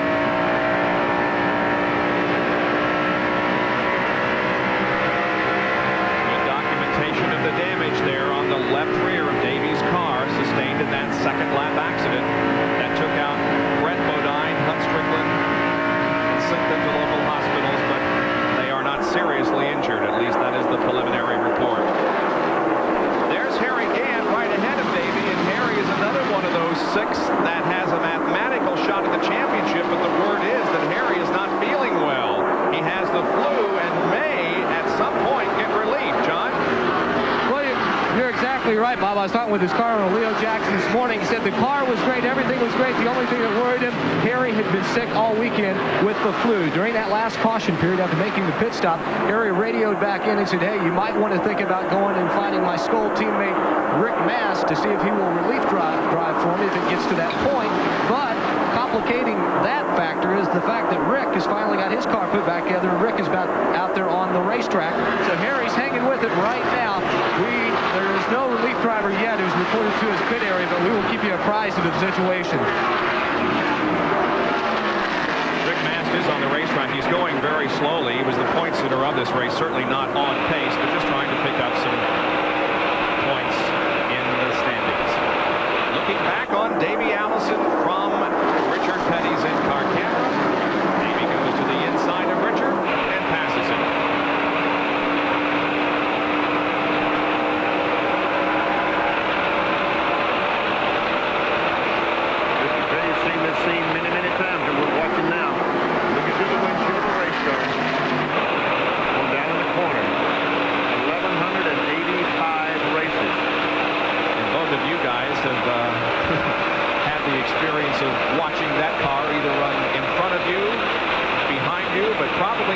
not ahead of you.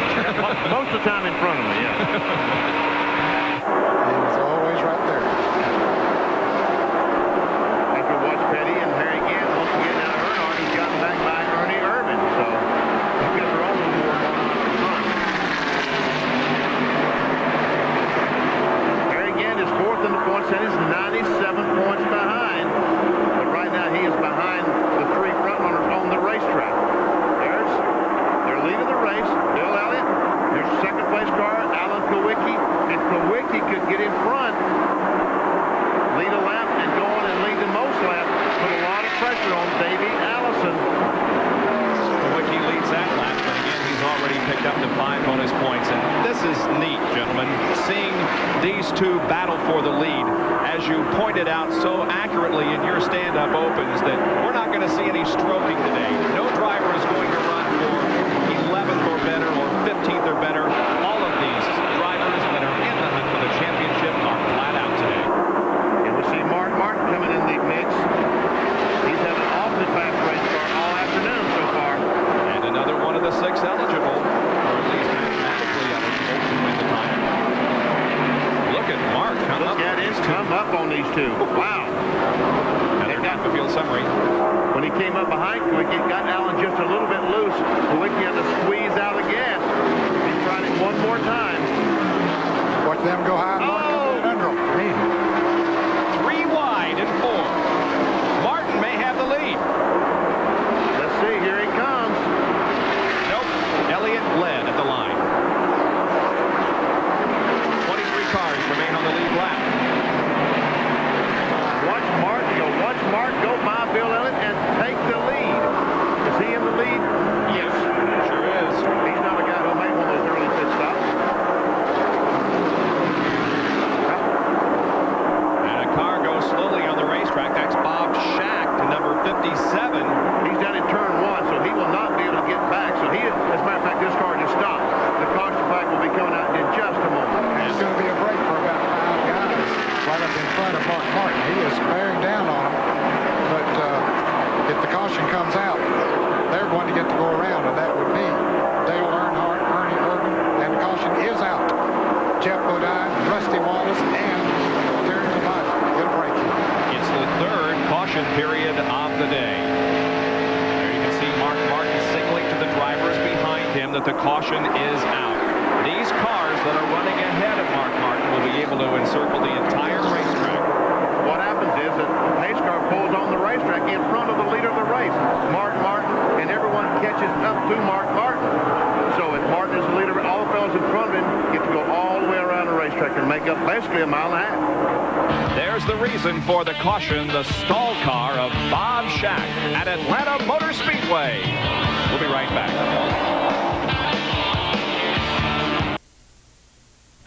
Man and machine. Together, when left unchecked, they can wreak havoc and destruction. However unintentional, they can disrupt our flow of electricity, gas, water, and communications. Damage to underground facilities costs us all millions every year. Please, call before you dig. It's the law. 1-800-962-7962. We don't want to be a burden. We'll sleep in the car. They'll invade his home. I didn't see anything. Break up his marriage. You're much nicer than John's first wife. Didn't I tell you? You were married before and you didn't tell me? I told somebody. Tom Selleck. Don Amici. Folks, when you shake the family tree, all the nuts fall out. Premiering November 24th. Stars come out on Sunday nights. In your face. In your face. In your face. In your face. In your face. In your face. In your face. When the stars come out, ESPN is in your face. ESPN Sunday Night NFL. The Giants battle the Broncos Sunday night at 8 Eastern. ESPN Speed World today at Atlanta Motor Speedway for the Hooters 500, the finale of the 1992 NASCAR Winston Cup season. We are under our third caution period of the day because of Bob Shack's stalled car.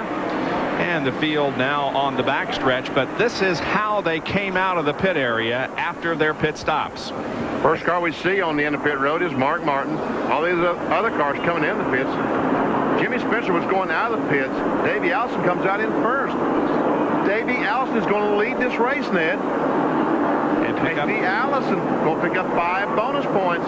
So evidently they changed 2 tires or something to get him back out in front. I think they did. Well, tonight here on ESPN, it's the battle of the New York Giants against the Denver Broncos. The FC West leading Broncos, led by strong-arm quarterback John Elway, take on the 5-4 New York Giants, who are battling to capture an NFC wild card. 8 o'clock tonight, 5 on the West Coast, the Giants and the Broncos. NFL Sunday Night Football here on ESPN. Once again, today's race includes the Gillette Halfway Challenge. $10,000 to the driver leading the halfway lap, and a lucky fan at home could win a new Chevrolet Lumina Z34. If you have entered the contest for this race and your entry is selected and you are called at home, you must name the driver who won the Gillette Halfway Challenge $10,000 reward to win the Chevrolet Lumina Z34. Now, let me tell you that the drivers that made up a lap, including Ernie Irvin, the 3-car of Dale Earnhardt, Rusty Wallace, Terry Labonte, and Jeff Bodine. And there we see Bob Shack's car. They got the car started. Now he's come to a stop again at the start-finish line, so they got to get a wrecker out to push him up. And we see the Goodyear tires, the yellow, the Goodyear now is in yellow instead of the white we've seen for the last 15 years. So if you see these cars going out on a racetrack and see yellow paint, it didn't come off of another race car. It came off. The tires are now yellow. Here's Jerry Punch. Guys, answering your question, Davey Allison did change just 2 tires, 2 right side tires. That'll explain that quick pit stop. And also explaining Alan Kulwicki's problem. He does not have first gear, as you heard Danny Glad say. And remember, NASCAR rules prohibit a crew from pushing a car out of the pits. It's a safety move, but NASCAR will allow you to push a car if you've lost a gear. And they've now given the Kulwicki crew a chance to push their car out of the pits, and that probably saved Kulwicki maybe 5 or 6 seconds getting the car moving here on this pit stop. Well, they were holding Bob Shack's car at the starting line. It did not stall. They were just holding it until the field came around. So we are still under our third caution of the day, and we'll return with more live action right after these messages. Richard Petty, the only driver ever to win 200 Winston Cup races, all on champion spark plugs. Sherry, your help out here really does make a difference in the way I run. Well, Richard, this is our testing ground. It makes a difference in the way we build our spark plugs, too. They work for me in both my cars, whether I'm racing or going home. I depend on Champion spark plugs. Champion, no matter what you drive.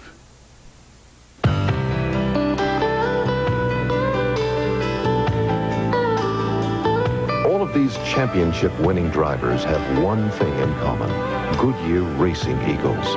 The race-winning technology that's found in the Goodyear Racing Eagles can also be found in the world's best-selling line of high-performance street tires, Goodyear Eagle Street Radials. The champions know, and it's why we say the best tires in the world have Goodyear written all over them. The available anti-lock brakes on the new Geo Prism can help you negotiate driving hazards during hard braking. And every new Prism comes with a driver's side airbag, which we'd also be happy to demonstrate. But you've seen all that before. Besides, why ruin such a beautiful car? Get to know the newest Geo Prism at your Chevrolet Geo dealers. It's not a question of if your favorite team will lose a player. It's a question of who. Will it be the high-priced superstar or the young phenom down on the farm? The Major League Baseball Expansion Draft, Tuesday on ESPN. The final race for King Richard Petty and the decision on who wins the Winston Cup Championship for 1992. Here today at the Hooters 500, live from Atlanta Motor Speedway. Our Speed World coverage is being brought to you by the Heartbeat of America, Chevrolet, and your local Chevy dealer. And by Goodyear, #1 in tires. Well, the number 11 car of Bill Elliott, the 7 car of Alan Kulwicki, and the 28 car of Davey Allison, the top 3 in the points, have now each led a lap, and so each has picked up the 5 bonus points. They're back where they started. They're right back where they started, exactly. Here comes the restart now. The green flag waves. And Jimmy Hensley's in second place. The Trump Arctic Ford. Mark Martin third, Harrigan fourth, and Elliott is fifth.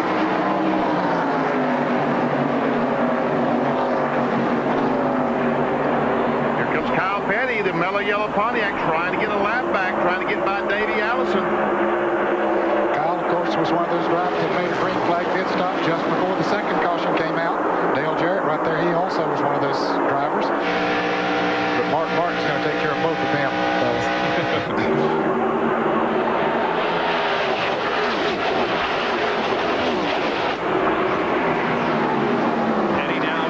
Ahead of Davey Allison, trying to get that lap back. We're watching from Mark Martin's car as he tries to take the lead. Kyle Petty gets by Davey Allison, moves up in front of him, and now here comes Martin trying to take the lead back. Kyle Petty is 5th in points, Mark Martin is 6th in points. So they're involved in a battle of their own somewhat, although again, Kyle is now at the tail end of the lead lap. The lap that Mark Martin leads. 15 points separating the two, Kyle Petty and Mark Martin. Harry Gant now is third, just behind Davey Allison.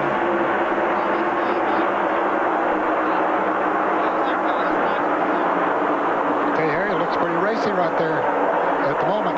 Here comes Earnhardt. He's still a lap down, but he's moving him down. He's by Hensley. Ricky Rudd in a 5 car, the 66 of Hensley, and Jeff Gordon in 24. This is the car that Jeff will be running all year next year, the same colors, DuPont. And by the way, Jeff Gordon has a $100,000 bonus if he can win this race today. Morgan Shepherd slowing from the roof cam. You can see how the car is not on pace. No, he's way off the pace, Bob. He's heading into turn number 3 there right now. You see how far the leaders are out in front of him. Here's Davey Allison now trying to move around Kyle Petty. Mark Martin already put Kyle that lap down. And Harry Gant, who was reported to be suffering from the flu, does not appear to be suffering all that much. He's running a strong third. And he and Kyle Petty are 1 point apart. Ganson's fourth, Kyle Petty fifth in the point standings, and only 1 point separating the two. And it's a difference at the banquet of $35,000. Oh, that's nothing. Maybe not in your world it isn't, but the difference in first and second is 670. Oh, a crash down the front straightaway. Ken Schrader, Wally Dallenbach, Darrell Waltrip's involved.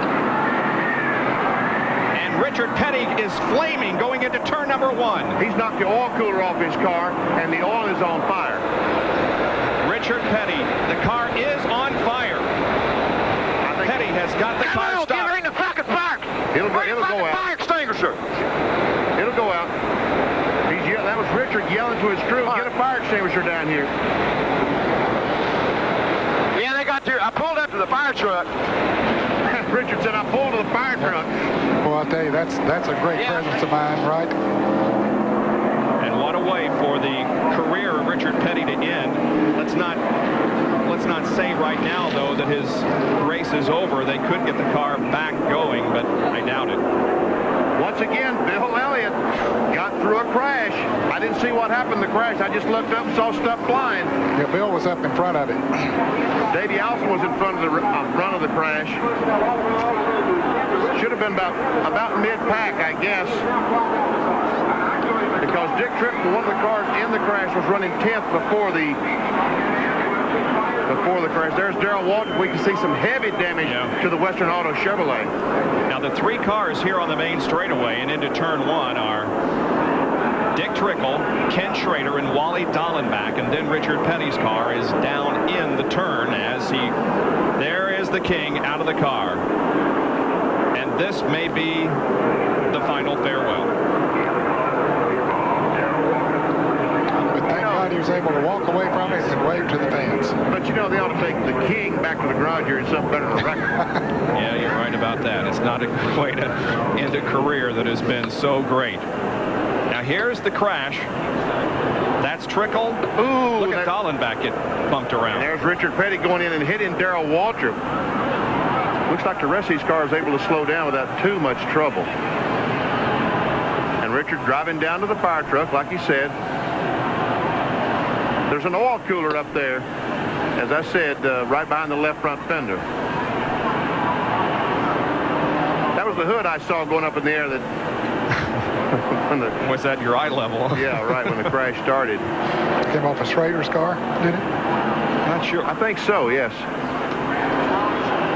Well, it almost blocked the track there for a moment. I would guess that someone came off the corner on the outside of another car, and the fellow didn't know he was there. Made contact. And I don't... 6 cars involved in the crash, and it's going to take a while to clean it up because there are a lot of damaged race cars and a lot of debris on the racetrack.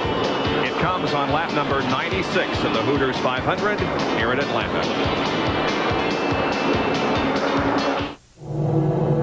As a truck company for 90 years, we understand the value of a strong frame. A reassuring strength for towing, whether you're on road or off road.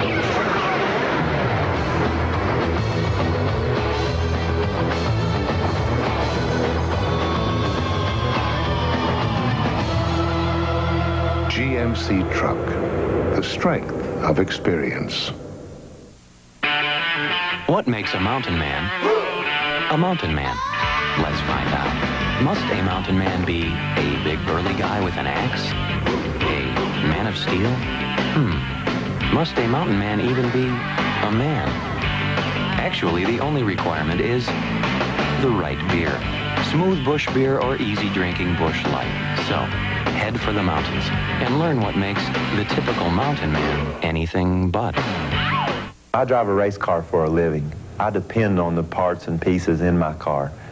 And I feel so confident knowing that Pennzoil is protecting the moving parts inside of my engine. Pennzoil's quality and protection give me the confidence I need to do my job without second thought. The protection that Pennzoil offers this race team makes us feel great. That's why I have the confidence to use it on the street and in my race car. I recommend Pennzoil to everybody. Pennzoil, performance, protection, quality.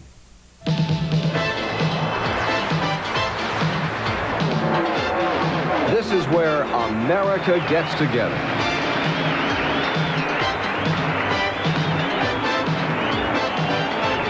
Every weekend throughout America, there is great NASCAR racing. I wouldn't be anywhere else.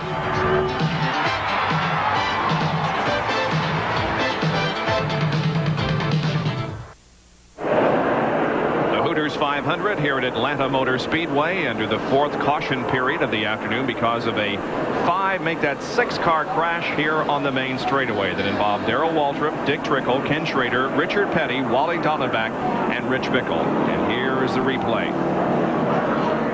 There we see the Ken Schrader car, the white car, spinning. Also Dick Trickle, the dark car, spinning. As they go down the straightaway, other cars start going in the crash. There's Darrell Waltrip spinning. Dallenbach hits him. Bickle's in the mix. And Darrell and Richard Petty runs into Darrell Waltrip, knocks the oil cooler off his car.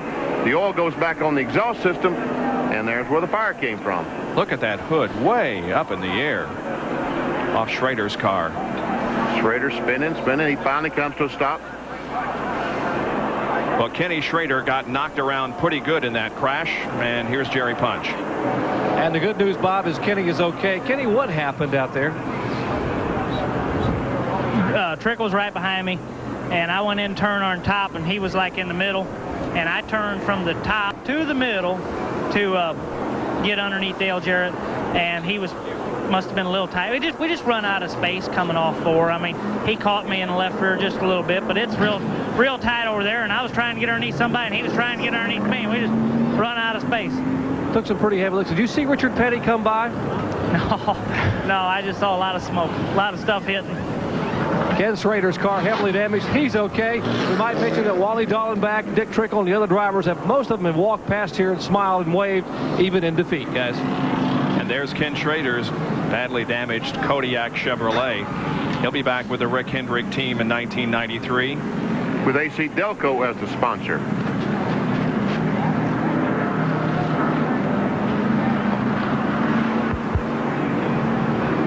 Now here's a replay from the in-car camera of Richard Petty. Oh, this ought to be good. There's Dallenbach right in front. Uh-oh, smoke. Oh, that's Rich Bickley ran into. I thought it was Waltrip, too. Well, he hit Waltrip after Bickle had hit Waltrip and spun him around, yeah.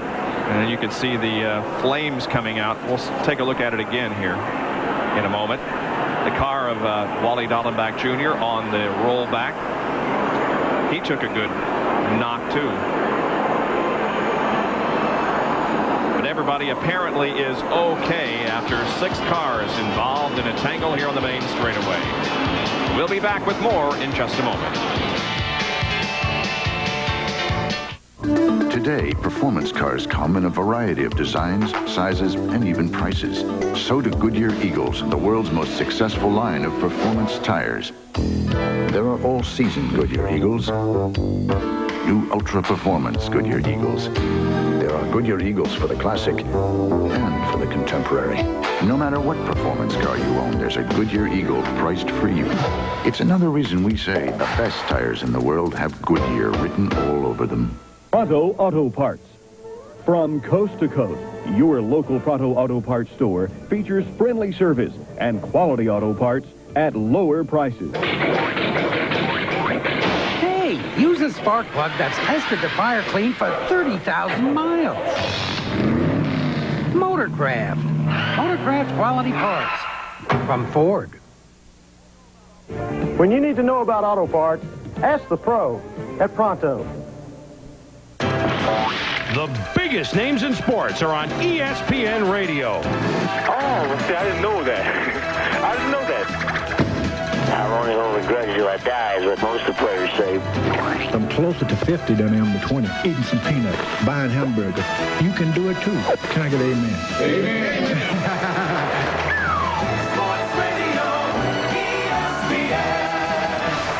I want to do radio, baby, and beyond and on. We welcome you back on a beautiful Sunday afternoon. Just couldn't ask for more perfect weather than this to end the season. It's a little bit cool, but you expect that this time of year. But boy, after Thursday when we arrived here, when it was just pouring down rain, we wondered if it was going to be nice for today, but it is perfect racing weather. The points as of now. Allison is on top. He is running in second position. Alan Kulwicki is fifth. Elliott is fourth, Gant third, Martin first, so you can see that the first 5 in points there running in the top 5, and Kyle Petty is running in 15th position. So as of right now, Davey Allison still on top in the battle for the Winston Cup. There's Wally Dallenbach Jr.'s badly damaged Keystone Ford that was involved in the accident here on the main straightaway. So it's not a beautiful day for some people, Bob. Yeah, that's for sure. But the good news is that everybody is apparently okay from that crash. Again, we had an accident on the second lap that sent Brett Bodine to the hospital. Here's Jerry. Well, we've already seen Davey Allison, guys, avoid a couple of incidents. He could certainly have been knocked out already in the first 100 laps. You may be asking, does Davey have a good luck charm? We've all seen rabbit's feet, we've seen Buckeyes, but guys, have you seen a good luck pumpkin? That's what's in the Haviland pits now. When they went to Phoenix a couple of weeks ago, they picked this good luck pumpkin up at a Mexican restaurant on Friday. We all know what happened. He won the race, reassumed the lead in the points championship. They painted a happy face on the front, and they painted a sad face, what's left of it, on the back. Now, this pumpkin has hit the wall a couple times. You can take a look there. But right now, while Davy's running well, they have the happy face showing. And believe me, folks, this pumpkin has been guarded more than the race car the past 2 weeks. So Davy's good luck charm so far working its magic. Yeah, it's holding for him so far. Allison still on top of the point standings. You know, as nervous as Davy was to begin the race, I'm sure when he drove through that second lap crash and avoided that, all the nervousness went away. He was no longer nervous. I mentioned also that Hut Strickland also was sent to the local hospital in addition to Brett Bodine to be checked out for just an observation and the possibility of some injuries that they're not aware of here at the racetrack. Bill gets relined for the start. Business is fixing to pick up because we're going back green flag racing. Dale Earnhardt still a lap down to the leader, Mark Martin. Pulls up alongside Martin, going to try to get his lap back. He's in 15th position, Benny. There are 14 cars now on the lead lap. And if you're just joining us and you've noticed that Ned isn't saying a whole lot today, it's not because he's mad at us, I don't think. Ned is suffering from some laryngitis and couldn't utter hardly a sound yesterday and last night, but we're glad you got at least what you got today. It's amazing. The biggest race of the year. And that's the way it goes. Away, yeah. They're getting ready to go to restart. Darrell Waltrip's car sitting on the pit road, and they're trying to adjust the toe in on it. The hood's damaged, the rear end's damaged, but they're trying to get him back on the racetrack. There's the Western Auto Chevrolet. Well, the attendance here will far exceed last year's attendance of 122,300. The track officials estimated they would sell 60,000 hot dogs, 40,000 hamburgers, 100,000 sodas, 800 pizzas, 40,000 cups of coffee, and 40,000 cups of hot chocolate for this event. And that was before they learned that Benny would be having lunch here. Okay, let's go. Green flag waves.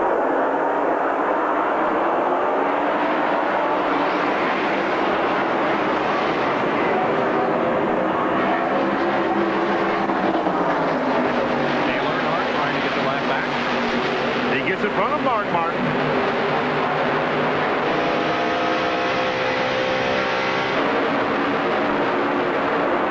Big cluster of cars behind the leaders. Bobby Hamilton, Harry Gant, Bill Elliott. That number 9 car is being driven by Chad Little and has Mayflower Moving sponsorship on it. And speaking of moving, there is Ernie Irvin. He's moving through the pack, isn't he? Porter body alongside. Kyle Petty almost moved into the wall between turns 3 and 4. He really did a great job of driving that car. I don't know if there's something wrong with it or not. But yes, there is. There's something wrong with Kyle Petty's car. He's just not up to speed. You can see him there on the outside, the black car with the green numbers. Here he is now going into turn 3. Might have got a little bit of help there from Sterling Marlin. Oh, yeah. That's why he went so high. Yeah. Okay. Got a little bit of a bump from him. Yep. He was still trying to get his heart beating down in turns 1 and 2 when he started slowing down. Kyle's running okay now, looks like. That's Rusty Wallace right beside him, now behind him. As we look from the Phillips 66 in-car camera being carried by Jimmy Hensley. Good run for Jimmy. He's being shown in 12th position. No sponsorship yet for that team for 1993. Cale Yarborough Motorsports, they're looking, hoping to keep things together. There's a host of Pontiacs. Kyle Petty, Rusty Wallace, Michael Waltrip. Lots of announcements made here at Atlanta in the final race. Among them, Harry Gant will be switching to Chevrolet next year. And big surprise, Rick Mast, after he won the pole, said they'd be switching to Fords. Really? Yeah. Huh. The Richard Jackson team. Bill Davis, remember, he's the guy that owns the number 1 car, the Baby Ruth Ford on the Busch Grand National Circuit. He signed a 5-year deal with Maxwell House as Bobby Labonte as his driver to run Winston Cup. 5 years. And the worst-kept secret in racing, Rick Wilson as the replacement for Richard Petty. That was officially announced on Thursday. Derek Cope very high in turns 1 and 2. Almost got the wall of the Purelator Chevrolet. Watching Harry Gant, Bill Elliott, and Alan Kulwicki. Yeah, looks like Kyle Petty's back up to speed now. We don't see him on the screen, but I said a moment ago, it looked like he had a problem. I think he was just trying to get his heart pumping again, get his composure. That's why he's slowing down in 1 and 2. 2, 3, 4, and 5 right there. Allison, Gant, Elliott, The leader of the race is Mark Martin. Harry Gant, the Skull Bandit, had the best race car down here in March.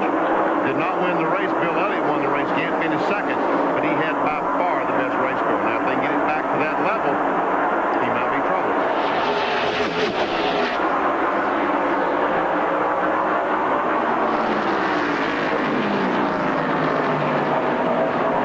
Race is just about a third over. There are 328 laps in this event, and we're now at 109. If points were awarded right now, Allison would be the winner of the Winston Cup. He's running second. Kowicki would finish second in the points. He's running fifth, and Elliott would be third. And now Mark Martin is trying to put Dale Earnhardt a lap down again. He's closed up on the back bumper of Earnhardt. And Earnhardt's running high, Mark Martin running low.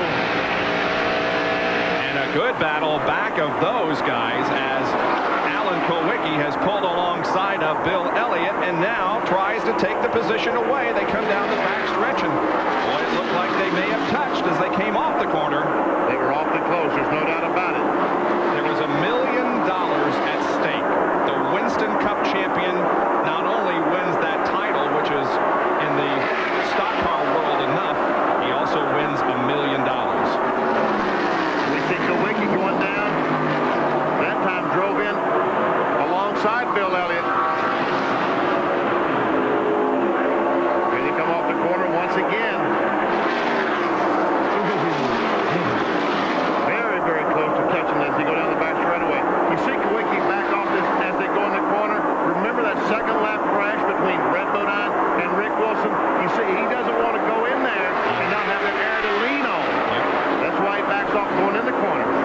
Now, Allen, I was going to say he gets cleanly around him, but no, Elliott just won't give up while Ricky Rudd says, I may make this a 3-horse race. Did I say Rick Wilson? I meant Rick Mast. You can say Rick Wilson next year.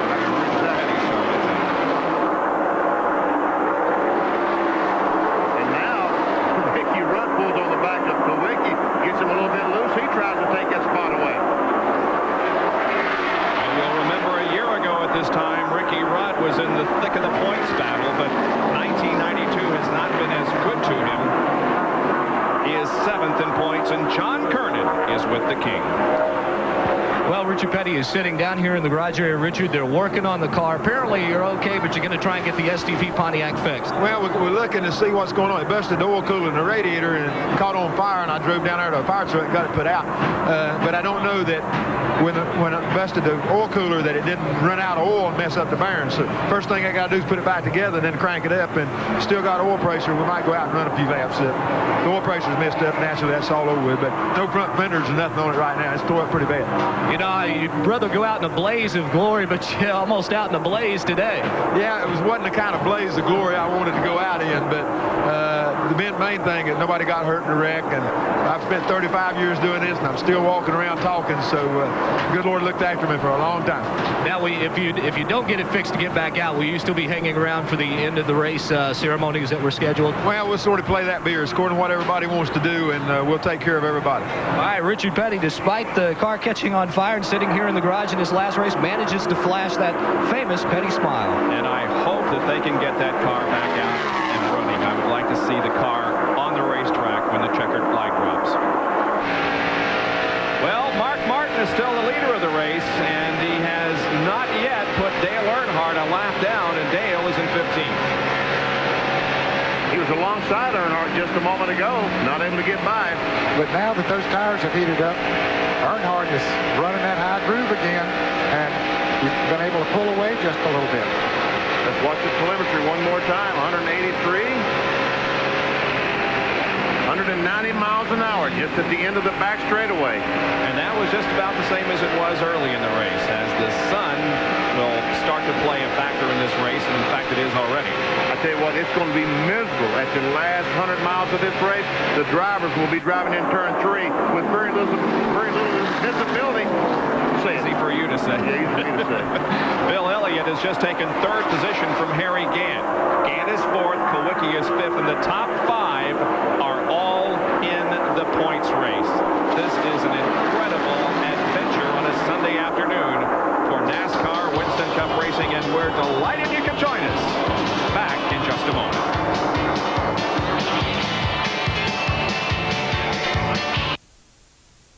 Life holds many magical moments for all of us. Life is ours to enjoy and get the most out of. If something should happen, the magic could end. If this happens to you or a loved one, call Feldman and Kleidman. We'll take the guesswork out of legal procedures and make it easy for you, because your needs are important to us. We can help put the magic back into your life. For 10 years, we've been getting our clients the financial compensation they deserve. We've got experience and compassion that work for you. Feldman and Kleidman, attorneys at law. The three amigos from friendly Honda, Acura, Isuzu, Suzuki have launched their Earth, Wind, and Fire promotion. Like those debates, it means different things to different people. The Earth parts, the 4x4 rodeos and sidekicks, they'll sell at shameless discounts, while the Wind represents the airbags in all new Accords, Civics, and Preludes, and dual airbags in all Legends and Vigor GSs. Fire is what the amigos will do to their used car personnel if they don't set a November sales record. Earth, Wind, and Fire at Friendly, where Spin Doctor still means car mechanic. Bloopers and KOs, and ESPN home video. Filled with super knockouts and blooper knockouts. Boxing bloopers and KOs. A winner. At Atlanta Motor Speedway, 120 laps are completed in the Hooters 500 with Mark Martin leading Bill Elliott. Alan Kowicki is currently in third. Ricky Rudd fourth, and Ernie Irvin is fifth. Davey Allison has fallen back to sixth. He's lost several positions here in the last few laps. I don't know whether there's anything wrong with the car or whether he's just... He went down in turn one just a couple of laps ago, and it looked like something happened in the car. He got loose, pushed, or something. He got out of the gas, and that's when most of these fellows went by him. Now he's able to maintain and run along with them. Jerry Blunt, what happened to Davey down in turns 1 and 2? Manny, you're exactly right. Davey had a little bit of a push going in the corner, had to back out of the throttle. No need to take a chance here. We're still just past the 120 lap mark, but you're exactly right. Good eyes. The car went in the corner, and the car began to push as Elliott was going by Davey Allison. Davey had to back out of the throttle just a little bit, which allowed Bill to zip right on by almost effortlessly. Bill Elliott now is in second position, and Davey Allison is back to, what, sixth? Yep, back in sixth spot. We're getting closer to the halfway lap. If you have entered the Gillette Halfway Challenge and you are called at home and can name the driver who won the Gillette Halfway Challenge Award, coming up, you will win the new Chevrolet Lumina.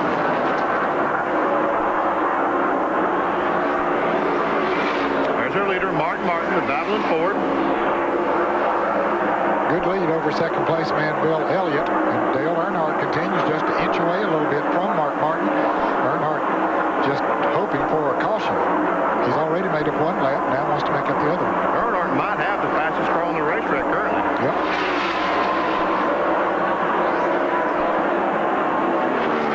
Elliott and Kowicki trying to run down the leader. Second and third in the race, and third and second in the point standings.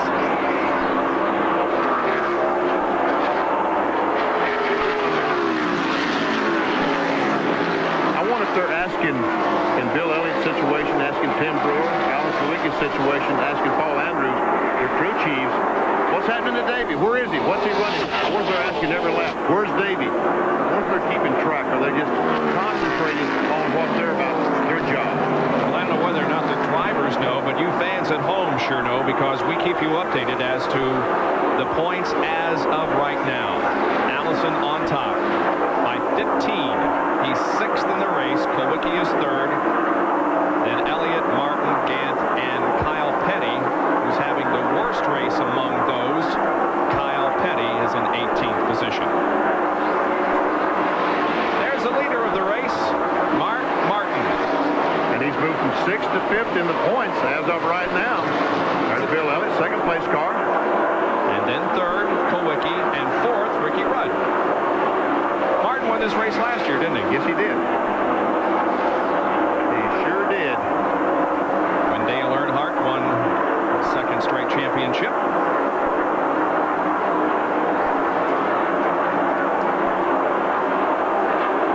There's Davey.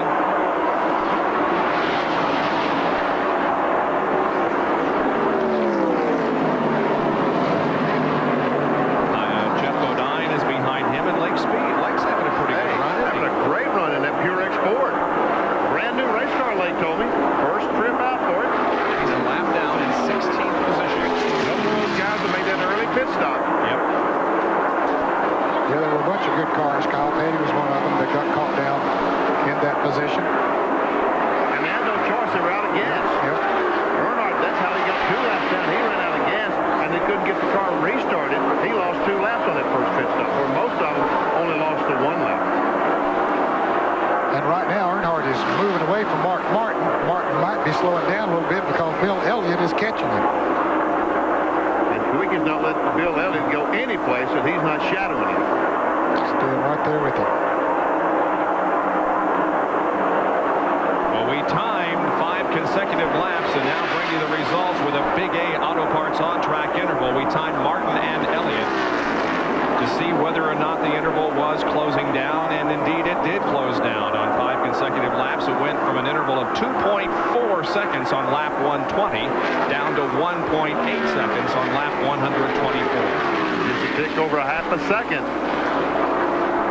And we can see how consistent Bill Elliott was. 32-1 every lap except that one, and that's when he passed the slower car, I'm sure. Now we'll show you the interval between those second and third place competitors and the leader, Mark Martin. Not very much racetrack between them. No.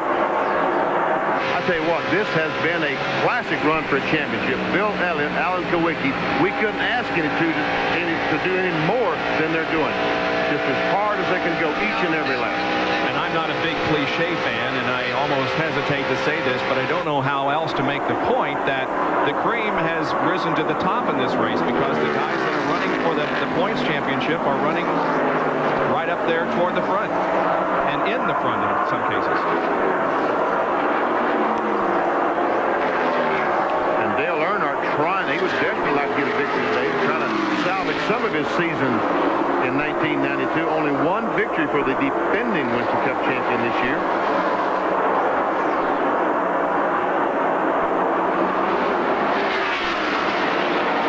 Here's an Autolite field summary for you. Watch for your favorite driver. This is how they crossed the line last time around, 1 lap ago.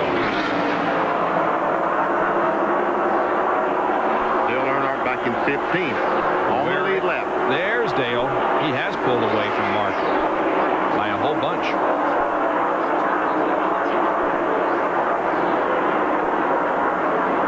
Here goes Earnhardt. Dick Trickles out of the race. And Ricky Rudd is slowing. Our 4th place car slowing dramatically. The winner at Dover not too long ago, Ricky Rudd. And the guy that is 7th in the point standings is off the pace, and the report is he's lost his power steering. Oh, man. He's trouble trying to wrestle that thing around with no power steering. The problem is, used to they didn't have power steering, but they adjusted the front end so he could drive the car. Now, with power steering, the front end adjustment makes it almost impossible to turn it, like most cars on the street. Remember a few years ago, of course, it has changed some with radial tires in particular with the different settings of the front end to accommodate the radials. But Earnhardt lost power steering, wasn't it, at Bristol? One of the toughest tracks on the circuit, went on to win the race. Yeah, they won the race. Yep. Rudd has an 82-point lead on Darrell Waltrip in the point standings. There's King Richard Petty, who is at the moment out of the Hooters 500, being led by Mark Martin.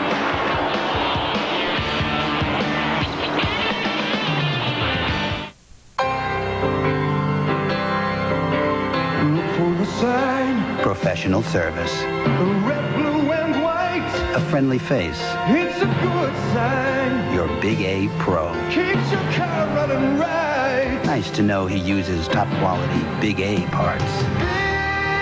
Big A. The sign that keeps your car running right. Someone to depend on when you need to depend on your car.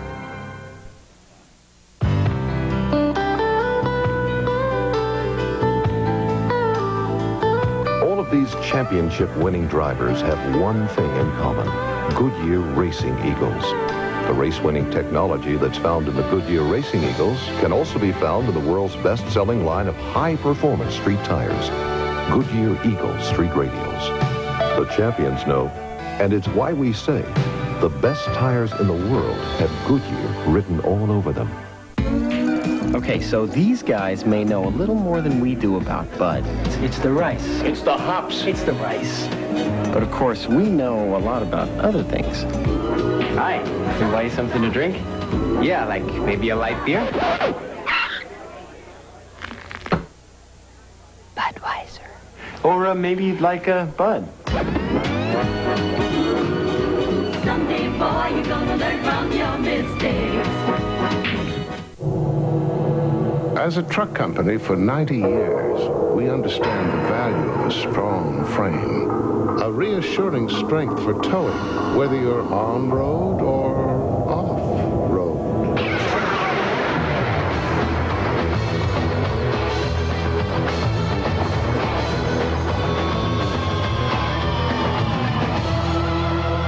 GMC Truck, the strength of experience.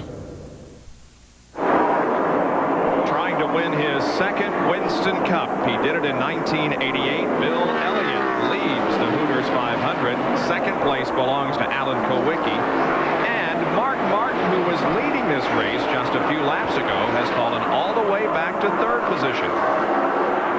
So Bill Elliott now is at the front. And here's how Mark lost the lead. Going in turn 3, Bill Elliott just pulls up on the outside. Martin realizes he's there as they come off the corner. Elliott has the momentum and just goes right by.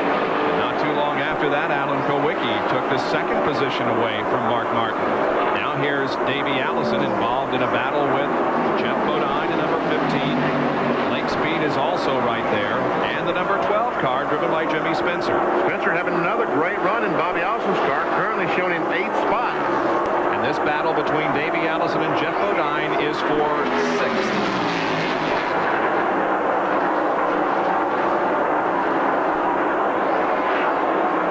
So Bodine could get by, Spencer get by, put him back to 8th. Ooh, that tighten up this point down, wouldn't it? It would appear to me that several of these cars need pit stops. We're going to be expecting that. Won't be long, I tell you. Another 8 or 10 laps. Looks like Bodine is able to make the pass. He has. Now David's back in 7th. Yep.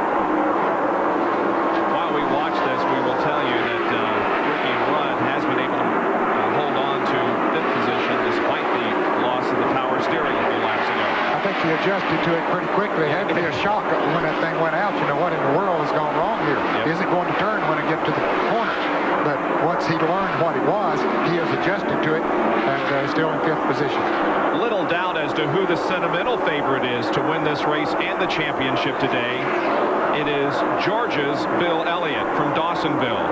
Now there's 2nd and 3rd, Kowicki, a Wisconsin driver, and Mark Martin, originally from Indiana. Jerry, what's the problem on that car? Now Mark Martin has radioed and told his crew the car is getting very, very loose. Steve Mills told me they will plan to bring him in around lap 147. That's about 3.5 laps away. So we'll watch and see him and bring the Valvoline car in and put some fresh tires on in about 3 laps.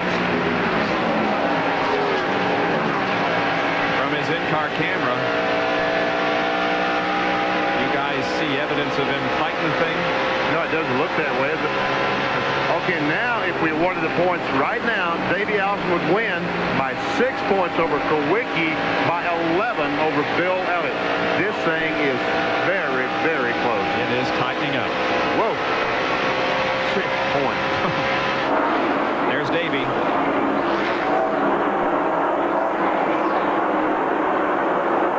And there is Spencer in the number 12 car.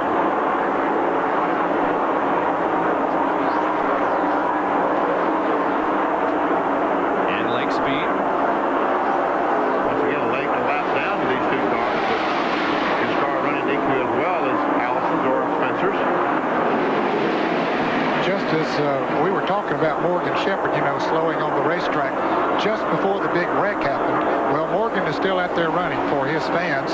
He is 3 laps down, currently being shown in 27th position, but the Citgo Ford is still out there running.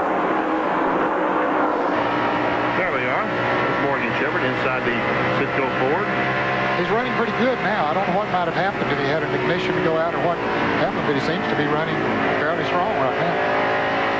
This 24 34-degree banks don't look very steep when you're running that speed, do they? No, they don't. Not from inside that race car. Believe me, that's exactly the view you see from inside that seat. They look about flat.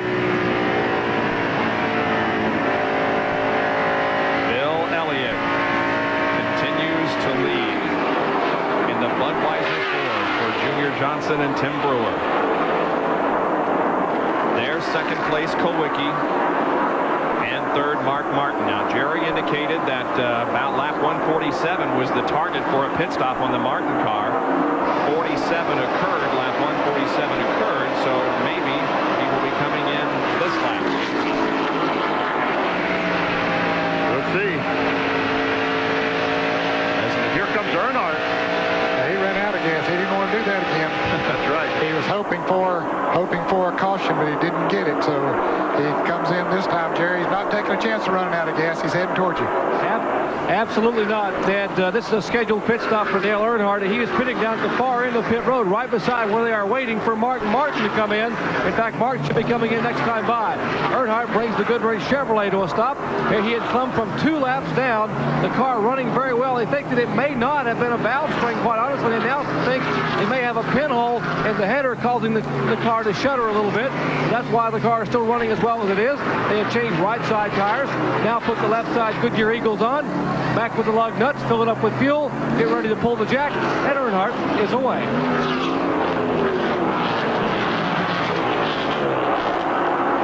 Now he'll find himself until the leader's pit about 2 laps down. But they have a pit stop coming up. If they don't get caught like they did before with that caution coming out, he could still be okay. Earnhardt's most recent win here in Atlanta was in 1990 in the Motorcraft Spring Race. Last time he won a fall race was in '89.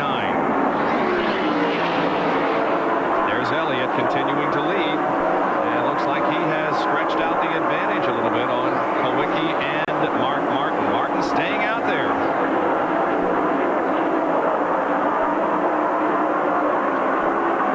Now Martin's car seems to be running. Now he's coming in now. He's coming in the pits this lap. Down off the banking. Making sure he observes the speed limit on pit road, which is 55 miles an hour. Jerry, from the roof cam, we see him headed toward you.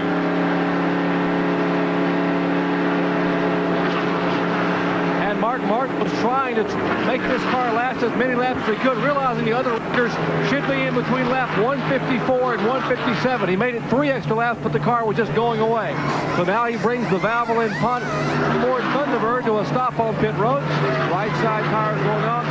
Very, very diligently cleaning the windshield. Remember, as the sun gets lower here in the afternoon, that is a critical part of the pit stop. Getting that windshield clean so the driver can see.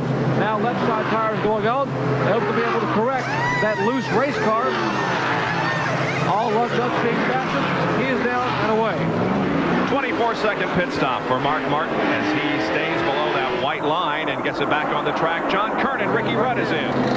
It's a 4-tire change for Ricky Rudd. Talked with Gary Behart, the crew chief, moments ago about the power steering. It is out. He thinks maybe a belt could have fallen off, gotten knocked off. So Ricky does not have power steering, having to adjust the way he drives the race car. Right's already on, left side's going on. They had hoped to get a caution so they can check under the hood. But Ricky will just take on 4 tires and 2 cans of fuel. He's down and away, heading towards turn 1. The crew made a good pit stop. Jeff Gordon rolls off of pit road behind Ricky. So does Sterling Marlin. Jeff going out of the pits right now, and here comes Sterling. He's already gotten 4 new tires on the Maxwell House Ford and is building back up to speed as he heads into turn number 1. Tim shift in the 3rd gear. Play with the gas. Now as he drives up on the bank, he'll shift in the 4th gear. Yep. Alan Kowicki about to come into the pits. His crew there ready for him with the board out. And when he does, he'll relinquish 2nd position.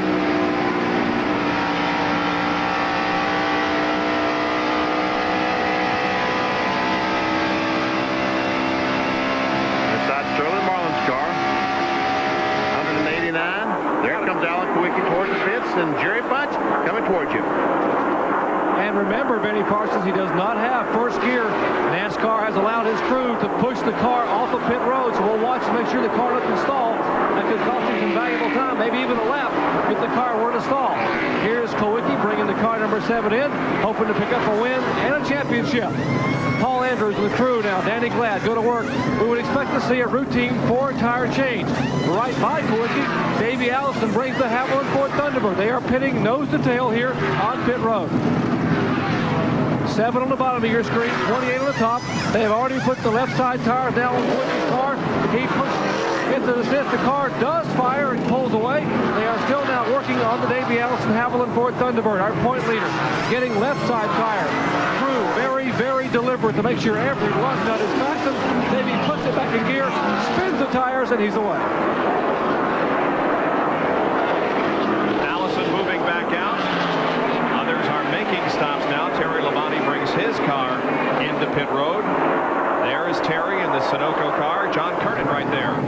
This will be another 4-tire change, making sure that they get the windshield clean. Paul Beckett, the PR man out there, actually doing windshield service today. Right side's already on, left's going on. Jimmy Spencer, guys, is a car to watch. He just came in and only changed right side tires 1 lap ago. Terry Labonte is now finished with pit work, and he is headed down pit road.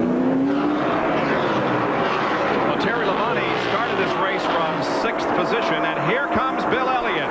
The leader is on pit road.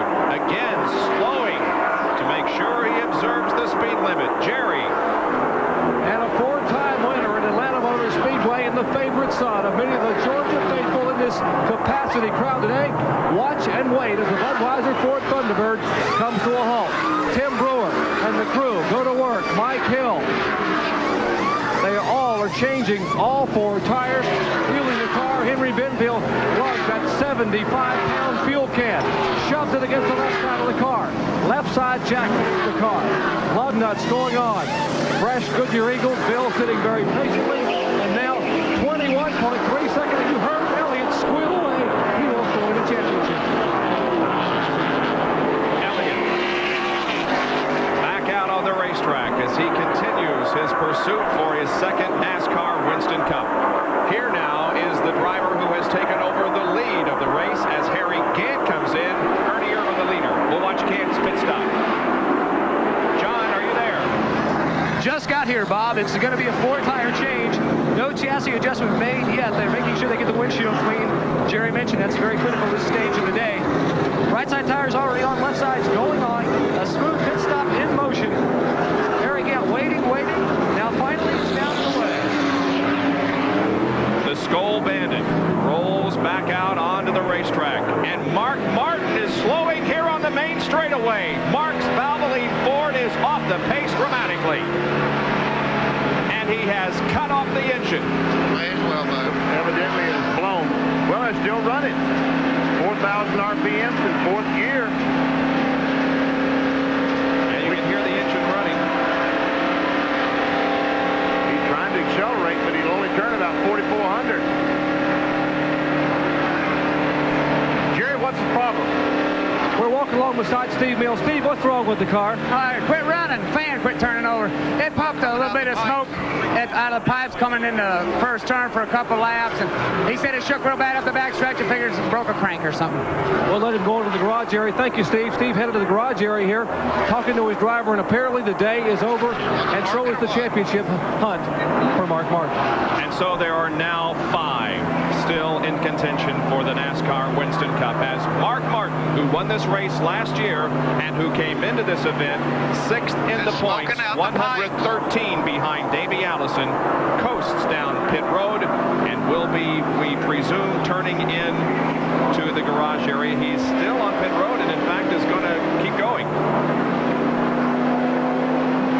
They didn't break a crankshaft because it wouldn't be turning 4,000 RPMs with a broken crankshaft. Nope. He has some other problem. There's the leader, Ernie Irvin. He has not pitted yet here. He's getting good gas mileage on it, sure is. Jerry, got an update? Guys, as Mark Martin came by us on pit road, I was standing beside Steve Mill, who was running toward the garage area. We both stopped. The car came by, was sputtering. It seemed to catch fire, started sputtering again, so Martin continued back on the racetrack. They're hoping possibly it may be something less than inside the engine as they get the halfway point here in the season finale. And while all that was going on, we get a better indication of why Ernie Irvin stayed out on the racetrack as long as as he could because the halfway lap has arrived.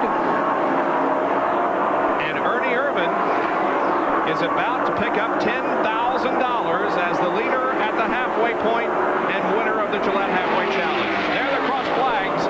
Ernie Irvan is the leader and the winner of the Halfway Challenge. He takes home the $10,000 reward, and if you have entered the contest and are called at home, and you can correctly identify the winner of the Gillette Halfway Challenge, you could win a Chevrolet Lumina Z34. Again, the name to tell them, Ernie Irvan. Mark Martin's car is behind the wall. And Bill Elliott, who has made his pit stop, finds himself in 4th position. Back up to speed. But Irvan coming into the pits. Ted Musgrave had stayed out there. He was ahead of Elliott, but he's coming in right now. And it looks like Jeff Gordon might have a problem on the backstretch. He's going very slow. Maybe run out of gas. Going slow down pit road is Ernie Irvan. Jerry.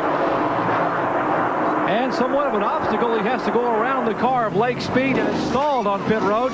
Also get around the car of Morgan Shepherd. Here, the Kodak crew working on Ernie Irvan's car. We mentioned Ernie Irvan won $10,000 for leading the halfway point. A $25,000 bonus just went to Davey Allison for winning the most halfway points this year in the Gillette program. The only other ones who could have gotten that were Bill Elliott and Alan Wood. But by Ernie Irvan winning the 10 grand, as you watch his car exiting pit road in a little over 20 seconds with 4 tires, that would give a $25,000 bonus to Davey Allison. Jeff Gordon is on pit road. His car very slowly down the backstretch. He was able to make it into the pits, and might he have run out of fuel? No, I don't know. They haven't put any in it yet. He stopped just a few laps ago, so he did not run out of fuel. Evidently, had a flat tire, something wrong with one of the tires. Probably had a vibration, didn't know which one it was, and so he's putting all 4 on. Davey Allison working his way through the traffic, racing with Sterling Marlin. There is Bill Elliott and Alan Kulwicki. We will be back in just a moment to update you on the points in this 1992 season finale of the NASCAR Winston Cup Series. I drive a race car for a living. I depend on the parts and pieces in my car. And I feel so confident knowing that Pennzoil is protecting the moving parts inside of my engine. Pennzoil's quality and protection give me the confidence I need to do my job without second thought. The protection that Pennzoil offers this race team makes us feel great. That's why I have the confidence to use it on the street and in my race car. I recommend Pennzoil to everybody. Pennzoil, performance, protection, quality. All the deep-down quality that makes a Buick so enjoyable on a Saturday afternoon is forged in the heat of weekends we spend throughout the year. So while you're considering the ownership of a bright new Buick, rest assured that Buick engineers are out at the nation's racetracks, racing to make your new Buick even better. Buick, the new symbol for quality in America. Over the years, I've made a lot of trips back and forth to Vegas. How's it going this trip, George? The odometer was broken for over 50,000 miles, so I say we've got 300,000 miles on this car. Hi, George. I've had a longer relationship with this car than I've had with any woman. Hi, George. How are you? This beauty's a living example of what can be done with proper maintenance and AC Delco. Hi, George. AC Delco parts. It's like buying time.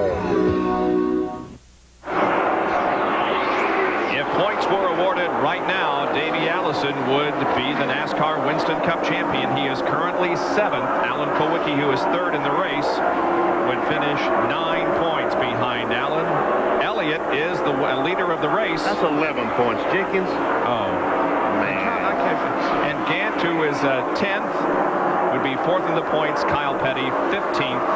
In the race right now would be 5th. Mark Martin out of the race. He should hold on to his 6th in the point standings because he came into this event 168 ahead of Ricky Rudd. Let's see, 9 to... Yeah, by golly, you're right, Benny. I do that. There's the leader, Elliott, and Jerry is with Mark Martin. John Kernan is with Mark Martin. Like like I've told you many times, we sure look alike, Jerry and I, sometimes. Standing here with Mark Martin in the garage area. And, Mark, we can see on the telemetry your RPM's just cut right now down to about 4,000. Do you know what happened? It acted like it burned a piston or something. Started smoking out the pipes. And, you know, the 42 and the 33 were at full song. There wasn't much we could do. We could have tried to run 60, 70 miles an hour around the racetrack and offended NASCAR and everybody else, but we weren't going to be able to do anything about the situation. But, you know, just park it. And I'd have to just say I'm awful proud of Jack Roush and Steve Meal and this whole Valvoline team. And I want to thank Goodyear for putting us on the greatest radials I've ever driven on here, and thank Folgers for hanging in there with us this year. We've had a real good year, and we've got a lot to look forward to next year. That's right. They certainly do have a lot to look forward to. In fact, Steve Meal says they're already working towards 1993. Bob? 2 wins in 1992 for Mark Martin at Martinsville and at Charlotte. And his year is over as the Valvoline Ford is behind the wall. Well, things have kind of settled down here as we have completed 174 laps of this event. Bill Elliott is leading over Alan Kowicki. We'll be back in just a moment. It was 8 o'clock in there, right? Yeah. My truck wouldn't start. And the lights worked, but the engine wouldn't turn over. So I figured it must be the starter, right? Well, I went to AutoZone. They said, let's test it. Turns out it was okay. So we tested my battery and found that it just didn't have enough juice to crank it. Now get this. I didn't have to spend a dime, because they even charged my battery for free. Get out of here. That kind of service? Hey, you just can't beat it. Racing. I can't explain it. You're kind of in a limbo zone. Time's different. Speed's different. Everything works different. It sounds totally cosmic. Believe me. It's out there somewhere. Kyle Petty and Mellow Yellow. There's nothing mellow about him. Richard Petty, the only driver ever to win 200 Winston Cup races. All on champion spark plugs. Jerry, your help out here really does make a difference in the way I run. Well, Richard, this is our testing ground. It makes a difference in the way we build our spark plugs, too. They work for me in both my cars. Whether I'm racing or going home, I depend on Champion spark plugs. Champion, no matter what you drive. The Texaco Haviland crew of Davey Allison watches their driver very closely. They have been told that there may be a problem with the car. Now there is Rusty Wallace on the racetrack trying to pass him. Davey hasn't seemed to have slowed up very much, but we'll watch that situation very carefully. Jerry, can you update us? While we were in commercial, Bob, Davey just yelled to the crew, I think I've run over something on the track and cut a left front tire. They all scampered up to the pit wall with tires. Davey said, wait a minute. He said, it may not be cut. It may just be a vibrating exhaust pipe. So he ran another lap. He backed off the throttle for about half a lap. And he came back to full throttle. I think it's okay, guys. I believe we're going to be all right. So everyone's heart skipped a beat down here in the Haviland pit. But he has dropped from 6th to 9th position.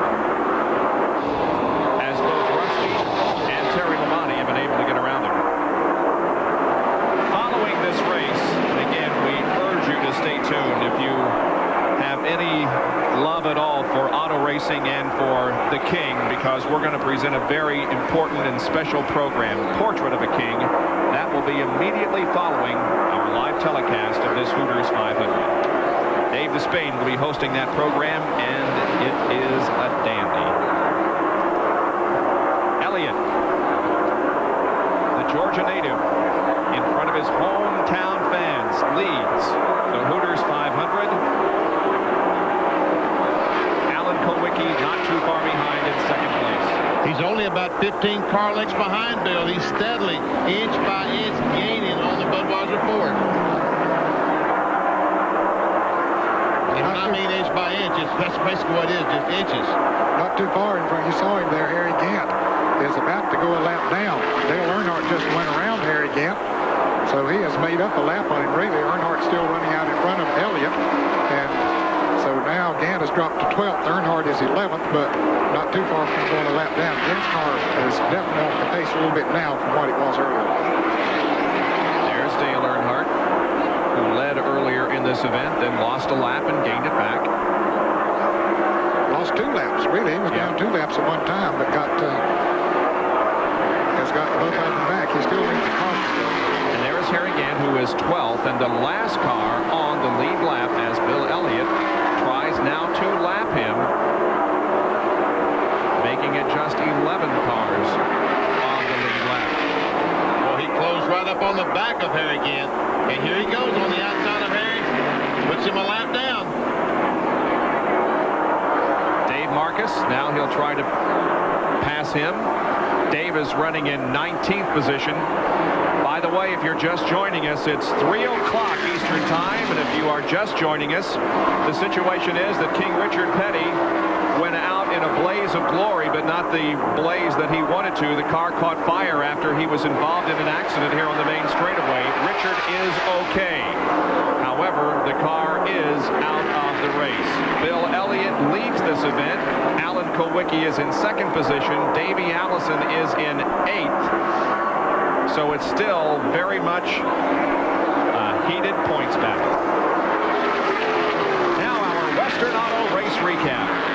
Bill Elliott has led 60 of the 184 laps. There have been 4 caution periods for a total of 29 circuits. There are 12 cars, make that 11 now on the lead lap, as Harry Gant has gone a lap down. 8 leaders and 16 lead changes, and the average speed is a little over 127 miles an hour. The drivers who have picked up 5 bonus points for leading include Martin, who is out of the race, Earnhardt, Elliott, Irvin, Allison, Kulwicki, Jeff Bodine, and Brett Bodine, who led the first lap, but then was involved in a multi-car tangle down in turn number 1 on the 2nd lap. Out of the race, Strickland and Brett Bodine were both taken to a local hospital to be checked up. They were not seriously injured.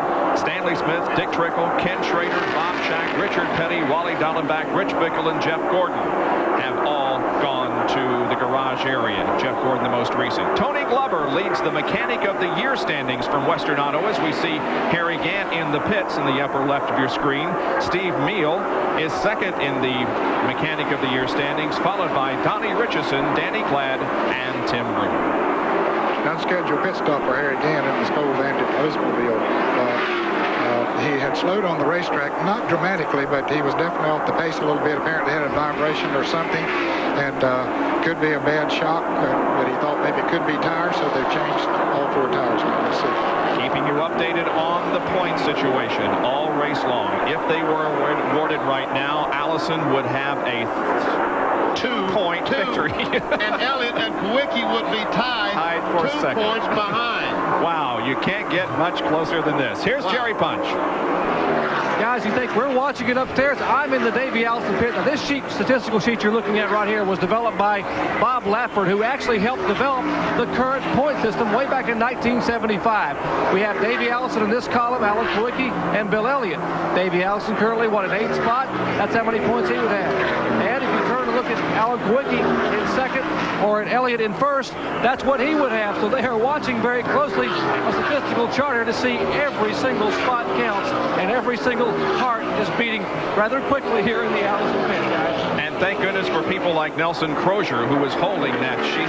Nelson's one of those behind-the-scenes guys that play a very valuable role in presenting these NASCAR Winston Cup telecasts to you throughout the season. Bill Elliott of the Budweiser Ford leads the Hooters 500 as Jeff Gordon has dropped out of his first NASCAR Winston Cup race. For 37 years, Brownell Motors has operated on 3 simple principles. Treat a customer like a good friend, fairly and honestly. Give the best possible service after the sale, and offer all vehicles with the same equipment for one low advertised price. It's these simple principles that have won Brownell Motors the Ford Chairman's Award for superior sales, service, and satisfaction 2 years in a row. So for a Lincoln, Mercury, or Saab, a used car, or even a rental, stop by Brownell Motors, Route 52, Fishkill. Tune in to the new Center 6 Sportscast every Wednesday night for the Pepsi Sports Spotlight. Every Wednesday night on News Center 6, the Pepsi Sports Spotlight will feature a member of the sports community deserving recognition. Not just the athletes themselves, but any sports-related individual, from coaches to people behind the scenes, parents, and fans. In addition to being featured on News Center 6, that person will also receive a News Center 6 Sports Spotlight plaque. So join us every Wednesday night for the News Center 6 Pepsi Sports Spotlight. ESPN Sunday Night NFL. It's football that's in your face. When the moon comes out, ESPN is in your face. ESPN Sunday Night NFL.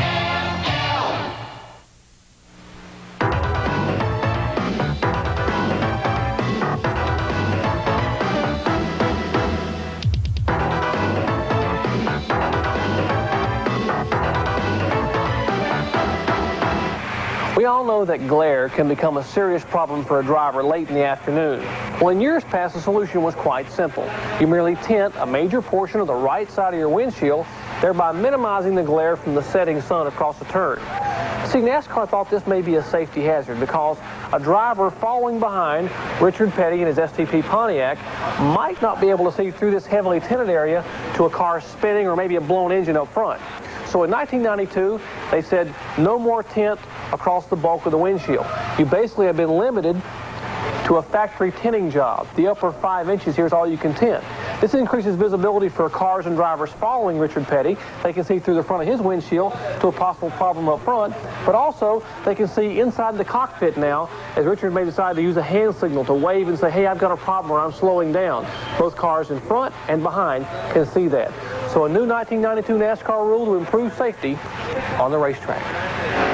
And that's a very important piece of information because of the sun that becomes a major problem here in the late afternoon, and we are just about to that point. It's no problem now. We're going down in turn 1. Watch this. If we can stay with him until he gets to the back straightaway, you're going to see just what a problem it can be. We're only about halfway of the race, just a little over halfway. It's going to get worse every minute until the end of the race. Now he goes into turn 3. We can see as he drives into the sun, and as I said, it gets worse every lap. Morgan Shepherd right now, Bob, is one of the fastest cars on the racetrack.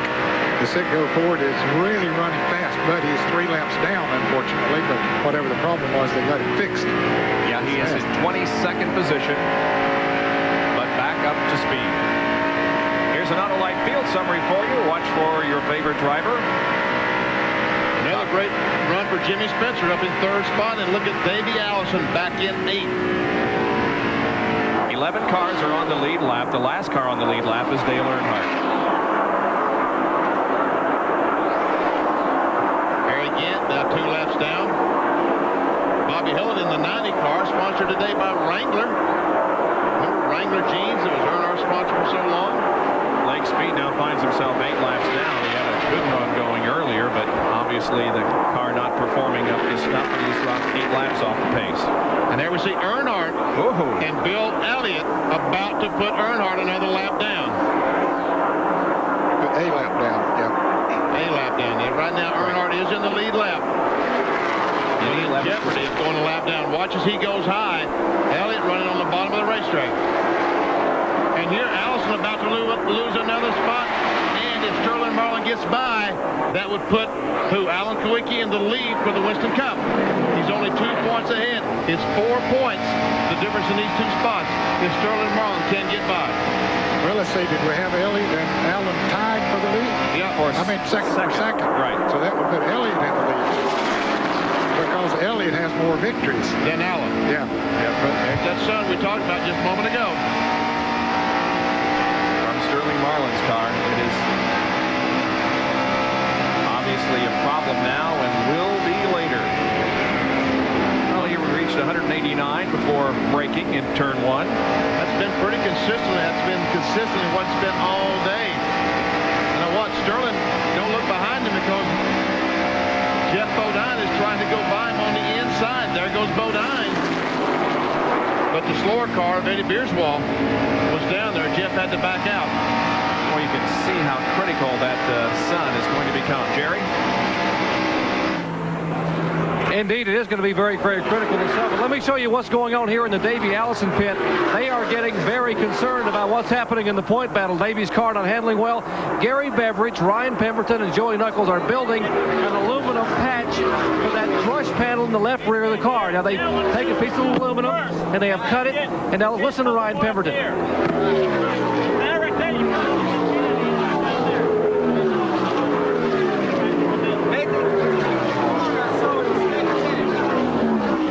They're saying the car catches wind going in the corner and pitches to one side, causing Davey to lose a lot of time. So they're going to try to come in on the next scheduled stop, pull the left rear fender away, put this aluminum patch in, and hope that it works. Well, you pull out all stops in the final race.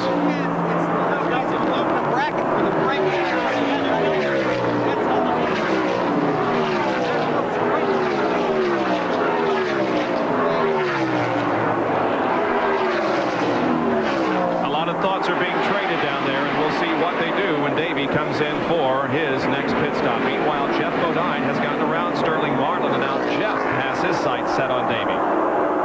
And he is much faster than Davey Allison right now. Race for 8th spot. Oh, and a car on the wall. It's Dale Earnhardt in turn 2. And this is the caution that Davey needed to come in and get that work done if they're going to do it. Boy, oh boy.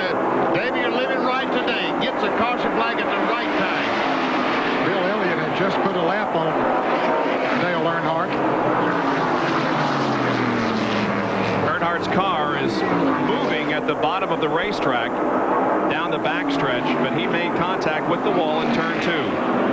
Looks like you know the left side pretty flat. Looks like the left side has been flattened out on that race car. Yeah. It's our 5th caution of the day, and it comes on lap 203. As we're 125 laps away from the conclusion of this race. Joey Knuckles wearing the crew cam, waiting on Davey to come in. We see Larry McReynolds. That's Larry, the crew chief, talking to Davey, telling Davey what they're planning on doing when he comes in the pits. Still talking to Davey. Now the pace car has picked up the field, so the next time they'll be coming in the pits. The pits will be open. There's the pace car with the field in tow, coming through corner number 3 now, as Davey Allison catches up to the rear of the field. You think you've seen confusion before? Just wait till he gets in the pits and they start trying to drill holes and pop rivet and tape and... Man, oh man. I wish I was there just to watch it. We see it's got some damage on the left front of that car. Something's hit the left front. Well, Elliott, Kowicki, Spencer, Irvin, Rudd, Rusty Wallace, Terry Labonte, Allison, Jeff Bodine, and Sterling Marlin all are on pit road. Jerry, Davey is coming to you. And pit road is extremely busy right now. Here is Davey Allison in the pits, and the crew now going to work on the left front air net. We're on the crew cam. Now you watch Joey Knuckles rip off that right front tire. Put the right front tire back in place. Meanwhile, the crew now hustling around, trying to pull some of the air dam out of the front of the car. And now they're 11 and 7 now. Both Elliott and Kowicki have exited pit road. Still working here on the Davey Allison car. They have pulled some of the sheet metal away. They're beating the air dam out of the front of the car. Have replaced all 4 tires. Now using a major sledgehammer on the left rear. The crew cam, they are fixing the front of the car. You're watching Joey Knuckles as he is trying to bend some of that front air dam away. Ryan Pemberton now and Knuckles working in unison, putting some tape on the car. Let's listen in.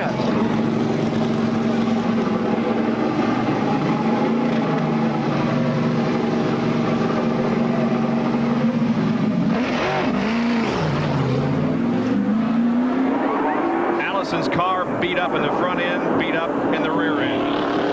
Still trying to hold on and win that championship. Don't you guess that front damage was done when he radioed in and told his pit crew, I think I've run over something on the racetrack? Exactly. And he cut the left front tire down right in front of the left front. He hit something on the racetrack. We are under caution for the 5th time this afternoon because of an incident involving Dale Earnhardt in turn number 2. Back in a moment. You know, I've messed up on a few relationships in my life, but there's one that's lasted over 35 years with a lot of help from Quaker State. It's tough on wear, tough on sludge. So Quicker State and I are planning on a meaningful relationship with my new car. So why don't you do the same with your new car's engine, and Quicker State will guarantee it for 250,000 miles or 10 years in writing. You think if I gave Lonnie the Quicker State deal, she'd give me the same guarantee? Quicker State is one tough motor oil. All the deep down quality that makes a Buick so enjoyable on a Saturday afternoon is forged in the heat of weekends we spend throughout the year. So while you're considering the ownership of a bright new Buick, rest assured that Buick engineers are out at the nation's racetracks, racing to make your new Buick even better. Buick, the new symbol for quality in America. When 280 seemed out of reach, it's Joe Amato and Autolite who punch it. The wall goes to 290. Connie Coletta and Autolite smash it. 300, the barrier. Kenny Bernstein and Autolite shatter it. Autolite and the record breakers. Wow, I feel good. We feel pretty good about that.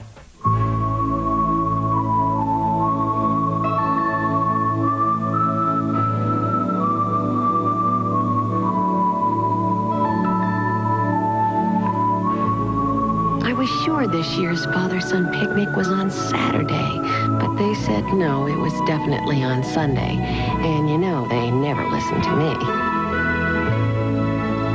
Here's to wise men, wiser women, and comfortable blue jeans.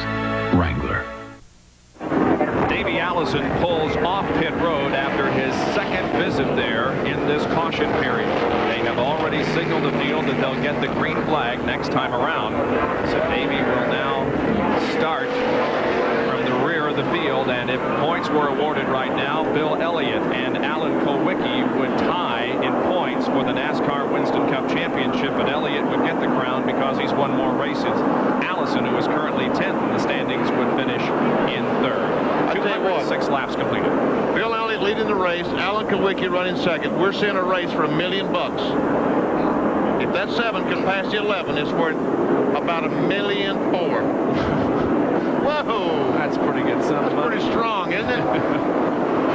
Just about to go green in the Hooters 500. The green will come out on lap 208. Poor Kulwicki knows that. He'd have a heart attack if he does, so don't tell him, whatever.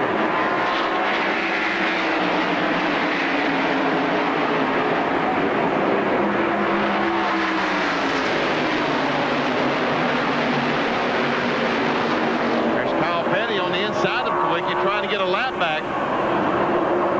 And we can see how these two cars running side by side. They're slowing both of them down. Kyle shown in 11th position. First car, of course, a lap down.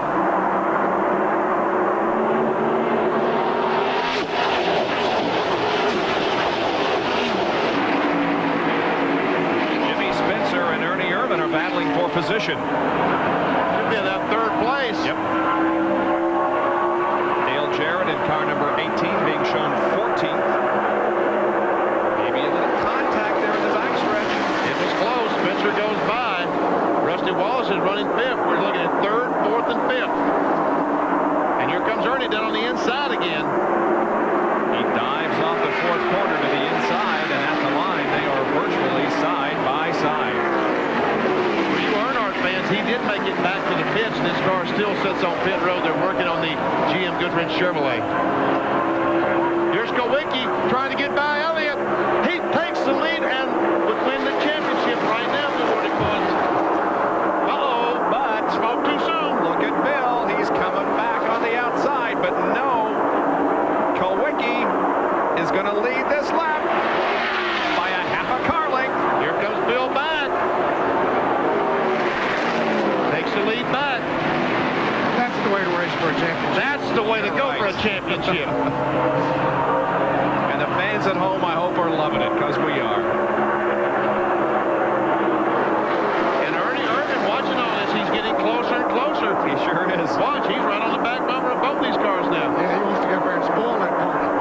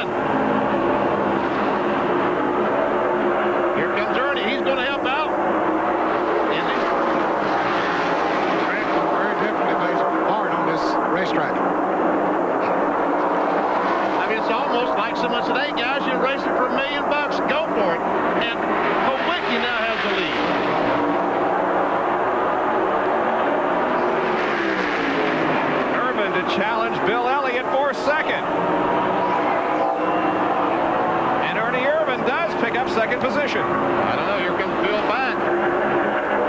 They're side by side, going in 3.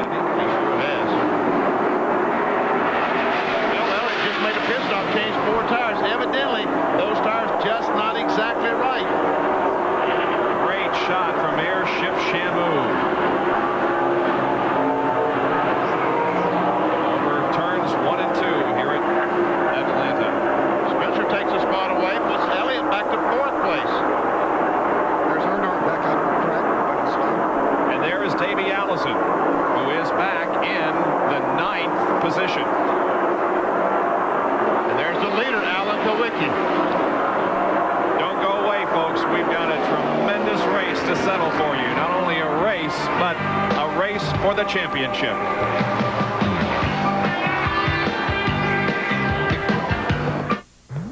Oil.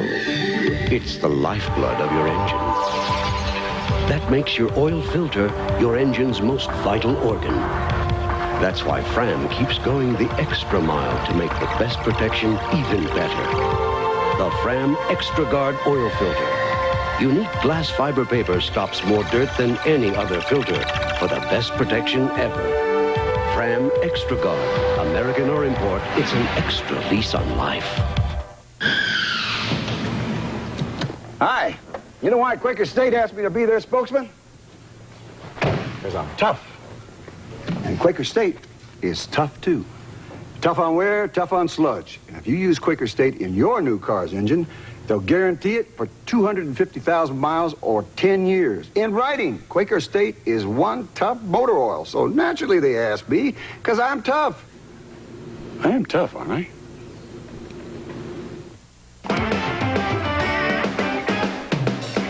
Wall to wall.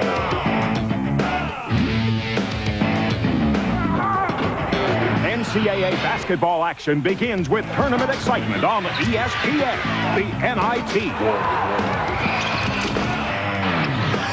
Tournament action tips off with Murray State against Indiana. The NIT, Wednesday night at 7:30 Eastern, live. ESPN. Wall to wall. The grand finale of the NASCAR Winston Cup season for 1992, the Hooters 500, live from Atlanta Motor Speedway in Hampton, Georgia. We're delighted you could be with us. Our Speed World coverage is being brought to you by Autolite Spark Plugs, guaranteed for 2 years, no matter how far you go. By Wrangler, the most comfortable jeans known to man. And by Quaker State, the big Q is one tough motor oil. Well, a whale of a view comes to us from Airship Shamu. The blimp represents SeaWorld parks in Florida, California, Ohio, and Texas. Get it? Whale of a view, Benny? And as of now, Alan Kowicki has the Winston Cup by 3 points over Allison. Bill Elliott, who is running 4th in the race, would finish 3rd in the point standings. Davey has just passed Sterling Marlin, which now puts him back in front by 1 point. It's too tough to keep up with. It is so close. Well, of course, there are 5 other points to be factored in here if one of those drivers lead the most laps, which that has not been determined yet. Bill Elliott probably has led more up to this point than anyone else. And the 5th place battle is between Rusty Wallace and Terry Labonte. Wallace has it, Labonte wants it. And Dale Earnhardt, we talked about him a moment ago, he will go off of the Winner Circle, NASCAR's Winner Circle program in 1993, Ned. Well, that's the first time probably in 10 years. It's 10 years that car has been off the Winner Circle program. Only 9 cars are eligible, and there's been 9 cars this year that has won twice. Earnhardt only won once. You were talking about the driver who could pick up 5 bonus points for leading the most laps. At this point, Bill Elliott has led the most, 85. But we're not finished yet. In fact, we've got 105 laps to go. Speaking of Elliott, here he comes back. Jimmy Spencer passed him just a couple of laps ago. Now Elliott trying to get back by Spencer. Since Jimmy Spencer and Bobby Allison teamed up in this car at Charlotte, they have had a 4th, an 11th, a 5th, and currently Jimmy Spencer is running in 3rd position. Being pursued by Bill Elliott.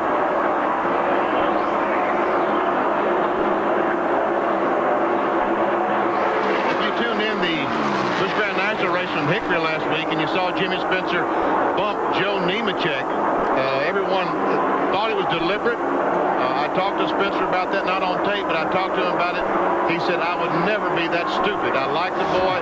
He said there was a car coming down pit road. Honest to God, I thought the guy was coming on the racetrack, so I went up in the middle of the racetrack. Here's a field snapshot as you watch for your favorite driver and use the clock to tell how far behind the leader he is running on the racetrack. We started the clock when the leader, Alan Kowicki, tripped the line.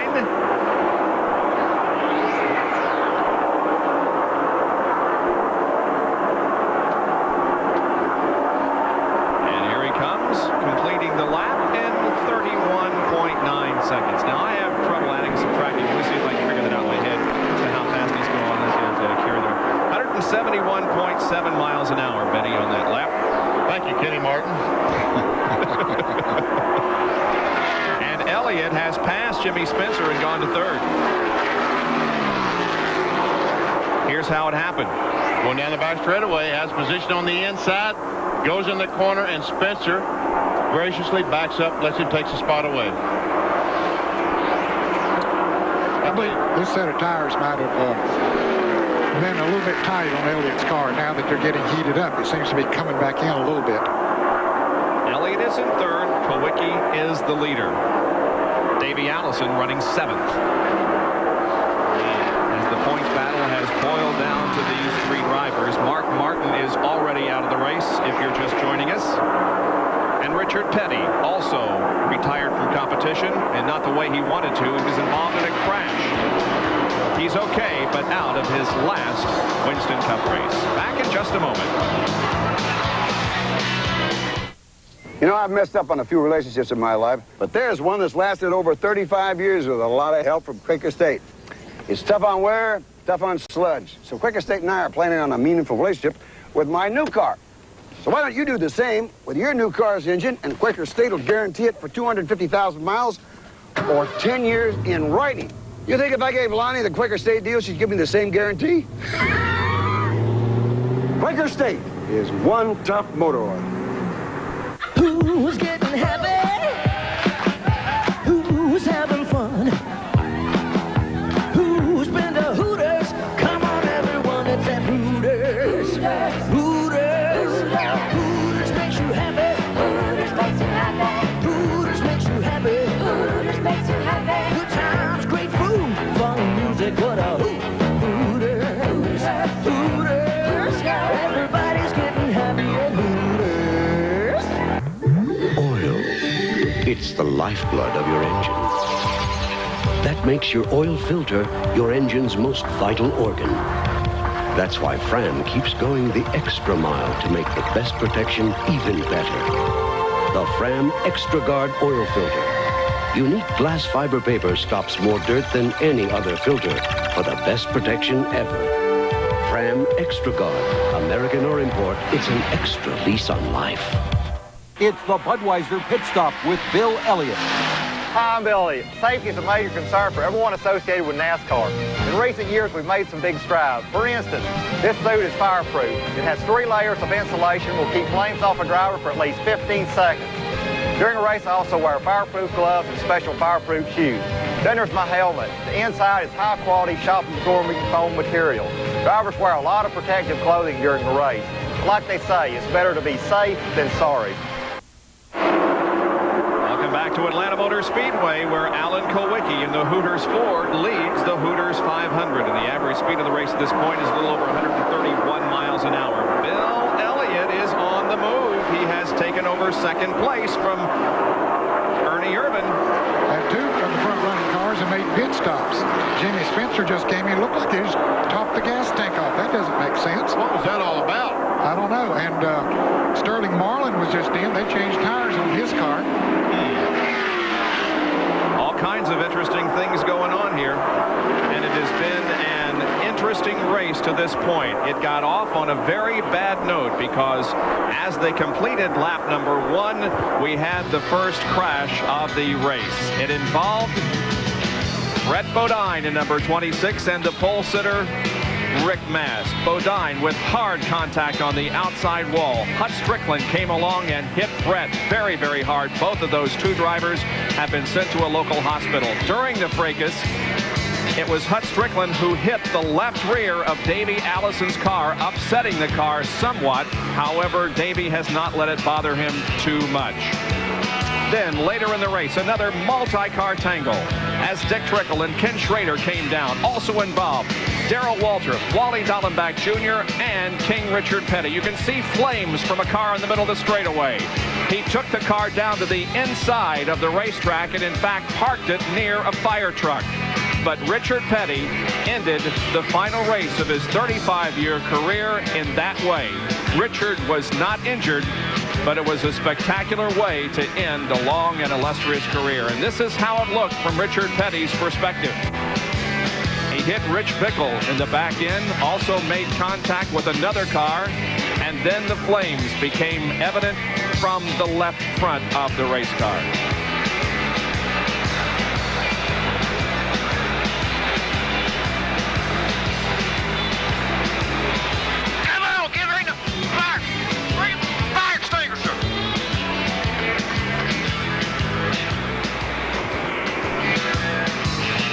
Richard Petty directing the fire extinguishers. And now we move to more recent activity as Alan Kulwicki was able to pass Bill Elliott just a few laps ago and take the lead of the Hooters 500. And that's the situation as we speak. Alan Kulwicki is in front. Bill Elliott is running second. And Ernie Irvan is running in third position. There's a live shot of Alan Kulwicki down in turns 1 and 2, exit in turn 2. He's doing everything he can to win a championship. Davey Allison, meanwhile, doing everything he can to protect his championship. Allison has now worked his way up to 6th spot. And those two incidents that you mentioned, namely the pit stops by Spencer and Sterling Marlin actually helped Davey. Oh, yeah, moved him up 2 position. That's 10 points. There's Bill Elliott. Actually, I think it'd be 9 points from where he was, but definitely helped. There's Elliott trying his best to do all he can do. He has led the most laps of anyone. Looking for the 28 car. There he is. Just ahead of Ricky Rudd. He has passed Rudd. And Rudd did fix his power steering problem the last time. Yeah, they had the hood up on the Tide Chevrolet, and they did make some repairs. Let's find out why Jimmy Spencer came in for some gas, John. Complicated than that, Bob. He came down on pit road because there was a big piece of paper stuck to the grill, and the engine was overheating. He may have stayed out a little bit too long because the crew just told me that they think the motor's about to blow. And also, Sterling Marlin changed 4 tires. He apparently felt like he had one going down. Update on the 12 car. Sterling Marlin, as mentioned, also came in for an unscheduled pit stops, and both of those came just 30 laps after their regularly scheduled pit stops. We may be a little premature in telling you that Richard Petty is out of the race because they're working on the car. Hopefully he'll be on the track when the checkered flag drops. If points were awarded right now, Davey Allison would be champion, Kulwicki second, and Bill Elliott third.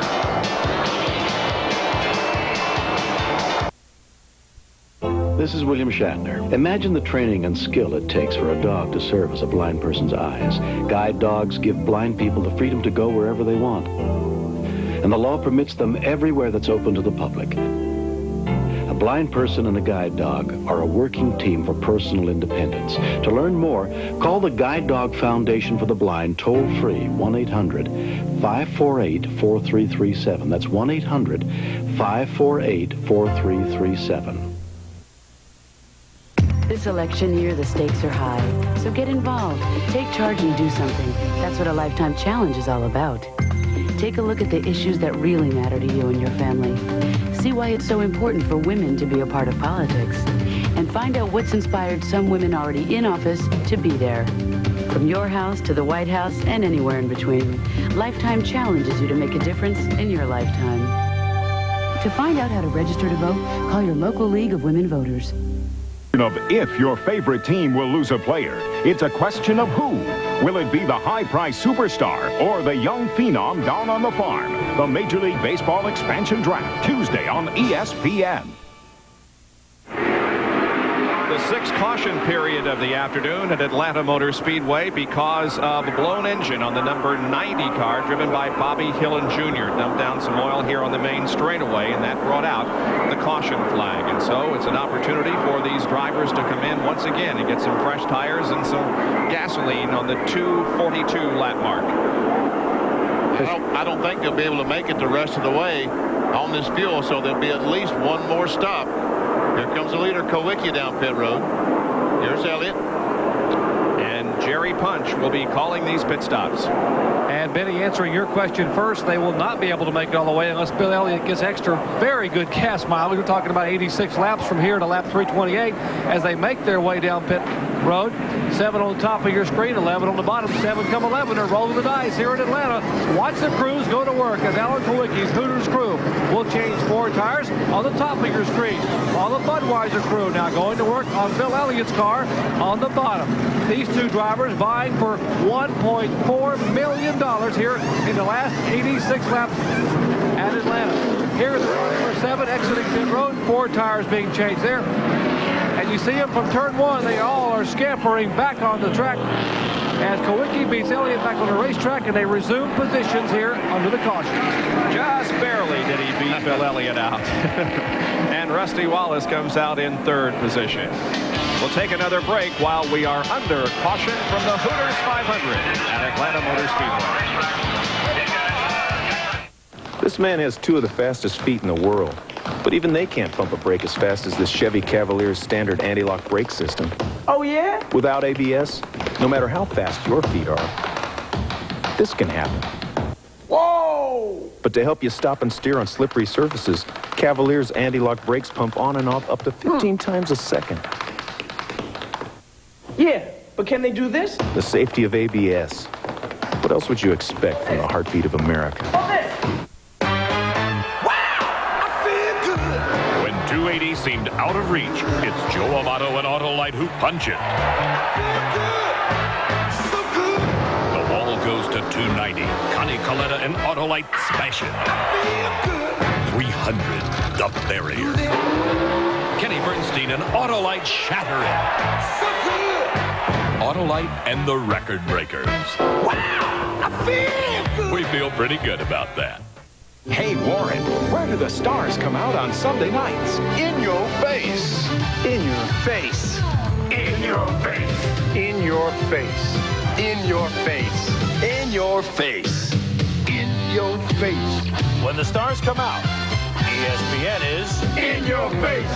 ESPN Sunday Night NFL. The Giants battle the Broncos Sunday night at 8 Eastern. Still under caution. Here are the top 10. Alan Kowicki leads. Bill Elliott, Rusty Wallace, Ernie Irvin, Terry Labonte. 6 through 10, Davey Allison, Ricky Rudd, Jeff Bodine, Jimmy Spitzer, and Kyle Petty. Beautiful overhead view of Atlanta Motor Speedway as a record crowd has gathered to watch this event. If points were awarded right now, Davey Allison would win the Winston Cup. Kowicki would finish 2nd, then Elliott, Kyle Petty, Harry Gant, and Mark Martin. Davey Allison 6th, Kowicki is the leader, and Elliott is 2nd at this point. Now tonight on ESPN, At 8 o'clock Eastern Time, 5 o'clock Pacific, it's the New York Giants against the Denver Broncos. Don't miss it. NFL action tonight on ESPN, the Giants and the Broncos. We'll have more of our live coverage from Atlanta Motor Speedway after this. We've had Old Blaze for 16 years. I mean, this Old Blaze. My husband uses it for all of his hunting and fishing trips. He and the dog absolutely love that car. Someday, when even AC Delco Parts can't keep it going, we'll just park it out back so he and the dog can sit in it and reminisce. AC Delco Parts. It's like buying time. With each new day, you find a way to be your best. Gillette Sensor for the closest, safest shave ever. You know you gotta be a little better than the rest. Only Gillette Sensor has spring-mounted twin blades that sense and adjust to every detail of every face. Gillette Sensor, when you're the best, there's no feeling like it. Gillette, the best of men. As a truck company for 90 years, we understand the value of a strong frame. A reassuring strength for towing, whether you're on road or off road.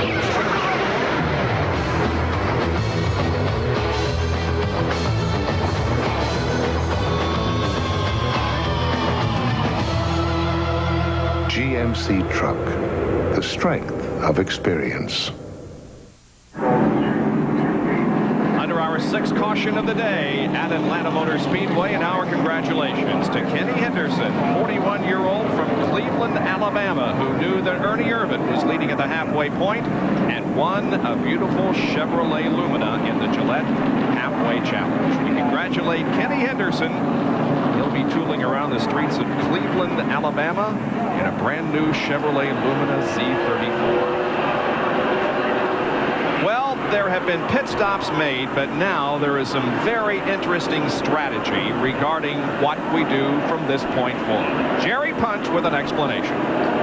Bob, you think your calculator is busy? Behind me, Danny Glad and the crew are working to try to get the pit calculations done. They pitted with 86 laps to go. They know they can make it about 64 or 65 laps on fuel. That brings them on pit road on lap 306 to 308 with 20 or 22 laps remaining. The big question mark then, what do they do? Gas only, 2 tires, and that's going to be the big gamble that could determine who wins the Winston Cup title. All those questions and a lot more will be answered here in the next hour or so as we get down to the conclusion of this race. The big question, of course, who is going to win the NASCAR Winston Cup title? And it is still very much undecided at this point.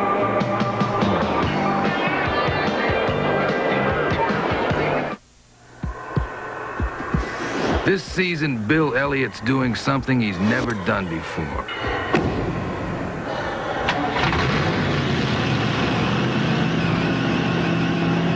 He's driving the 670 horsepower Budweiser Thunderbird. But only after Junior says it's okay.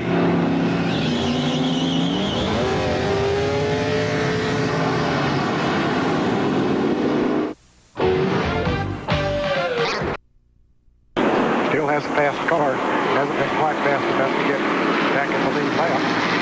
There are 9 cars on the lead lap. Kyle is 10th. Look at Elliott.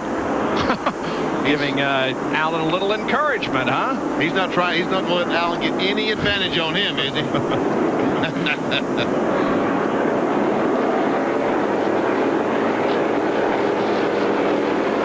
Saw Davey Allison. Pace car comes in. We're set to go green once again on lap 250. Look at the crowd here. They're loving every minute of it. Green flag waves. Here we go again.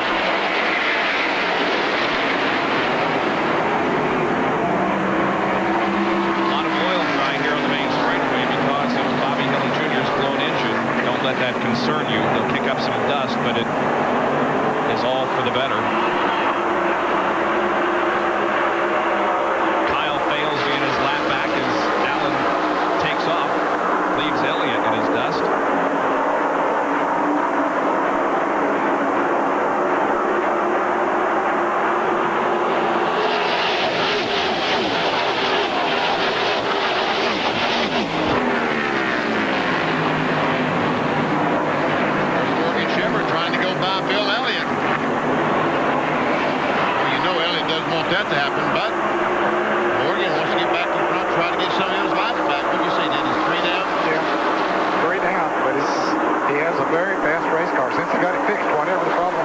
has been very fast. He's 17th, 3 laps down.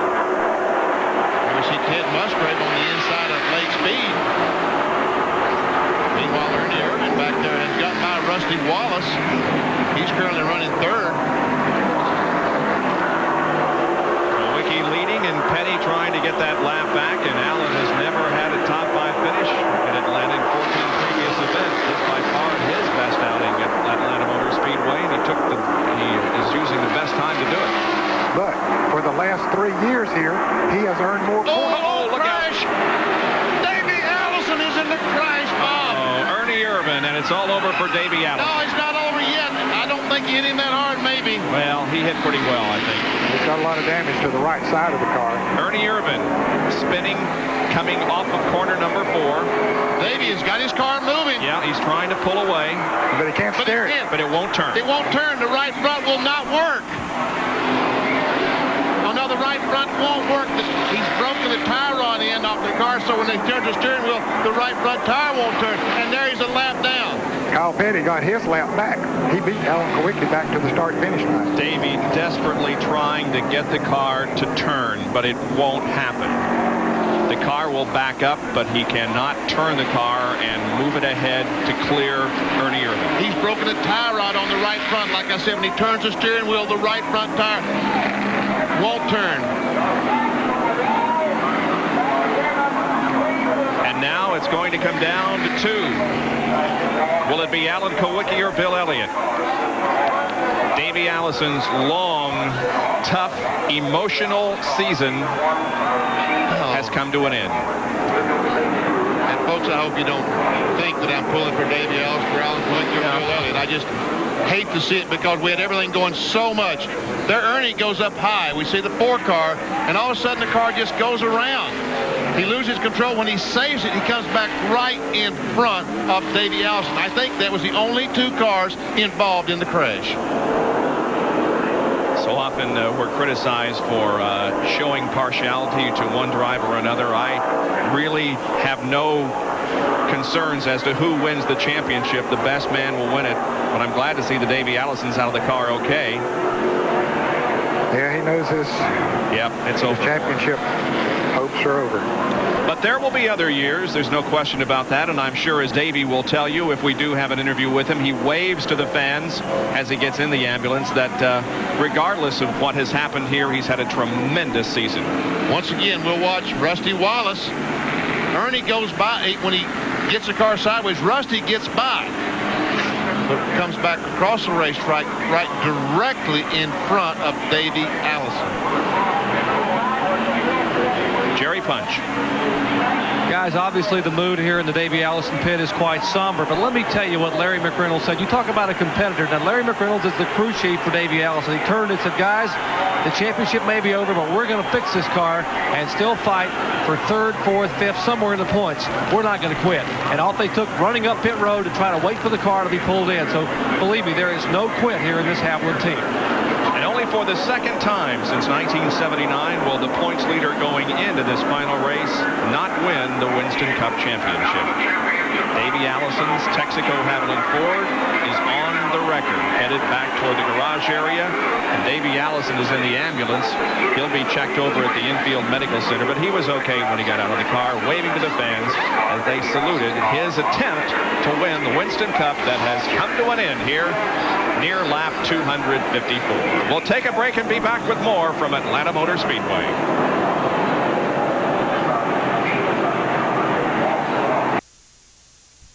This is William Shatner. Imagine the training and skill it takes for a dog to serve as a blind person's eyes. Guide dogs give blind people the freedom to go wherever they want. And the law permits them everywhere that's open to the public. A blind person and a guide dog are a working team for personal independence. To learn more, call the Guide Dog Foundation for the Blind toll-free 1-800-548-4337. That's 1-800-548-4337. This election year, the stakes are high, so get involved. Take charge and do something. That's what a lifetime challenge is all about. Take a look at the issues that really matter to you and your family. See why it's so important for women to be a part of politics. And find out what's inspired some women already in office to be there. From your house to the White House and anywhere in between, Lifetime challenges you to make a difference in your lifetime. To find out how to register to vote, call your local League of Women Voters. NFL, it's football that's in your face. When the stars come out, ESPN is in your face. ESPN Sunday Night NFL. Damaged car of Ernie Irvan now is removed from the front straightaway right at the start-finish line here in Atlanta, as the 7th caution period remains out because of the accident involving Ernie and Davey Allison, whose championship hopes are now over. This is how it happened. Watch Ernie Irvan, whose car is up high on the racetrack. Right in the center of the racetrack, the yellow car. He loses control. Comes across the racetrack. When he saves it, it goes back across the racetrack right in front of Davey Allison. And again, that was the only 2 cars involved.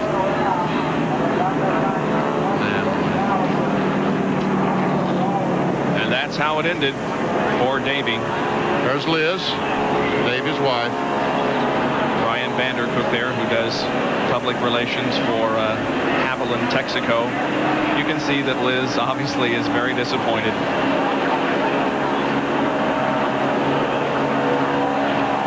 It's been an emotional year for all of the Allisons. What did I say at the top of the show? Whoever has the least amount of bad luck. That is right. That's the way it's been the last few races. Not somebody winning the championship, but somebody losing it. And the car goes back into the garage. Ryan Pemberton right there closest to us. Norman Koshimishu with the jack stands. They'll take a look. If they can get the car repaired, they'll put it back out there, and maybe Davey can complete a few more laps and maintain a good finish in the point standings.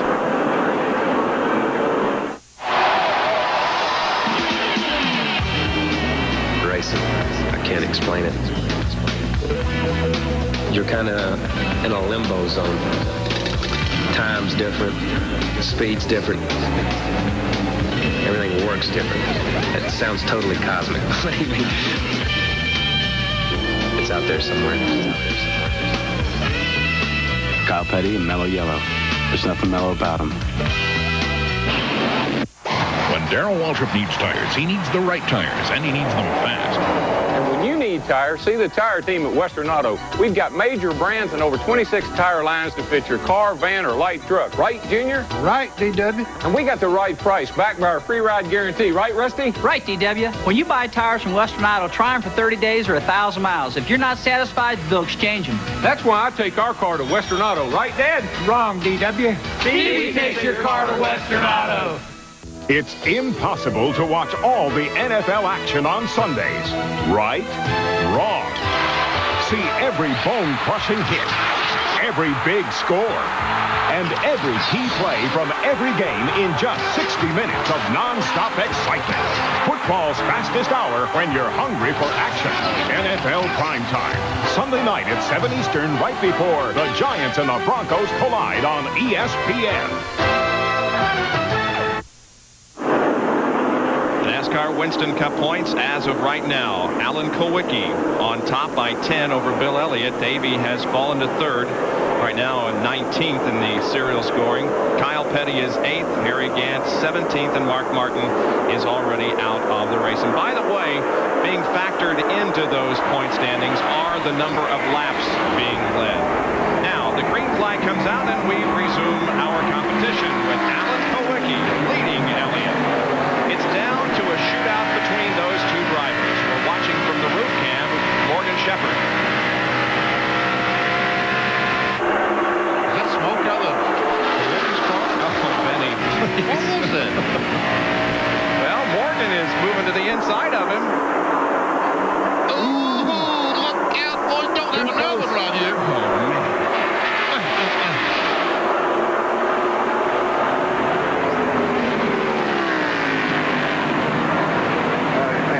So Allen's crew needs, spotter says, hey, he's 3 laps down. Let him go. Yeah, but here comes Elliott. Now, he's closing up right on the back bumper, but that's because these cars are running side by side and slowing both of them down. And Elliott is going to try. Is he going on the outside? No, he won't do that. He's too smart. Sterling Martin also is right in the hunt there, but he's a lap down. Trying to get a lap back. He made an unscheduled green flag pit stop. Got him a lap down. Alan Kulwicki was wooed by Junior Johnson to join his team, but Alan decided to go independently, and Alan is showing right now that was the way to go. Look at that sun, the glare that these guys are going into. Right now, Kulwicki looks like he's able to get ahead of Morgan Shepherd. He has. And he gets a tough break. Bill Elliott doesn't have to race with Morgan. He gets right by. Well, I said he wasn't going to race with him. Here comes Morgan back. Battling back to the inside, and yeah, pulling at least a half car length ahead of Bill in the middle of the backstretch. But now Elliott pulls away in the corners. Blake Speed still in the race. Good run for him. Blake is in 21st position. 8 laps now.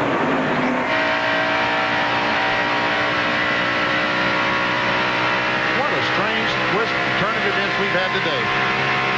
It has been an interesting season. It has been an even more interesting race. And here comes Bill Elliott. Now what he has to do is pass Alan Kulwicki and keep him from leading the most laps. That's exactly right. And I'm sure that Tim Brewer, Junior Johnson, those guys are smart enough to realize, Bill, you've got to pass that 7 and lead the rest of the way. If you do that, we can win this baby. Because they would be tied if he can do that. And Elliott has won more times this year than Kulwicki would make him the winner. That's the thing to do. He's going for it. Here he comes. Closing in. Not able to pass. This is the interval to about 2 car lengths. Are you as nervous as I am, Bob? Yeah. I just hope these 2 guys don't do anything silly and take each other out. But there is a lot of work going on back in the garage area as Larry McReynolds and everybody else tries to get that Ford back in operating conditions to at least be around when the checkered flag drops. And to finish 3rd in the point standings, because Kyle Petty might, I don't know if he could or not, but he might be able to overtake Davey Ellison and take 3rd away from him. There's Elliott. There's Davey. Davey and Liz emerge from the medical center.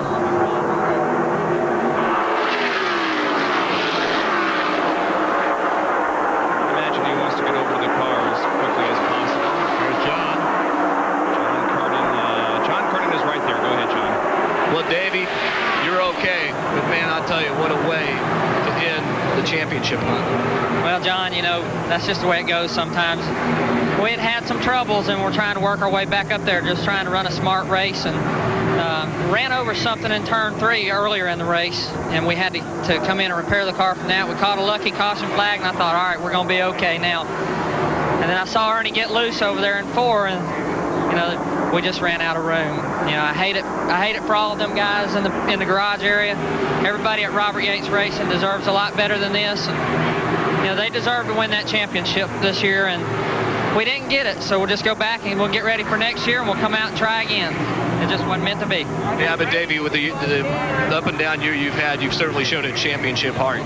Well, we appreciate all the support everybody has showed us, and you know, the fans have been great. All the letters of encouragement, the phone calls and everything have been fantastic, and you know, we want to tell everybody we appreciate that, but this wasn't our year. Davey Allison carried a great deal of momentum into 92 from the 91 season, and I think he'll keep that momentum going as we head for 1993. Didn't win the championship, but gave it everything he could. We'll be right back. You've seen it before. The ones who run with the herd, and the one who always seems to run alone.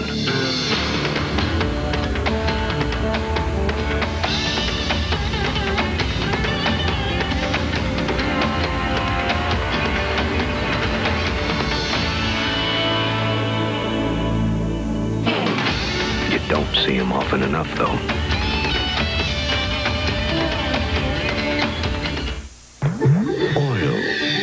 It's the lifeblood of your engine. That makes your oil filter your engine's most vital organ. That's why Fram keeps going the extra mile to make the best protection even better. The Fram Extra Guard oil filter. Unique glass fiber paper stops more dirt than any other filter for the best protection ever. Fram Extra Guard. American or import, it's an extra lease on life. Hi. You know why Quaker State asked me to be their spokesman? Because I'm tough. And Quaker State is tough, too. Tough on wear, tough on sludge. And if you use Quaker State in your new car's engine, they'll guarantee it for 250,000 miles or 10 years. In writing, Quaker State is one tough motor oil. So naturally they asked me, because I'm tough. I am tough, aren't I? ESPN Speed World presenting the final race of 1992 NASCAR Winston Cup Series. It's the Hooters 500 being led by Alan Kowicki. Second is Bill Elliott. Just a little after 4 o'clock Eastern time if you're just joining us. Davey Allison just crashed out of the race, ending his championship hopes. Richard Petty crashed earlier in the event. He is an injured, and word from the garage area is that they may be about ready to bring the STP Pontiac back onto the racetrack so that it will be around when the checkered flag drops. Speaking of the checkered flag, Bob, when that flag drops today, you can buy that flag. If you want to make a sealed bid on that flag, send it to Box 500, Hampton, Georgia, 30228. Ask for the Petty flag. You can buy that flag. How much do you think it's worth? I bet that thing will go for a few dollars. And the money will go to Clifford Allison's, the children's fund. Money well spent then. Ever see Rusty Wallace, Jimmy Spencer, and Ricky Rudd are race 4th, 5th, and 6th. Bill Elliott has led 85 laps. Right now, Alan Kowicki has led 66. So Alan, if he leads the next 20 or so, will then become at least the person that would get the bonus points as of that moment.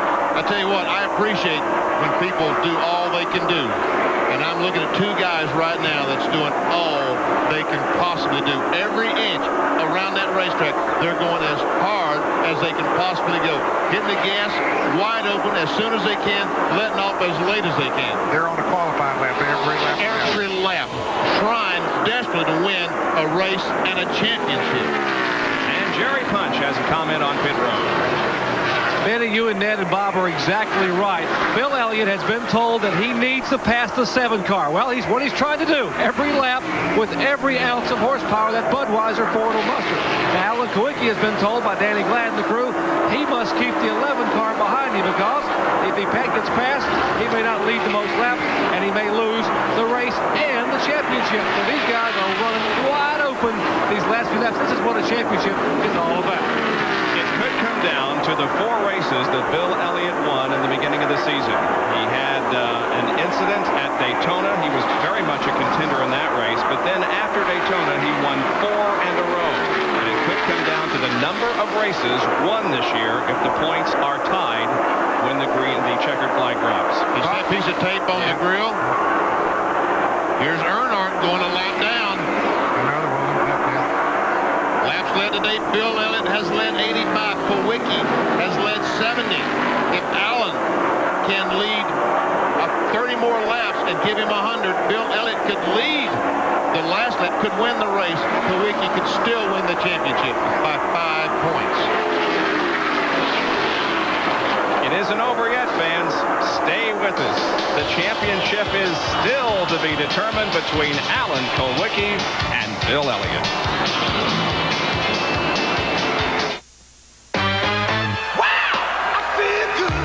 When 280 seemed out of reach, it's Joe Amato and Autolite who punch it. The wall goes to 290. Connie Coletta and Autolite smash it. 300, the barrier.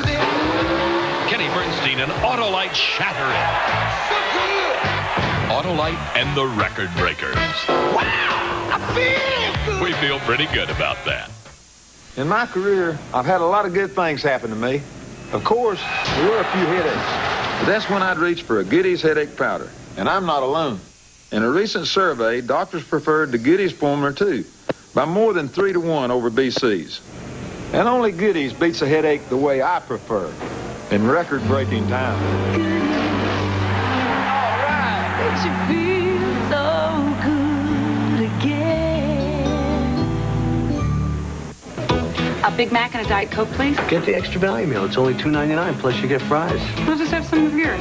No, I ordered fries because I want fries. They're mine, not yours. If you want fries with dinner, get your own.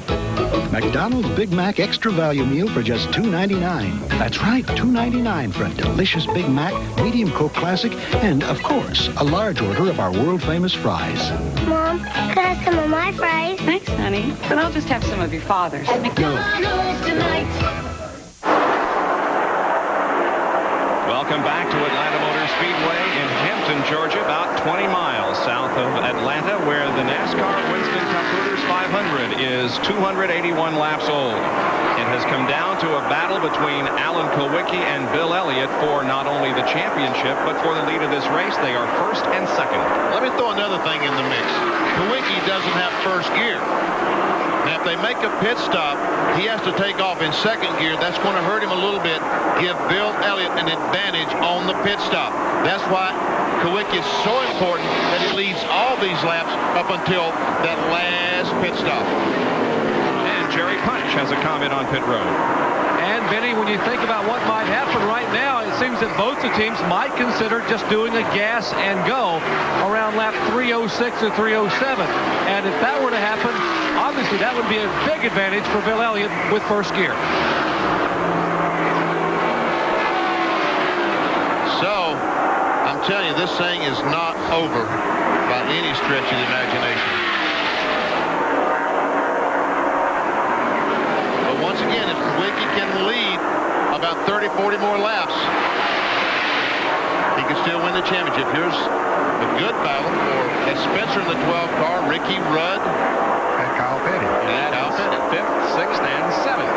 The number 2 car of Rusty Wallace leaves the parade down the backstretch, and he is 4th. So it's 4th, 5th, 6th, and 7th. Jeff Bodine is running 3rd. He's pretty far out front of this group. We talked about Rudd getting a relief driver earlier on, but once they fixed the power steering, he said, yeah, I think I can drive this thing. Mark Martin went by. He had stood by in case Rudd needed some help. NASCAR would let Jeff Gordon, Rudd's teammate, get in the car because he's a rookie. And rookies can't relief drive. Jeff Gordon dropped out of the race a few laps ago, but they would not let him be a relief driver because of his rookie status. There you can see 8 cars on the lead lap in our Graham Field summary.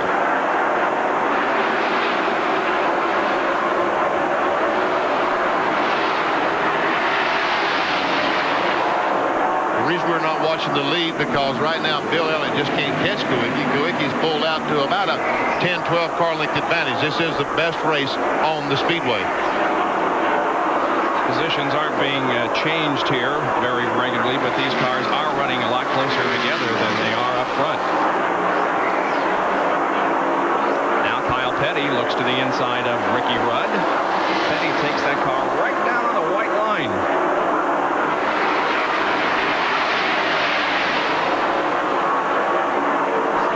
It's strange that Kyle Petty would run his car so low on the racetrack as he does at most racetracks. At Rockingham, he runs on that white line all the time, and his father was famous for running so high on the racetrack.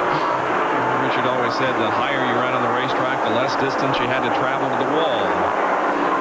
So his selection of racetrack is not in the genes. It's primarily the way that race car set up. Mike Wallace moves up right in front of Spencer. Interval now between that group of cars and the leader, Alan Kulwicki. Comes up to lap Dave Marcus once again. Now, Alan Kulwicki is only 5 behind Bill Elliott in number of laps led. And the 5 bonus points could very well spell the difference between who wins the championship and who doesn't, because the driver who leads the most laps gets 5. Right now, Alan Kulwicki has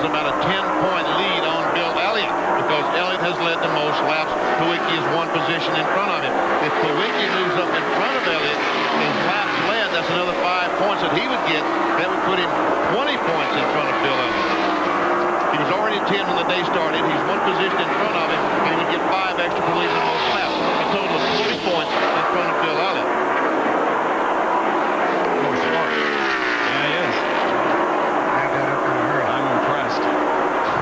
But Benny has been there racing for this championship, so he knows. Yeah, Davey Allison asked me this morning, said, "You've been there, what do I do?" I said, "Son, don't ask me. It was a long time ago when I tried it."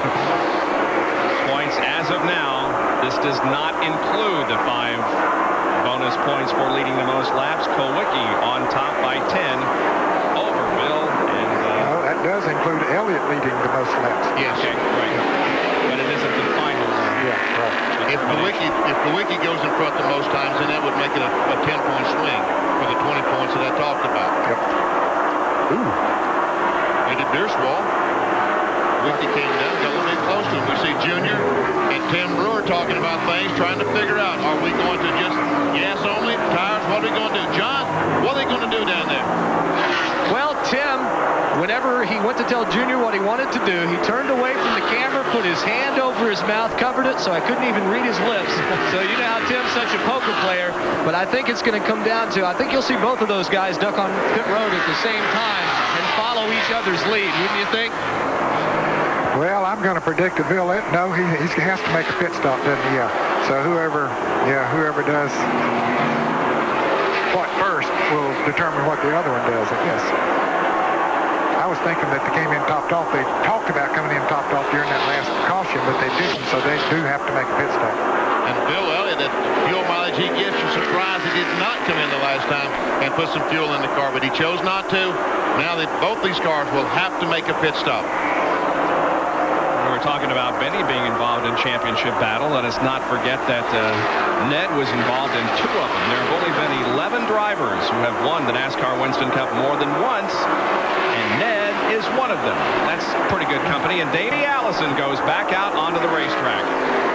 Doesn't look much like a NASCAR stock car. That looks like a modified. But he's back out there trying to maintain a good finish. Jerry Punch is with Paul Andrews. Well, let's see what we can find out from this end up here. Now, Paul, we're talking about pitting on lap, what, 306, 37, somewhere along there? Yeah, something like that. You know, it would be crazy to put tires on. Probably just going to gas and go. And it's, you know, anything can happen. This is not over yet. You know, over that checkered flag cross. Right now, it looks real good, though. We're real happy. We'll see what happens. The Hooters Fords, you know, run real good. Alan's done a heck of a job running all day. Now, wait a minute. You've got no first gear. No first gear. It may be a gas and stop. Right. You know, transmission's broken. The first gear went out on the first pit stop, and he's been nursing it. You know, we've been helping him out a little bit, get going. You know, that's all it is. You know, we just got to see what happens here. Now, Davey's back out, so, you know, if we fall out or something like that, anything can happen. That's Paul Andrews, and he watches Davey Allison's car come back on the pit road. They're holding their breath, guys, only about maybe 8 or 9 laps away from that pit stop. You know, he made a good point there, guys. We've virtually given this thing to either Elliott or Alan Kulwicki. If something should happen to both of them and they drop out, Davey Allison could still win this championship. Still win the championship, that's right. You're right. We were a little premature in saying it's all over for Davey. But certainly his chances are much less at this point. But Davey is back out on the racetrack after being involved in an incident here on the main straightaway with Ernie Irvin. Back in a moment.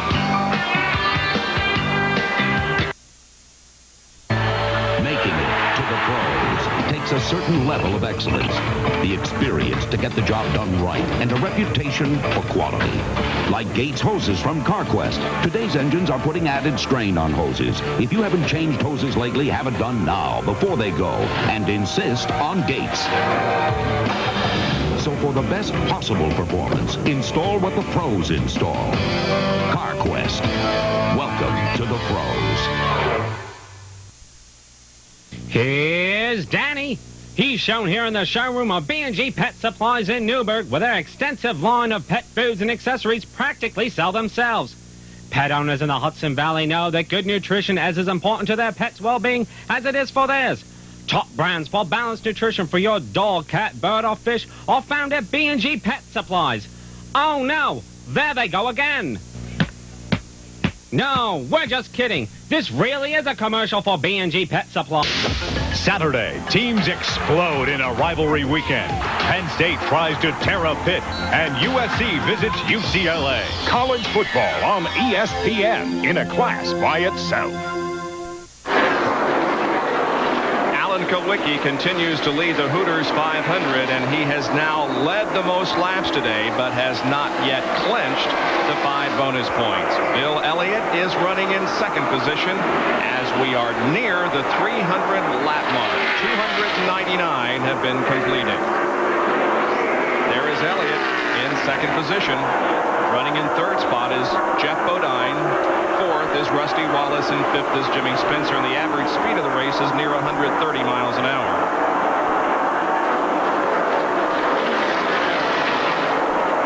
Pit stops will be occurring before too long. They must pit for gas to have enough to go the distance. Ned, you remember Connie Saylor, don't you? Bluff City, Tennessee. Yep. He's got some medical problems. He's resting up there in Bluff City. We just want to say hello to Connie and hope you get well soon, buddy. Yeah, good race driver. Yep. Our prayers are with you. Now, Michael Waldrop sees Allen approaching quickly in the rearview mirror, and Michael heads for the inside of the racetrack to allow a clear path for Kowicki. Also being lapped in the number 17 Western Auto machine. He currently is 24th, about 19 laps behind. He was involved in that crash. That took out Richard Petty, among others. And Ricky Rudd looks like he's run out of gas again. He's coasting down the back straightaway. Yep. Going in turn 3. I don't see any smoke out of the car. Oh, some of the spotters said he's blown an engine in that 5 car. Well, I don't know. It's time that he could have run out of gas. You know, although he had that first pit stop when several drivers went a lap down because of making green flag pit stops, he was not one of them, but we'll see. Time machine coast to victory lane. To the pit area, I should say. We'll see if he goes into the garage area. Right here is where he would do it. And he is indeed going to the garage area, so apparently he does have an engine problem. Jerry, any information on what might have happened? Unfortunately, Ricky Rudd just radio to Bruce that he thinks he may have broken a camshaft, so he will head that car to the garage. Tough break after having such a good run here all afternoon. Yeah, and Rudd will undoubtedly finish 7th in the point standings. Even before the race started, he didn't stand much of a chance of moving in any direction. Right. He could not move up to 6th. And it was a remote possibility that he would have dropped down to 8th. But Darrell Waltrip was the man in 8th, and he's had his problems today, too, with that wreck. Yeah, Ricky was 168 behind Mark Martin, but 82 ahead of Darrell Waltrip. Davey Allison still out there, completing as many laps as possible.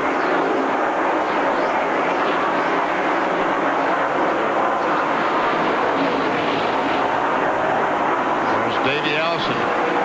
Got to be awfully frustrated out there on the racetrack. There's Richard Petty getting ready to go back on the track. I knew that the STP Pontiac would be back out on the racetrack if at all possible. And it looks like, although we're only about 24 laps from the end of this event, that Petty, with helmet on, is ready to go back out there and be around at the checkered flag. Changing left sides on the 15 car. I guess they feel like they need enough gas to make it the rest of the way. They can change left sides while they're putting the gas in, so at least they get that many tires on the car. Bodine gives up 5th position to come in for the pit stop. That's a pretty good strategy, man. They can change those left side tires in about 10 seconds, and they need to put that much gas in it, so. Yeah, because they don't have to go around the car to change the right sides. That takes 3 or 4 seconds extra. As we near the end of the race, we would like to, as per usual, thank all the NASCAR officials that have been so cooperative and helpful to us in our presentation of their events. Bill France, Les Richter, Dick Beatty, who's retiring at the end of this race. We wish him well in his retirement. Chip Williams, all the NASCAR people who are very helpful to us. I would just like to say to Dick Beatty, buddy, you have been one of the best things ever happened to Winston Cup racing. We all love you dearly. We know that when you made a decision, it was a fair decision. And here's a decision about to go down the... Kowicki, we understand, is just trying to conserve fuel maybe. That's why Bill is closing in. Jerry, is that right? That's exactly right. Now, by calculations, Kawicki would be really close at lap 307. But right now, guys, hey, it's lap 307. So we are told that possibly Kawicki will try to make it to 308, 309, maybe even to 310 if he can make it. The car number 12 on pit road, Jimmy Spencer, and we're awaiting the arrival of Alan Kawicki and Bill Elliott. Jerry, it's hard to understand why they would even gamble. When they got to stop anyway, why would they gamble on going 2 or 3 more laps? I guess they're just terrified that a caution flag might come out and put them a lap down to 4 or 5 good race cars. But if they only take on fuel, they won't lose a lap. Those cars running up front. Well, I don't know. We'll have to see just how long it takes them to go down pit road with the 55-mile-an-hour speed limit. Jimmy Spencer relinquished 4th position, came in, got right side tires and gas, and is back out there. Rusty Wallace now on pit road, giving up 3rd position. Which once more goes by, does not come in the pits. It'll just be gas for Rusty. Well, Kyle Petty just blew an engine. I believe the car was smoking going into turn 1. He's right by the leaders. And Rusty must have been out of fuel. They finally get the car pushed off, and away he goes. Rusty also, we understand, does not have 1st gear like Alan. Let's see, is Alan going to come in this time? Yeah, I believe he's going to. Well, I thought so. Elliott is way up on the racetrack. Well, Alan stays out there. Yeah, he does. And he can't run out of gas down the front straightaway. He'll lose everything if he runs out now. Yeah, that seems like it's just rolling the dice a little too much. Jerry, what are they thinking now? They told Alan to pit that time by. Their calculations are it may not make it back. They said, you've got to come in. As he went very high in turn 4, he must have just heard him, but he was already past pit it. So now he will come around and come in this lap. And he let Bill go by. And now we'll watch for Alan Kawicki to make it down pit road. And how long it will take him to get gas only and be able to get back on the racetrack. Drama playing out here in the final laps at Atlanta Motor Speedway. He raised the hand and said, Bill, you go right on. I'm headed for pit road because I need some gas. And here he comes down slowly, 55 miles an hour.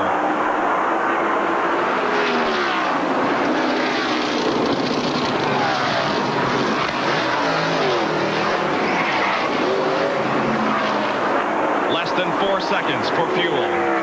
Derek Cope was right behind him for a pit stop. Ned, could he have gotten enough fuel in that car in 3.5 seconds? Well, I wonder about that, Jerry. Look at that can. Did he get enough of it in there? I tell you, the can still looks awfully heavy. And you got to wonder, they're going to bring the can over and weigh it. That's how you determine how much fuel they got in that can. And you've got to wonder, boy, wouldn't that be something that losing on about 1.5 seconds fuel stuff? They just put the can back up. They probably don't even want to know. Now, there's not much they can do about it now. If they didn't get enough and he doesn't make it, that's it. I don't know how quick a can will empty nowadays. They have certainly got it down to a science so that they can get it out of there in a hurry. They might be able to get 10 gallons out of there in about 8 or 9 seconds. So he was, what, 3.4 seconds that we clocked him there? Yep. And you're right, Ned. He did not lose a lap. Bill Elliott is about a half straightaway behind him. The leader of the race is now Bill Elliott. Here comes Bill. Here comes Elliott. Elliott drops down off the banking. Here he comes, Jerry. Bill Elliott heads down pit road in the Budweiser Ford Thunderbird. This could decide the Winston Cup Championship. Kyle Petty's smoking Pontiac leaves a trail of smoke, and Elliott must ride through here on pit road. Tim Brewer and the crew standing by. Watch Henry Benfield. He's a veteran gas man. Cass going in the car, sitting out. 3.4 seconds. Elliott is away for an identical pit stop. 3.4 seconds for both these guys. Who got enough fuel in to finish the race? Both with identical pit stops. Elliott goes back out onto the racetrack. Here comes Alan Kawicki through turn number 1. Can Elliott get up to speed and get the lead? Yes, he will. He will have the lead when this all boils down. So far, Terry Labonte has not made a pit stop. He's still the leader. And he came in that last caution and kept his fuel off. He's going to try to go the He's trying to go the rest of the way. So as far as winning the race is concerned. But the championship, well, Bill Elliott's going to lead 16 more laps. Terry Labonte's going to lead these laps. That's right. That's right. Yeah. So Bill Elliott, if it finishes this way, he can't win the championship. Well, regardless of Labonte leading those laps, Kawicki has led the most laps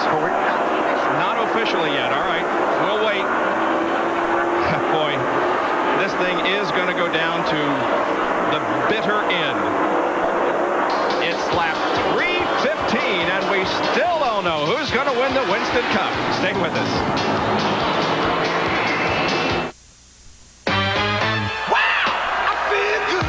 When 280 seemed out of reach, it's Joe Amato and Autolite who punch it. The wall goes to 290. Connie Coletta and Autolite smash it. 300, the barrier. Kenny Bernstein and Autolite shatter it. Autolite and the record breakers.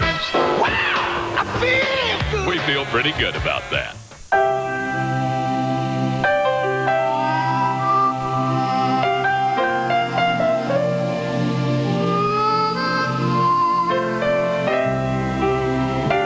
You promised me something really special for my birthday.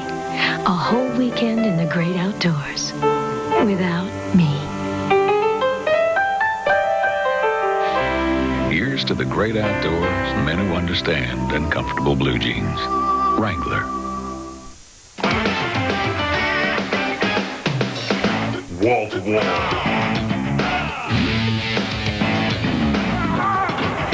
NCAA basketball action begins with tournament excitement on ESPN, the NIT.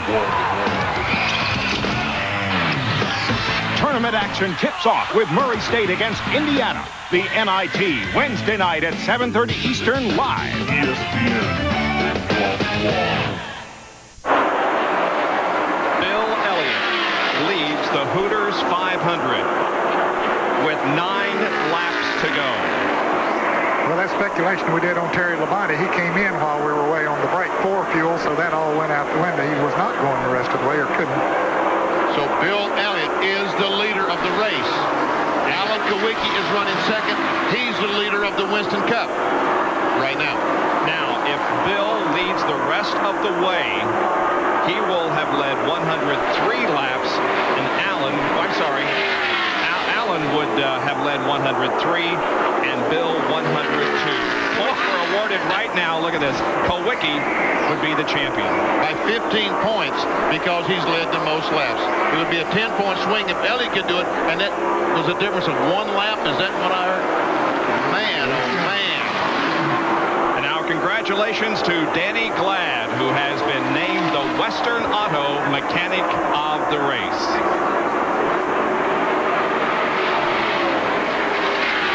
No one has left their seat. Everyone is standing. Everyone on pit road is calculating. Kyle Petty is moving very slowly around the racetrack with a smoking engine, and he's been doing that for quite a while. You know what? When we see Kyle, he's just as low as he can possibly get. He's not in the racing group at all. He doesn't want to ruin this for anyone.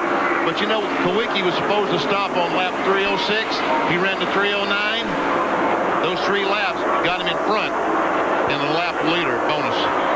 Okay, that was the reason for staying out there. That was the reason, I guess, he chose to stay out. Yeah, I questioned it, you know, if you're going to have to stop anyway, but, you know, they knew exactly what they were doing.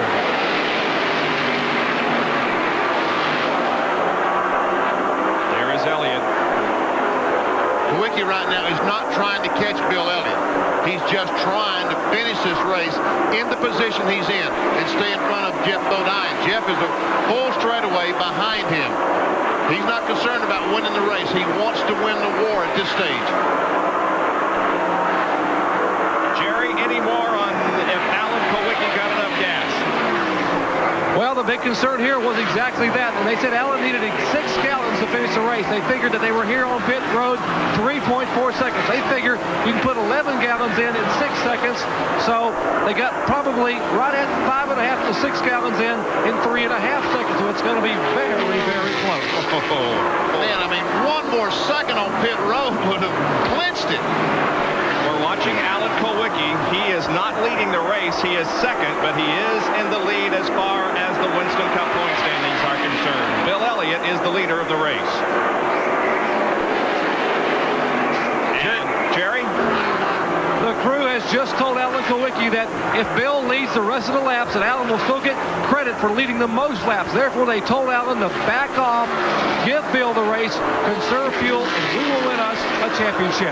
Exactly right. Just what we said a few minutes ago. If Bill leads the rest of the way, Alan will have led the most by one single circuit. Kyle Petty has just been black flagged. What, 3 more laps, Ned? 3 more for Kowicki? That's it. I tell you what a day this has been. Elliott has a rather substantial lead. He's entering turn number 3 as Alan is halfway down the backstretch. So it's a fairly substantial lead for Bill Elliott. But it's really, besides his 5th victory of the year, going to do him no good because he's going to lose the Winston Cup.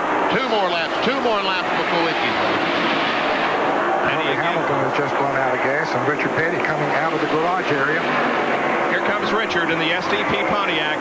He has the car running again with just 2 more laps to go, but he will be on the racetrack when the checkered flag drops. He was involved in a spectacular accident early in the race. It saw the car break an oil cooler up front, caused some white flag is out, causing some fire, but Richard is back out on the racetrack. The white flag is out. Now Alan Kowicki comes down and gets it. There is less than 1 lap to go around this 1.5-mile oval at Atlanta Motor Speedway. We are not following the leader of the race. We are focused in on Alan Kowicki, who is going to win the 1992 NASCAR Winston Cup and the $1 million bonus that goes with it. Bill Elliott comes off the 4th corner. He wins the Hooters 500. But Alan Kowicki is coming off of corner number 4, knowing that he's winning the championship. There's the checkered flag for Alan. He's the champion for 92.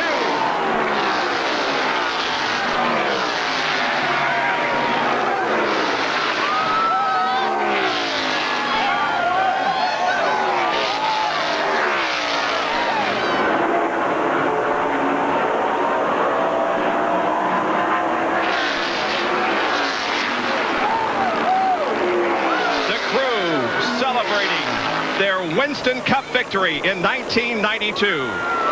Alan becomes the 21st NASCAR Winston Cup champion. It comes in his 7th full year of Winston Cup competition. But our hats off also to Bill Elliott, who did everything he could possibly do to gain the championship, but he came up short. And Richard Petty is taking one final lap around this racetrack as the fans salute him, and his career comes to an end. Here comes Kowicki down the front straightaway. He and Richard will probably collide because I'm sure Kowicki's going to do something spectacular. Let's see. Remember his first win at Phoenix? He took what he called, and these are his words, a Polish victory lap. Yep. And guess what? He's going to do it again.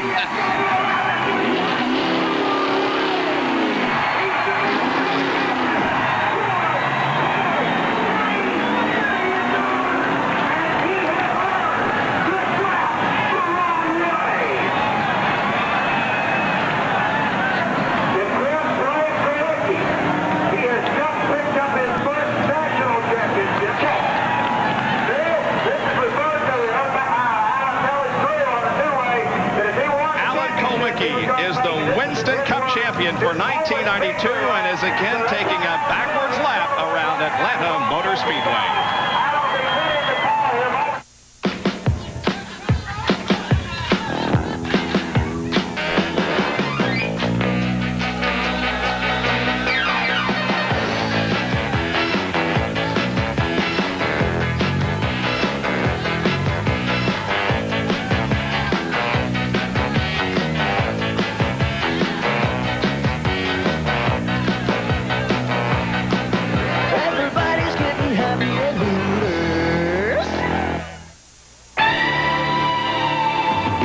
Without you, they'd never make it down this mountain.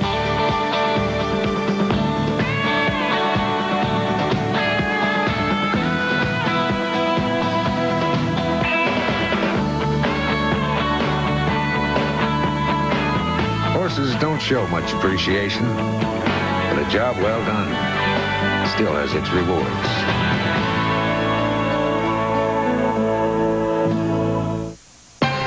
top-of-the-line parts, expert advice. That's your Big A Auto Parts store. Big A, the sign that keeps your car running right.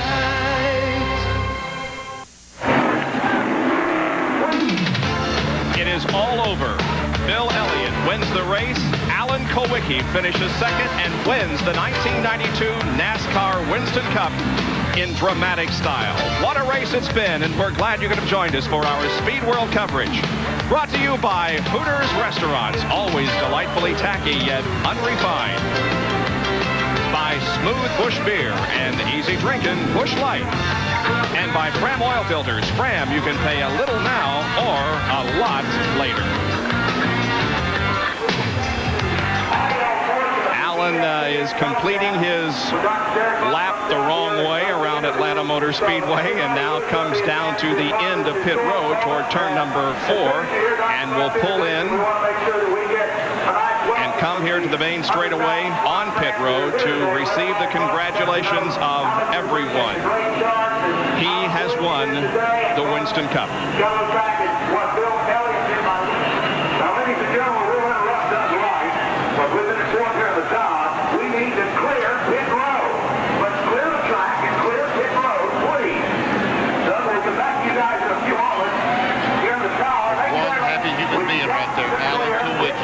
Has got to be on top of the world right now. Undoubtedly, the most happy moment of his life. He said, did I mess up? Did I do wrong? Making that lap the wrong way? Right now, he's a champ. He can do about anything he wants to, Kenny Bob. Absolutely right. It's been a long, tough season for Alan Kulwicki, but he has done it. Appropriately, he wins the championship in the race sponsored by his race team sponsor, Hooters Restaurants. Yeah. Alan now gets the helmet off. They've already got the cap saying Winston Cup champion for 1992 that Alan will proudly put on his head, emerge from the car, and receive the applause from the thousands and thousands of race fans who have gathered here on this Sunday afternoon to see who among 6 drivers would win this championship. He's combing his hair. He's combing his hair. He had a comb down there. I wonder what he was looking for. Come on, Alan. Put on the hat.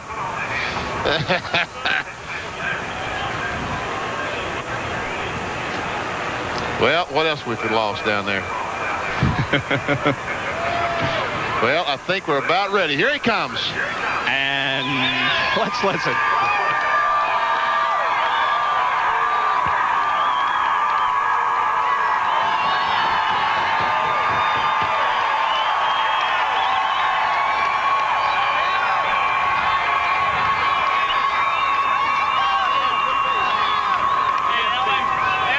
Last time an owner driver won the NASCAR Winston Cup Championship was Richard Petty in '79, and how appropriate on the day he retires, Alan Kulwicki becomes the first since then to win the title as driver and owner. Here's Jerry. And Bob, there were those that questioned his sanity 2 years ago when he turned down the likes of Junior Johnson and Bud Moore and Rick Hendrick to do it yourself, and Alan today.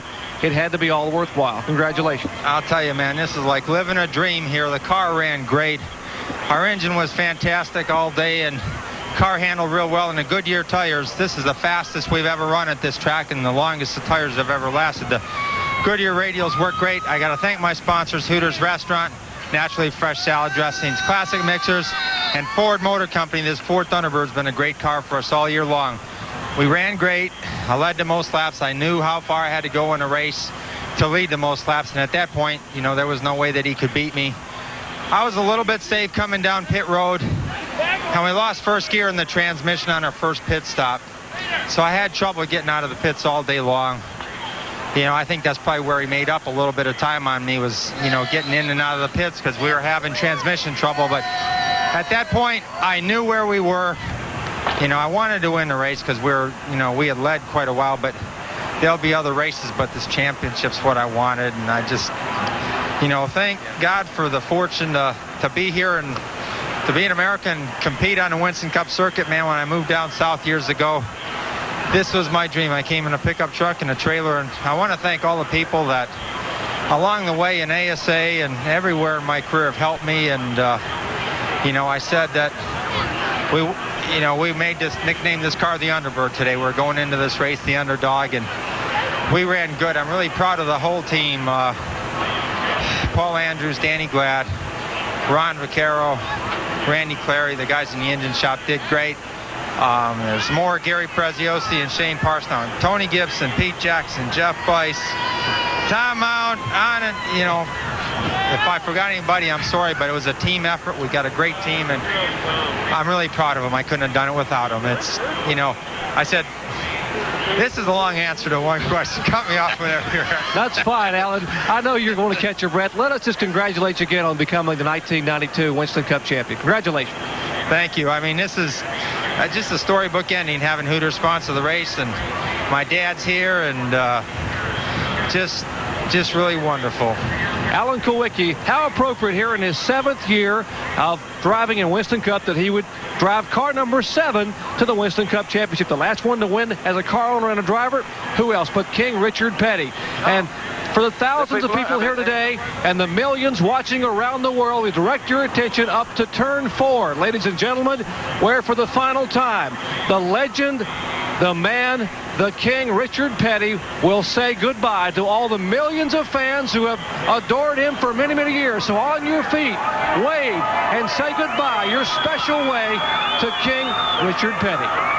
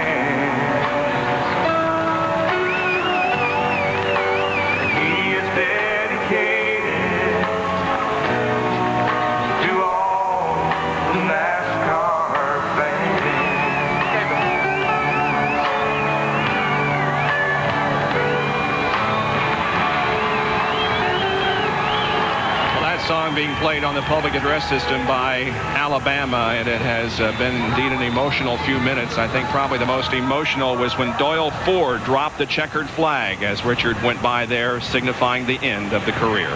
Let's go down to the Richard Petty car.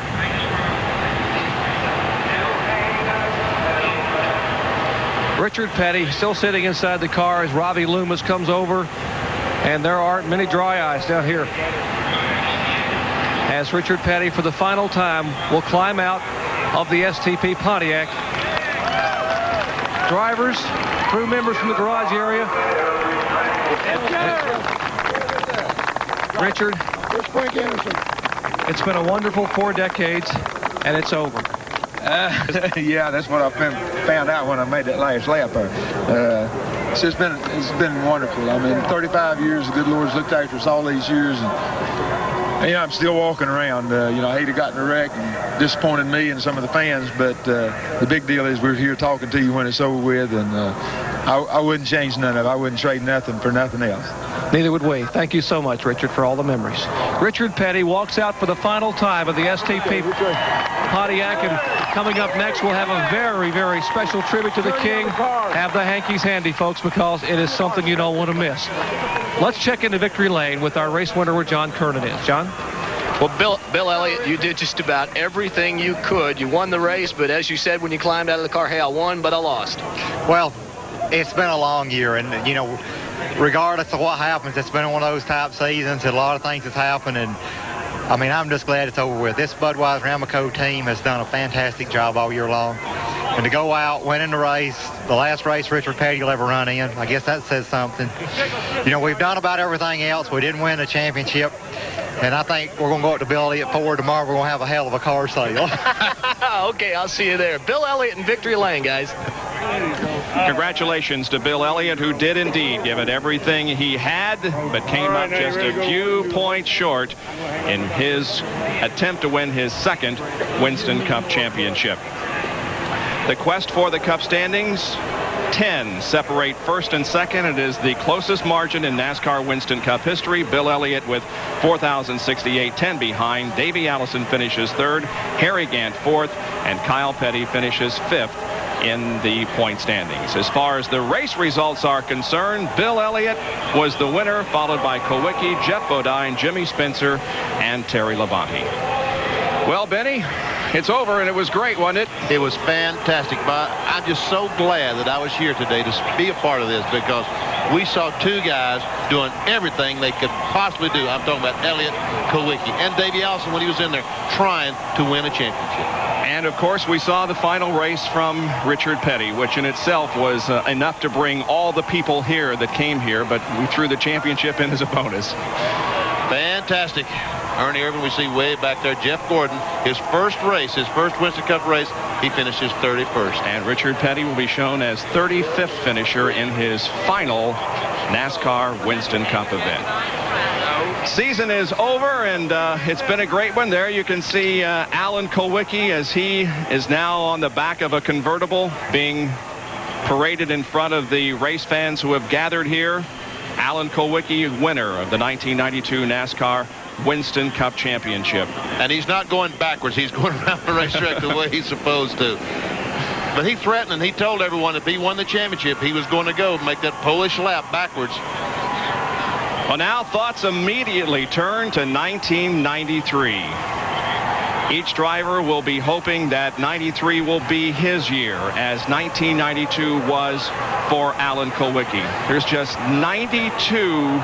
There are just 92 days until the Daytona 500, and we can start it all over again. So as NASCAR is crowned a brand new champion here this afternoon in Alan Kowicki, we bid another very special farewell.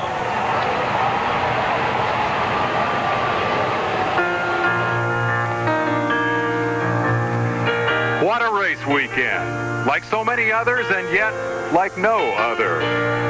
The familiar crowds, everyone seeking an autograph, an endless chain of ceremonies, the occasional special dedication. And finally, the big race itself, starring the King, Richard Petty. November 15th, 1992, Richard saddled up old number 43 for the 1185th time. But this time, it's different. The career that spanned generations ends here. Imagine the memories this last time in the cockpit that was his sanctuary from the crowd and the cameras. And now memories are all that remain. Spectacular to the end, Richard's exit scene was a fireworks display. But they fixed his car after this big crash, and he took that final checker. The thud in mid-race and the fire that followed were were not enough to keep the king from ending his day in style.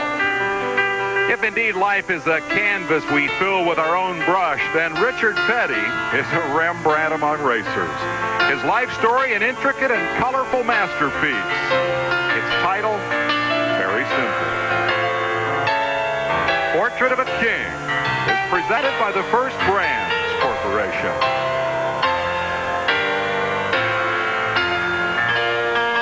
Impressive array of Sam Bass images of Richard Petty provide the backdrop for our Portrait of a King. Hello everyone, I'm Dave Despain. We welcome you. It is now official. Richard Petty's career as a driver is over. He is the only man in sport whose retirement could have created all the fuss that we've seen here today and indeed all season long. The phenomenon begs for comparison. I'm reminded of Jabbar's last campaign, all those emotional tributes in arenas that he played for the final time. But there's a big difference. Basketball was there before Kareem hit the boards. Stock car racing is entirely a product of Richard Petty's lifetime. From the motorized backwoods brawls that lured his daddy to the current love affair with the Fortune 500, Richard has lived and breathed the creation of the sport. He is its biggest star, indeed, its embodiment. And having given us so much, now he's given us the Fan Appreciation Tour. Happy birthday to you. Happy birthday to you. Happy birthday, dear Richard. Happy birthday to you.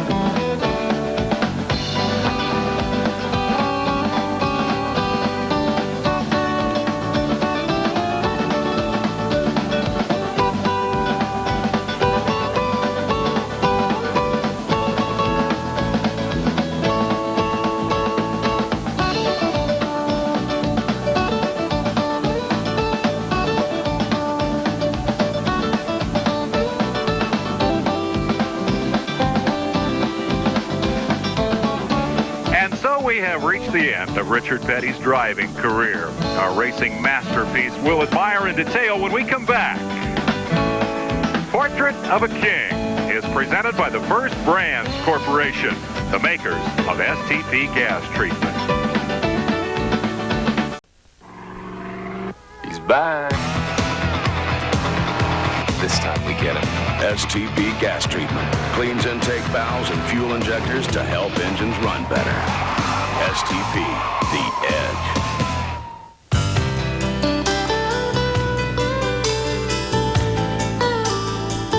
All of these championship-winning drivers have one thing in common: Goodyear Racing Eagles. The race-winning technology that's found in the Goodyear Racing Eagles can also be found in the world's best-selling line of high-performance street tires, Goodyear Eagle Street Radials. The champions know, and it's why we say the best tires in the world have Goodyear written all over them. Rolling me down the highway. Rolling me down the highway. Moving ahead so life won't pass me by. Today, we thank you the best way we can as we dedicate this portion of US 220 to you and publicly mark your achievements.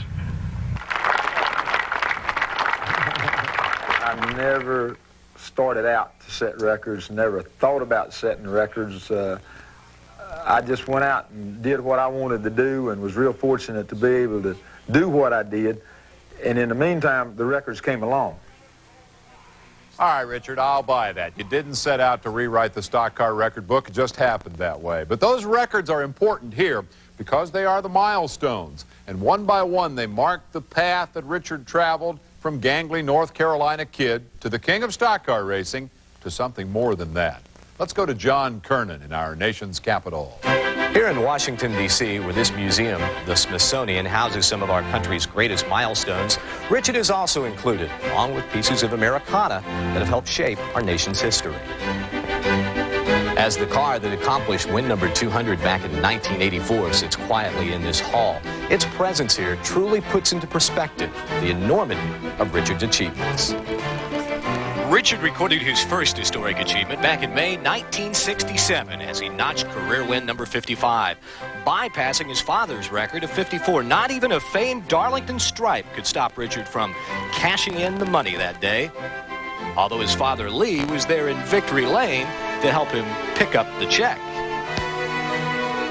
But the victory celebration was far from over that season.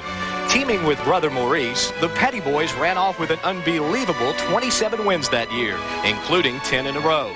Records that still stand today and likely will never be challenged. That particular record of 27 wins in, 47 races or 46 races, whatever we run, they don't run that many races now. You know, some of the records and stuff that might be completely out of the realm of possibility because the circumstances now and the system is so much different than what it was when I came through. As the 60s came to a close, America focused on the unknowns of space exploration as man walked on the moon. Meanwhile, in North Carolina, Richard Petty was exploring his own uncharted territory, picking up career win number 100. In Bowman Gray Stadium in Winston-Salem, North Carolina, 1969, quarter-mile flat asphalt track around the football field. As the years passed, Petty continued his exploration of the unknown, logging his 100,000th mile in 1972 in Ontario. And some 11 years later, a young cable network got a thrill of its own, covering a little bit of history. Bob Jenkins makes the call. Bill Elliott from Dawsonville, Georgia, looking for his first win onto the Tri-Oval. Still, Richard Petty leads the way as we have 2 laps to go. This is the final lap at Rockingham, less than a mile to go. Here they come toward the 4th turn, and the start-finish line coming up. Bill Elliott will make one desperate attempt as he goes to the inside. Richard Petty holds him off, and Richard Petty picks up the victory at Rockingham, North Carolina Motor Speedway, his first since 1981, and the crowd celebrates with King Richard. It's been a long time since he was in victory lane, and ESPN has brought you his victory live this afternoon. It was emotional for me. I told them I was glad I had my sunglasses on where they couldn't see how emotional I got. But when your daughters do something like that in front of all the people, and it's like I say, it's thousands start, that was a big, another one of our big days. It's Richard Petty. He revs up the STP Pontiac. Yarborough hounding him. It's just nose to tail on the back straightaway. Up ahead, 5 slower cars as they move for turn number 3. Yarborough now dives to the inside, tries to get inside the STP Pontiac. He's not there. Now he is up beside Richard Petty as they hit turn 3. Yarborough down low. Petty's up the banking. Yarborough pulls up in front of him. Petty right up on his bumper, points his nose down inside. They race back to the checkers, a lap car ahead. Petty right down to the apron. They're side by side. Richard drafts down to the bottom of the racetrack. They are door to door in the dog leg. They touch coming to the Tri-Oval down to the line. It's Richard Petty by a foot. Petty wins his 200th career NASCAR victory. The only record I ever really wanted was the 200th one, and that when I got it, I couldn't do no more. But that was the only one that I really tried to get. Richard Petty really is one of our country's great pioneers, truly deserving of his place in American history. If I set a goal and got to it, I didn't set it high enough, and then if I set one and never did get it, then I was always going to be disappointed. But I always looked at the situation of saying, you know, let's just do better today than we did yesterday, and I always felt like we'd go forward that way.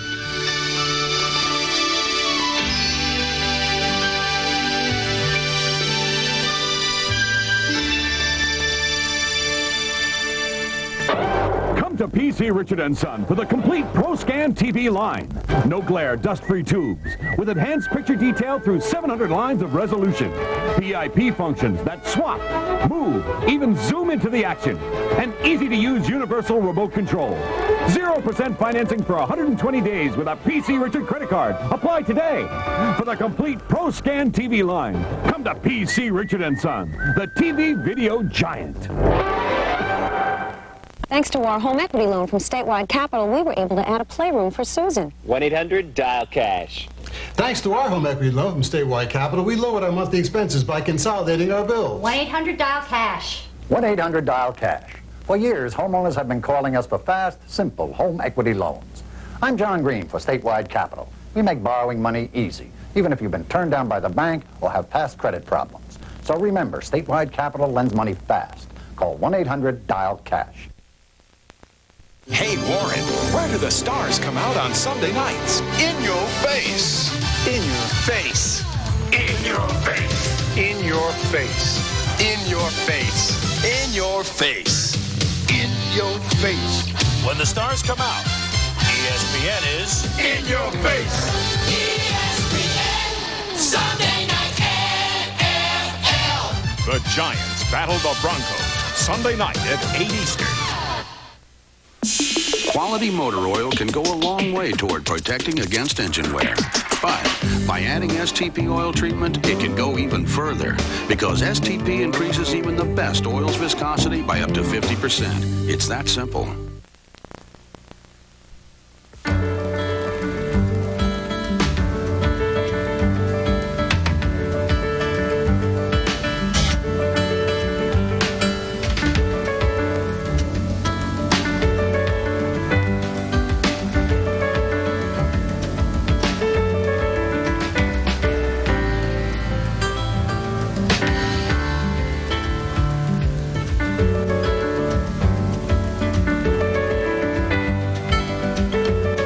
Bit of blue that was left over from a 55 Dodge, and I had some white left over from a 57 Chevrolet.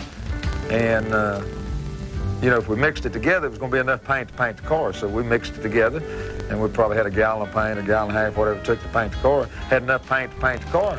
We got through and said, hey man, that's pretty. The sunglasses came about when we used to run a lot of dirt tracks and stuff. I wore those bubble goggles, and they kept getting sweaty and to get dust in behind them and stuff. And you know, again, my eyes were always sensitive to light, so I got to wearing sunglasses. And then I got to wearing them in the race car. And I got this particular kind that was wrapped around that, you know, the wind would go around them and you didn't sweat in them anyway. They'd get dirty, but you wouldn't sweat. And then the hat and stuff, I guess it came about probably in early 70s, somewhere along there.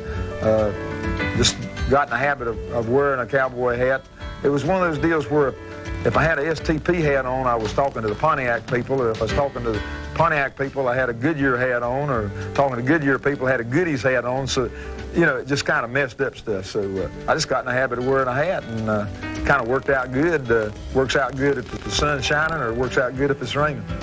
We got with STP in 1972, and you know, up until then, I was real fortunate that most of the time we had factory backing, so we'd send a car on to Riverside, and myself and Dale Inman and my brother Maurice went by Chicago to see Andy about a sponsorship. Now this is like 3 days before the race, before the season started. I mean, that's how business oriented we were. You know, everything worked out. An STP paint job, a pair of shades, and a cowboy hat. We could add to that list and find here in Sam Bass's paintings the rag between the teeth, boots in place of fancy driving shoes, and of course that big number 43. Forget the crown and the scepter. The reign of Richard Petty is marked by symbols unique to this particular king. And there's one more stock car icon synonymous with the Petty name. Just as Yankee Stadium became the house that Babe Ruth built, so too did the most famous track in Richard's sport emerge as his personal domain. Let's go there now and hear from Dr. Jerry Punch. In IndyCar racing, it's the Brickyard. In stock car racing, there is no more hallowed ground than Daytona International Speedway. Many drivers will complete their careers without ever once visiting Victory Lane here at the World Center of Racing. One man and one man only has won the Daytona 500 7 times. We're talking about the king, Richard Petty. So who better to name an achievement award for accomplishments here at Daytona than this man? You know, millions of fans have enjoyed his accomplishments week after week, but it takes a fellow competitor to really understand how difficult those achievements actually were. In 1964, I was in my 5th year of stock car racing, and Richard was entering his 7th. And what took me 16 years later to accomplish, Richard Petty did that February. When he won that Daytona 500 in 1964. That's when it, and under very adverse conditions, that's when I thought, hey, this guy's got something. And despite having a lot of tire trouble and having to make an extra pit stop, he kept his cool and won the race. In 1966, Richard won his second Daytona 500 in a rain-shortened race. He would go on to win the Daytona 500 6 times before I'd end up in victory lane. But one of my best early shots at victory came when I was teammates with Richard in 1971. Richard Petty, Random, North Carolina, has won the Daytona 500 for the third time. Richard Petty wins the Daytona 500, the first man to ever win it 4 times. And the STP cheering section turn 1 goes wild. Richard Petty has just won the Daytona 500 for Andy Granatelli. All right, Petty is coming around to take the checkers in the battle for the second place. We'll go all the way around the speedway one more time. Here come those cars fighting for second across the line. There's the checker round, and the STP Dodge of Richard Petty has won the Daytona 500. They're out of turn 2. They're down the backstretch. Here goes Cale on the inside. Cale makes the move. He's down very close to the grass. Downey tries to shut him off. Cale's in the grass. Cale loses it. He tries to pull it back. Downey side by side. They make contact. Both head toward the wall. They hit the wall. In turn number 3, we'll have a new leader. Here they come to the stripe. Richard Petty's STP Oldsmobile. Waltrip dives to the inside. Petty almost put him off in the grass, and Richard Petty will win the Daytona 500. 1980 was finally my year at Daytona. But in 1981, the man who challenged Richard was Bobby Allison. In 1978, I won my first Daytona 500, while in 1980, I finished second to Buddy. So in 1981, I was ready for victory number 2 in the 500. But Richard was looking for his 7th. And when it was all over, it came down to pit strategy. The team leaders were telling me, you know, we got to run easy, we got to go easy. And I was saying we need to go ahead and go when we ran out of gas. Richard Petty was sitting there, pitted at the proper time, and coasting around that racetrack out of gas is what cost the race. In this Richard Petty's final year of competition, racetracks all across the country have added thousands of these seats. And even that wasn't enough to accommodate the millions of fans who wanted their chance to say farewell to the King. Ironically, many of those fans weren't even born when Richard Petty won his first of 7 Winston Cup championships. The year was 1964. Lyndon B. Johnson was president, but a youthful Richard Petty was about to establish himself as the King. Over the next 11 years, the victories mounted and the championships followed. But it was his 7th and final title, won with an incredible comeback over a young Darrell Waltrip that remains his most cherished. That was a dramatic situation, coming back from not doing good the year before and then coming back all the way that year and then winding up winning the championship. So it was a very gratifying championship. In many sports, stardom is flickering. It goes as quickly as it comes. Arguably, no other sports legend has impacted their sport this century as much as Richard Petty. Throughout his career, which spans some 5 decades, the legend of the King has been witnessed and enjoyed by generation after generation. And although he may no longer drive, in the hearts of millions of fans, long will live the King.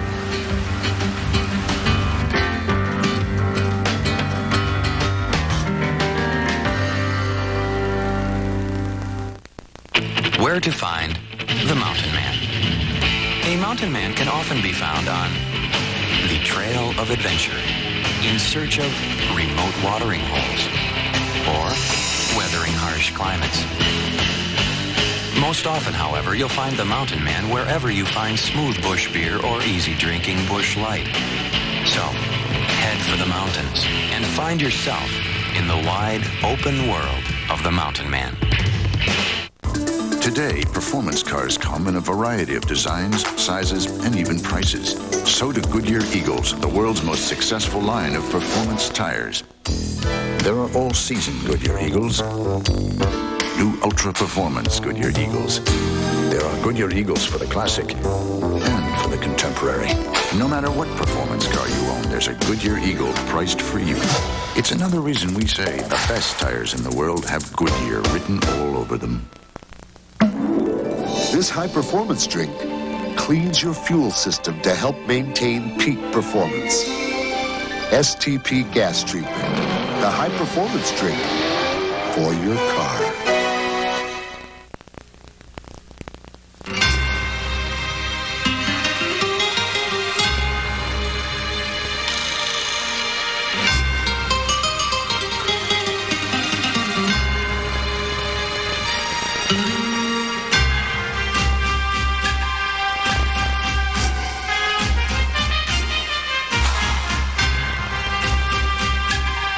Farewell season, Richard Petty's career has been recounted, undoubtedly embellished, and his presence has been endlessly hyped. Richard, for one, and I, for two, will be glad to see the end of the hype. Point is, if we judge this career by what's been said in the last 12 months, there wouldn't be a wart in sight. And in fact, what Richard said a long time ago was, it ain't always pretty. Amid all the highlights, there were also controversial run-ins with other drivers, complaints that the Pettys were the privileged haves in a world of have-nots. There was, do I dare say, cheating in the context of the King. Call it creative interpretation of the rules. And worst of all, there were those crashes. Benny Parsons has some thoughts on the bad times. You're right, Dave. Richard Petty has had many bad things happen to him, but a lot of good things as well. Probably none better when they dedicated the statue to the King. But Richard Petty, like most race car drivers, remember the bad things much better than the good. He'll probably never forget Darlington, 1970. That was one of the worst wrecks I had. Broke the steer, and the car come down to the inside, turned over 4 or 5 times, and my arm kept coming out the window, and it really looked bad. When we got to him, the car was upside down, and his arms, you know, he's long and lanky, and his arm was just limp laying in the car, and you know, the first thing I thought that he was dead, you know, and of course I'm in the car with him, and when I unstrapped the belts, and we're trying to hold him, you know, a big lanky body like that, he hit pretty hard when he did come down, and he groaned, and so I knew he was alive. The 1976 Daytona 500, a classic Petty-David Pearson battle, results in the ugliest but most memorable finish in history. As they hit the banking, they're 3 abreast with a lap car. Pearson moves in front of the STP Dodge. Petty comes back to the inside. They almost touch as they move down low in the banking. They're going to be side by side as they exit the bank and head for the finish line. Richard Petty goes back in front. They both spin. They're in the wall. Petty is slamming into the wall. He's coming down toward the finish line. Will he make it? He's still moving. The car stops 300, 400 feet shy of the finish line. Pearson is still running. Here's Petty trying to fire to come across the line. David Pearson moving down through as they come to the stripe. The winner is car number 21. At the time, he didn't know it, but he had me beat. If he hadn't come over and you know, and we hit, people want to know if I was mad, and I said no. I remember exactly what I said. I said, no, I'm not mad. But if I hadn't won the race, I believe it would have been, you know. After Pearson, Richard's biggest rivalry came with Bobby Allison. There were times when he wanted to run on the same part of the racetrack that I wanted to run on. And somehow I was able to get my car up to a good enough speed that I could be there on that part of the racetrack that he wanted to be on, where a lot of the other guys couldn't keep up. And, you know, that did put us at each other frequently, you know, almost constantly. One of the enjoyments that I've had along the way is being able to be a pain in the neck to Richard Petty. There were younger challengers, including Darrell Waltrip, who learned some hard lessons from the King fast. Well, you can see it happening right before you. They're coming to turn 3. 2 more turns to go. Richard Petty still side by side. Donnie Allison is still hanging in third. Oh! Petty has got the lead. There comes Waltrip down below him as Petty stood up high. Donnie Allison trying to move past Petty into second place. They're coming to the finish line. It is Darrell Waltrip winning the Rebel 500. Petty is second. I didn't get the full impact of what Richard Petty meant to this sport or who he was until I actually started to compete in it. When I stepped it up a notch and I got to run in that crowd, I was a little bit eager. That's when I really got to know Richard on a personal basis, and I'm talking like up close and personal, you know. He got the longest, get him to show you this finger right here sometime. He can stand 4 feet away from you and poke you in the chest with this finger, and it's crooked. I don't know whatever happened to him. When he comes up to you and he takes that long finger and starts pointing you in the chest, poking you in the chest, and looking at you through those dark glasses, there's some beady little eyes in behind them little dark glasses, I'm here to tell you. I watched him on the truck. You know, I'd stand in the infield and watch him race, you know, and never thought I'd be racing against him. And then here I am in a race car at Charlotte Motor Speedway, and I'm fighting this big Dodge and running about 29th or 30th, and everything's all lovely in my little world. And by the time Richard Petty goes by me at about 100 mile an hour faster than I'm running, scares me to death. And, you know, you realize who he is and what he's doing. That was the first race he ever won at Charlotte, too. It was the first race I drove there. The Petty name managed to escape most controversy until win number 198 at Charlotte. Bill France runs NASCAR, and he comes in and he starts talking. He says, okay, so, you know, they got you on this tire deal. So we're going to have to work out something here, you know, have penalize you and fine you and all that. I said, okay, so they was working on something. And Dad Gunford didn't call up there and say, hey, guys, your motor's a little bit big here. You know, and man, we just both throwed up our hands in. I said, oh, me. I said, we're in deep trouble here. It was a tough call to make, but it had to be made. And we did not put the engine, when I say we, NASCAR, did not put the engine in the car, nor the tires on the car. I really hate it for Richard and Maurice, but somebody in the organization had to make the call, and they got called. Perhaps the King's darkest moment came in 1988 when the hushed Daytona crowd thought they may have seen the last of the King. They were replaying it on a closed circuit TV, and I stopped, and all at once it hit me that this was Richard in this car, and it was just flipping and coming apart, and even when it stopped in the middle of the track, he took a tremendous impact again. And I thought, the first thought in my mind was that they're not being truthful here. You know, I know he must be dead. I walked back to the area where they had brought him in, and there he lay, and he smiled, and there was not a scratch on his body. Gentlemen, start your engines. Then in 1992, the King's final days at the Speedway almost resulted in a pole position, but one driver had other ideas. And look at the King. He has pulled alongside the pace car, carrying the president, and they're saluting each other. President Bush with the thumbs up to King Richard Petty as he slides back now into his starting position outside the front row alongside Sterling Marlin.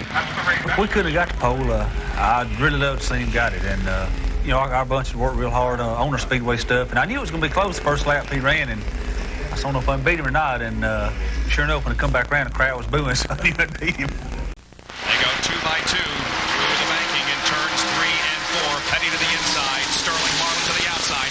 Here they come down off the banking to about to complete lap number 1. Who is going to have the lead? They're side by side as they come down. Richard Petty is going to lead it. That's magic, Ned. Yes, sir. That was great. Quality motor oil can go a long way toward protecting against engine wear. But by adding STP oil treatment, it can go even further because STP increases even the best oil's viscosity by up to 50%. It's that simple.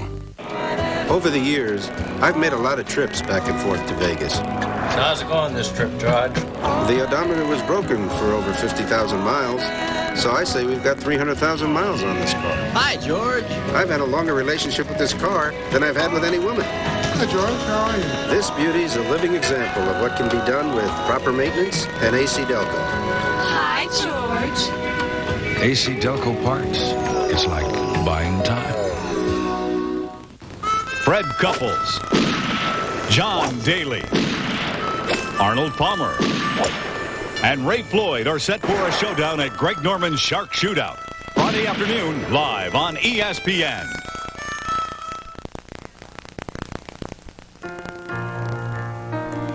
This picture is live from Atlanta Motor Speedway. King Richard's ride had a pretty rough day. This his final day as a race car driver. This ESPN special, Portrait of a King, is being brought to you by the First Brands Corporation.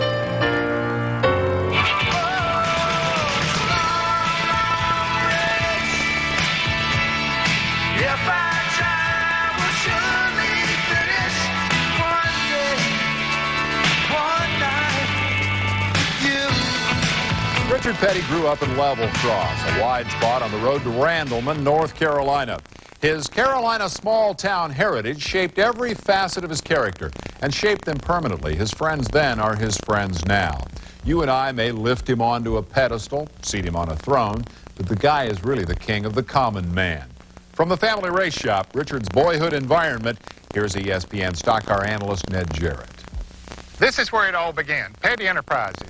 Today, it's a high-tech racing facility. But some 40 years ago, a lot of blood, sweat, and tears were shed between those walls as men worked 24 hours a day to build race cars for Lee Petty. Then sons Maurice and Richard Petty would carry the torch as they tried to follow their dreams in auto racing. It all began on February 28, 1960, when a man named Dick Petty won his first race. When I first started running, a lot of the press did call me Dick. It's just an automatic nickname. And I don't know, they did that for a little while after I started running, and then I think I won a race or two, and it was Dick Petty won the race. And I think Mother found 3 or 4 reporters together one day, and she just went up to them and said, if I want him called Dick, I would have named him Dick. His name is Richard, and I want to see his name put down as Richard. So after that, it's always been Richard. With guidance from his dad, Lee, Richard's career began to evolve. Lee took the first Daytona 500 in 1959. 5 years later, in 1964, Richard won his first Daytona 500. He also went on to take his first Grand National title that year while following in his father's footsteps and bringing the Petty name to a new level in auto racing. As Richard's career evolved, he never lost sight of his roots in Randleman or the people who were always there to support him. A newly dedicated statue watches over the streets of Randleman, North Carolina, as the citizens of that town show their thanks to their favorite son, the former Randleman High athlete who woke up their quiet town. As most people say, Richard has put Randleman on the map. And when you go anywhere, people say, where are you from? And we'll say, we're from Randleman. That's where Richard Petty went to school and grew up, you know, so he's really put Randleman on the map. He's probably the coolest athlete that it's ever been in history of the world. I mean, he's hadn't changed, and he's worked at keeping this level of knowing, you know, where he came from. Not only has he given a lot of money to things in the area, but he's also had events that caused him to be able to raise money for themselves, too. And I think they all probably realize they owe him a big debt of gratitude. Some things never change in Richard's day, like lunch at Frank and Larry's. He doesn't order. When he walks in, we just take 2 hot dogs and a pint of milk to him. That's what he gets every time. He likes everything on it. I'm glad I've had the chance to be around him, talk to him. I've enjoyed it. One of the King's best friends' most prized memories came on the playing fields where they grew up at Randleman High. Richard always knew how to make a sad situation better. Fought this battle with cancer, and they amputated my leg. I go on my crutches to this game, and, you know, everybody is so pitiful, you know, poor Ronnie and all this stuff, and, you know, I couldn't stand that. And anyway, I was sitting up there in the stands, and here comes Richard. Comes up. This is the first time he'd seen me since I got out of hospital. He said, well, Ronnie, he says, cut it off kind of short, didn't he? He's done good. You can't tell Richard nothing. He's already figured it out, and he knows how to retire. He knows how to race. He knows how to be a family man. And you can't tell him nothing. I mean, you know, he don't need to be told nothing. I mean, you know, he's Richard.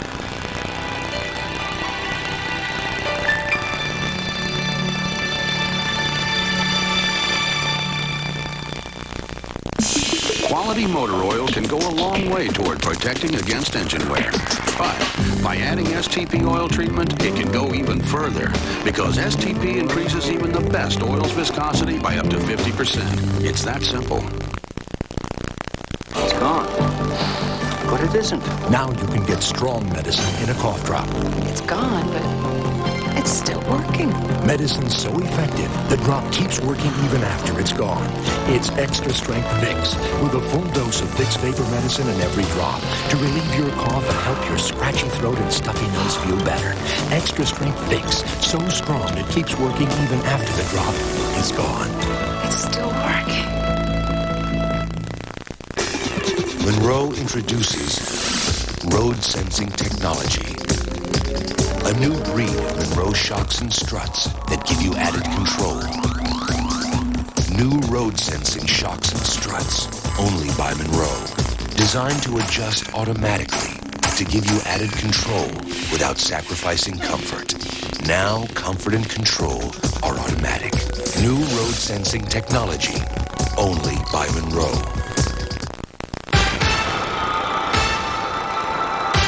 Got stranded once. Never again.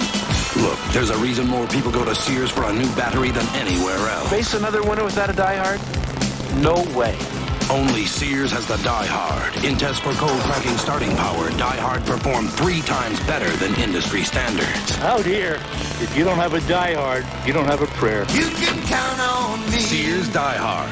More power when you need it most.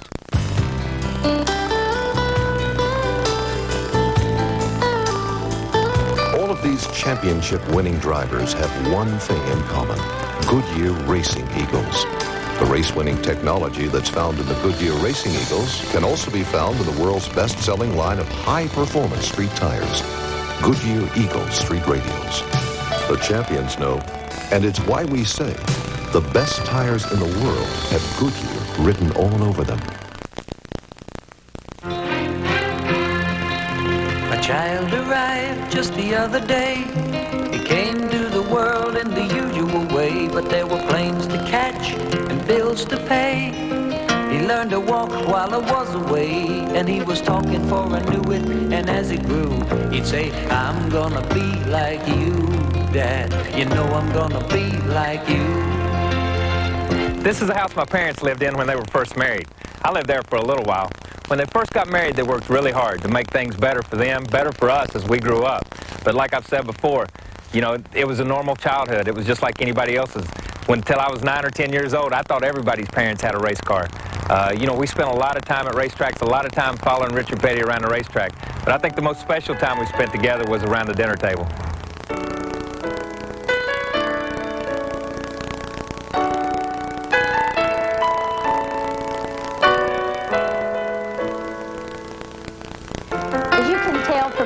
Interviews, my kitchen has changed quite a lot, but this kitchen holds a lot of good memories for our family. When we first moved in the home, we had a small table in the corner, and this was where at our meals we shared the events of the day. The children were always telling us about their day at school. Richard was telling us about his day in the shop, and on Mondays we always shared the events of the day before the previous race. Well, as far as I was concerned, it was normal. You know, we grew up, our father wasn't there a lot of the time. He was always gone to racetracks and stuff like that. But, you know, we had a normal childhood. I've got 3 sisters, 3 younger sisters. We all went to school down here in Randleman. We all did all the things that everybody else did. We would go to the track, and we would play around. And we knew Daddy was out there racing, but we really didn't pay attention. You know, at the end of the day, Mom would say, okay, come on, load up, it's time to go, or come on, let's go to Winter Circle, and we would run to the Winter Circle, and you know, it was fun, but I don't think it hit us that he had won the race. I mean, I didn't know what that meant. Christmas here is, I mean, it's wonderful, and nobody's as big a kid as Daddy himself. I mean, he thinks he's Santa Claus, and it just makes him happy to make everybody else happy. I guess as far as childhood, I had the happiest that anybody could ever dream of having. It was just like Disneyland at our house. I mean, it was just a fun place, a fun time, and always happy, always going, always doing, just, you know, my whole memory of my childhood is just a dream. They see him in a different light. They see a side of Richard Petty that the public doesn't see. And they are very defensive. I mean, if they read any bad press, if they hear anything said bad, oh, they want to respond to me. Like, that is not how our dad is, they say.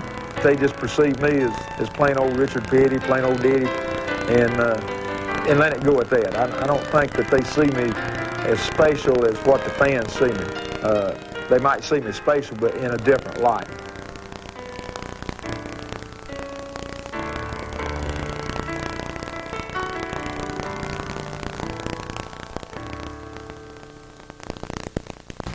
Enter the future of home electronics by Panasonic and Techniques. From new super flat tube televisions, super VHS VCRs, portable audio, camcorders with electronic image stabilization, to powerful Techniques audio components, Panasonic office machines, and cellular phones. For the latest in home electronics, get the PC advantage. At PC Richard & Son, the electronics giant.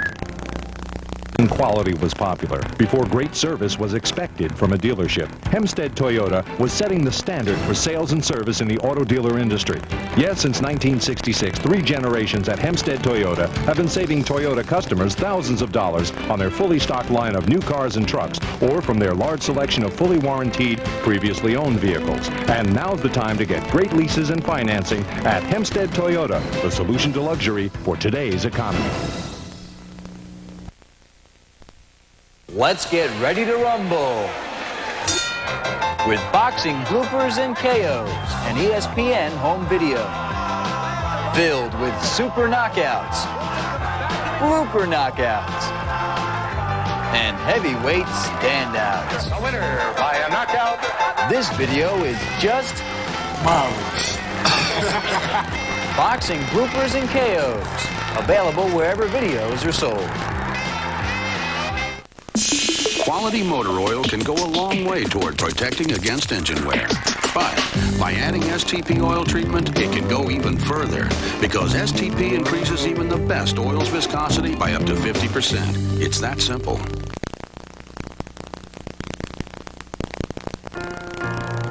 Those of you expecting to see Virginia Slims tennis, stay tuned. That action from Philadelphia following this ESPN special. You're watching live as the Suns day of Richard Petty's last ride. Portrait of a King is presented by First Brands Corporation. You know, every pundit in racing and many more outside the sport have taken the opportunity in the past year to have their say about the King. That's well and good. He deserves the accolades. But the most interesting perception of the King is that of the King himself. Let's begin with the matter of how he got that nickname.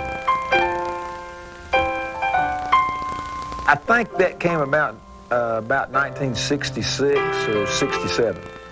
We'd had a couple of real good years there, and everything was working good. And I think 3 or 4 of the regular reporters, maybe more, probably out drinking one night. Anyhow, they got to talking about it. And, you know, different people had different nicknames. They'd nickname Pearson and a couple others. You know, that Fireball had a nickname. You know, there was just different situations.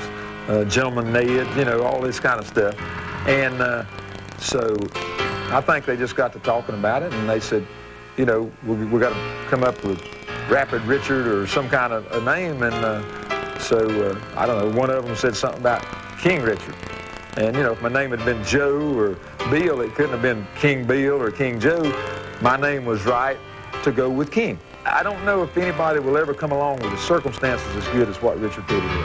I think that's the key when you really look down to it, really deep down, the opportunity, the situation, the personality, circumstances, all was for Richard Petty.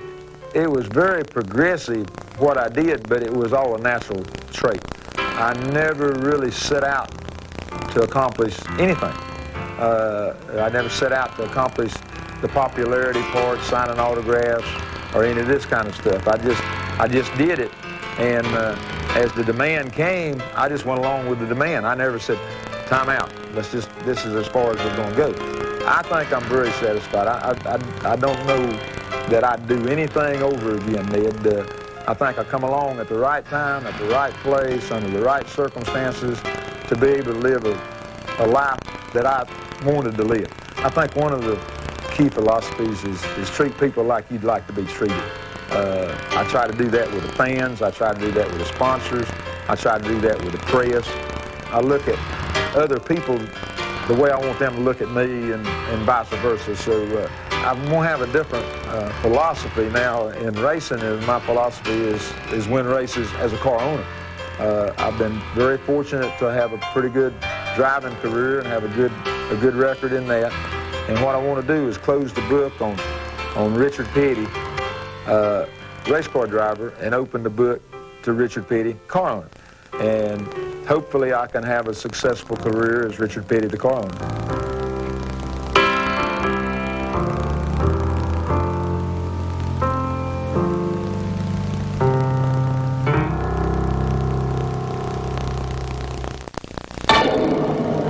You start it every morning. Start after start after start. When most of your oil is still down in the pad, you start metal-to-metal contact. You start engine wear. Now help stop it with the latest breakthrough from STP. New engine treatment. It bonds right to engine parts. Independent tests proved it. Just add a quart at your next oil change and help stop engine wear before you start with new STP engine treatment. Before winter hits hard, get to Sears, America's #1 tire store. For a limited time, all Goodyear tires and all Bridgestone road handlers are on sale at Sears. All-weather Goodyear Arrivas, as low as $19.88, our lowest price ever. Backed by a 55,000-mile warranty. All Goodyear tires and all Bridgestone road handlers on sale. You can count on me. At America's #1 tire store, Sears. What makes a mountain man a mountain man? Let's find out. Must a mountain man be a big burly guy with an axe? A man of steel?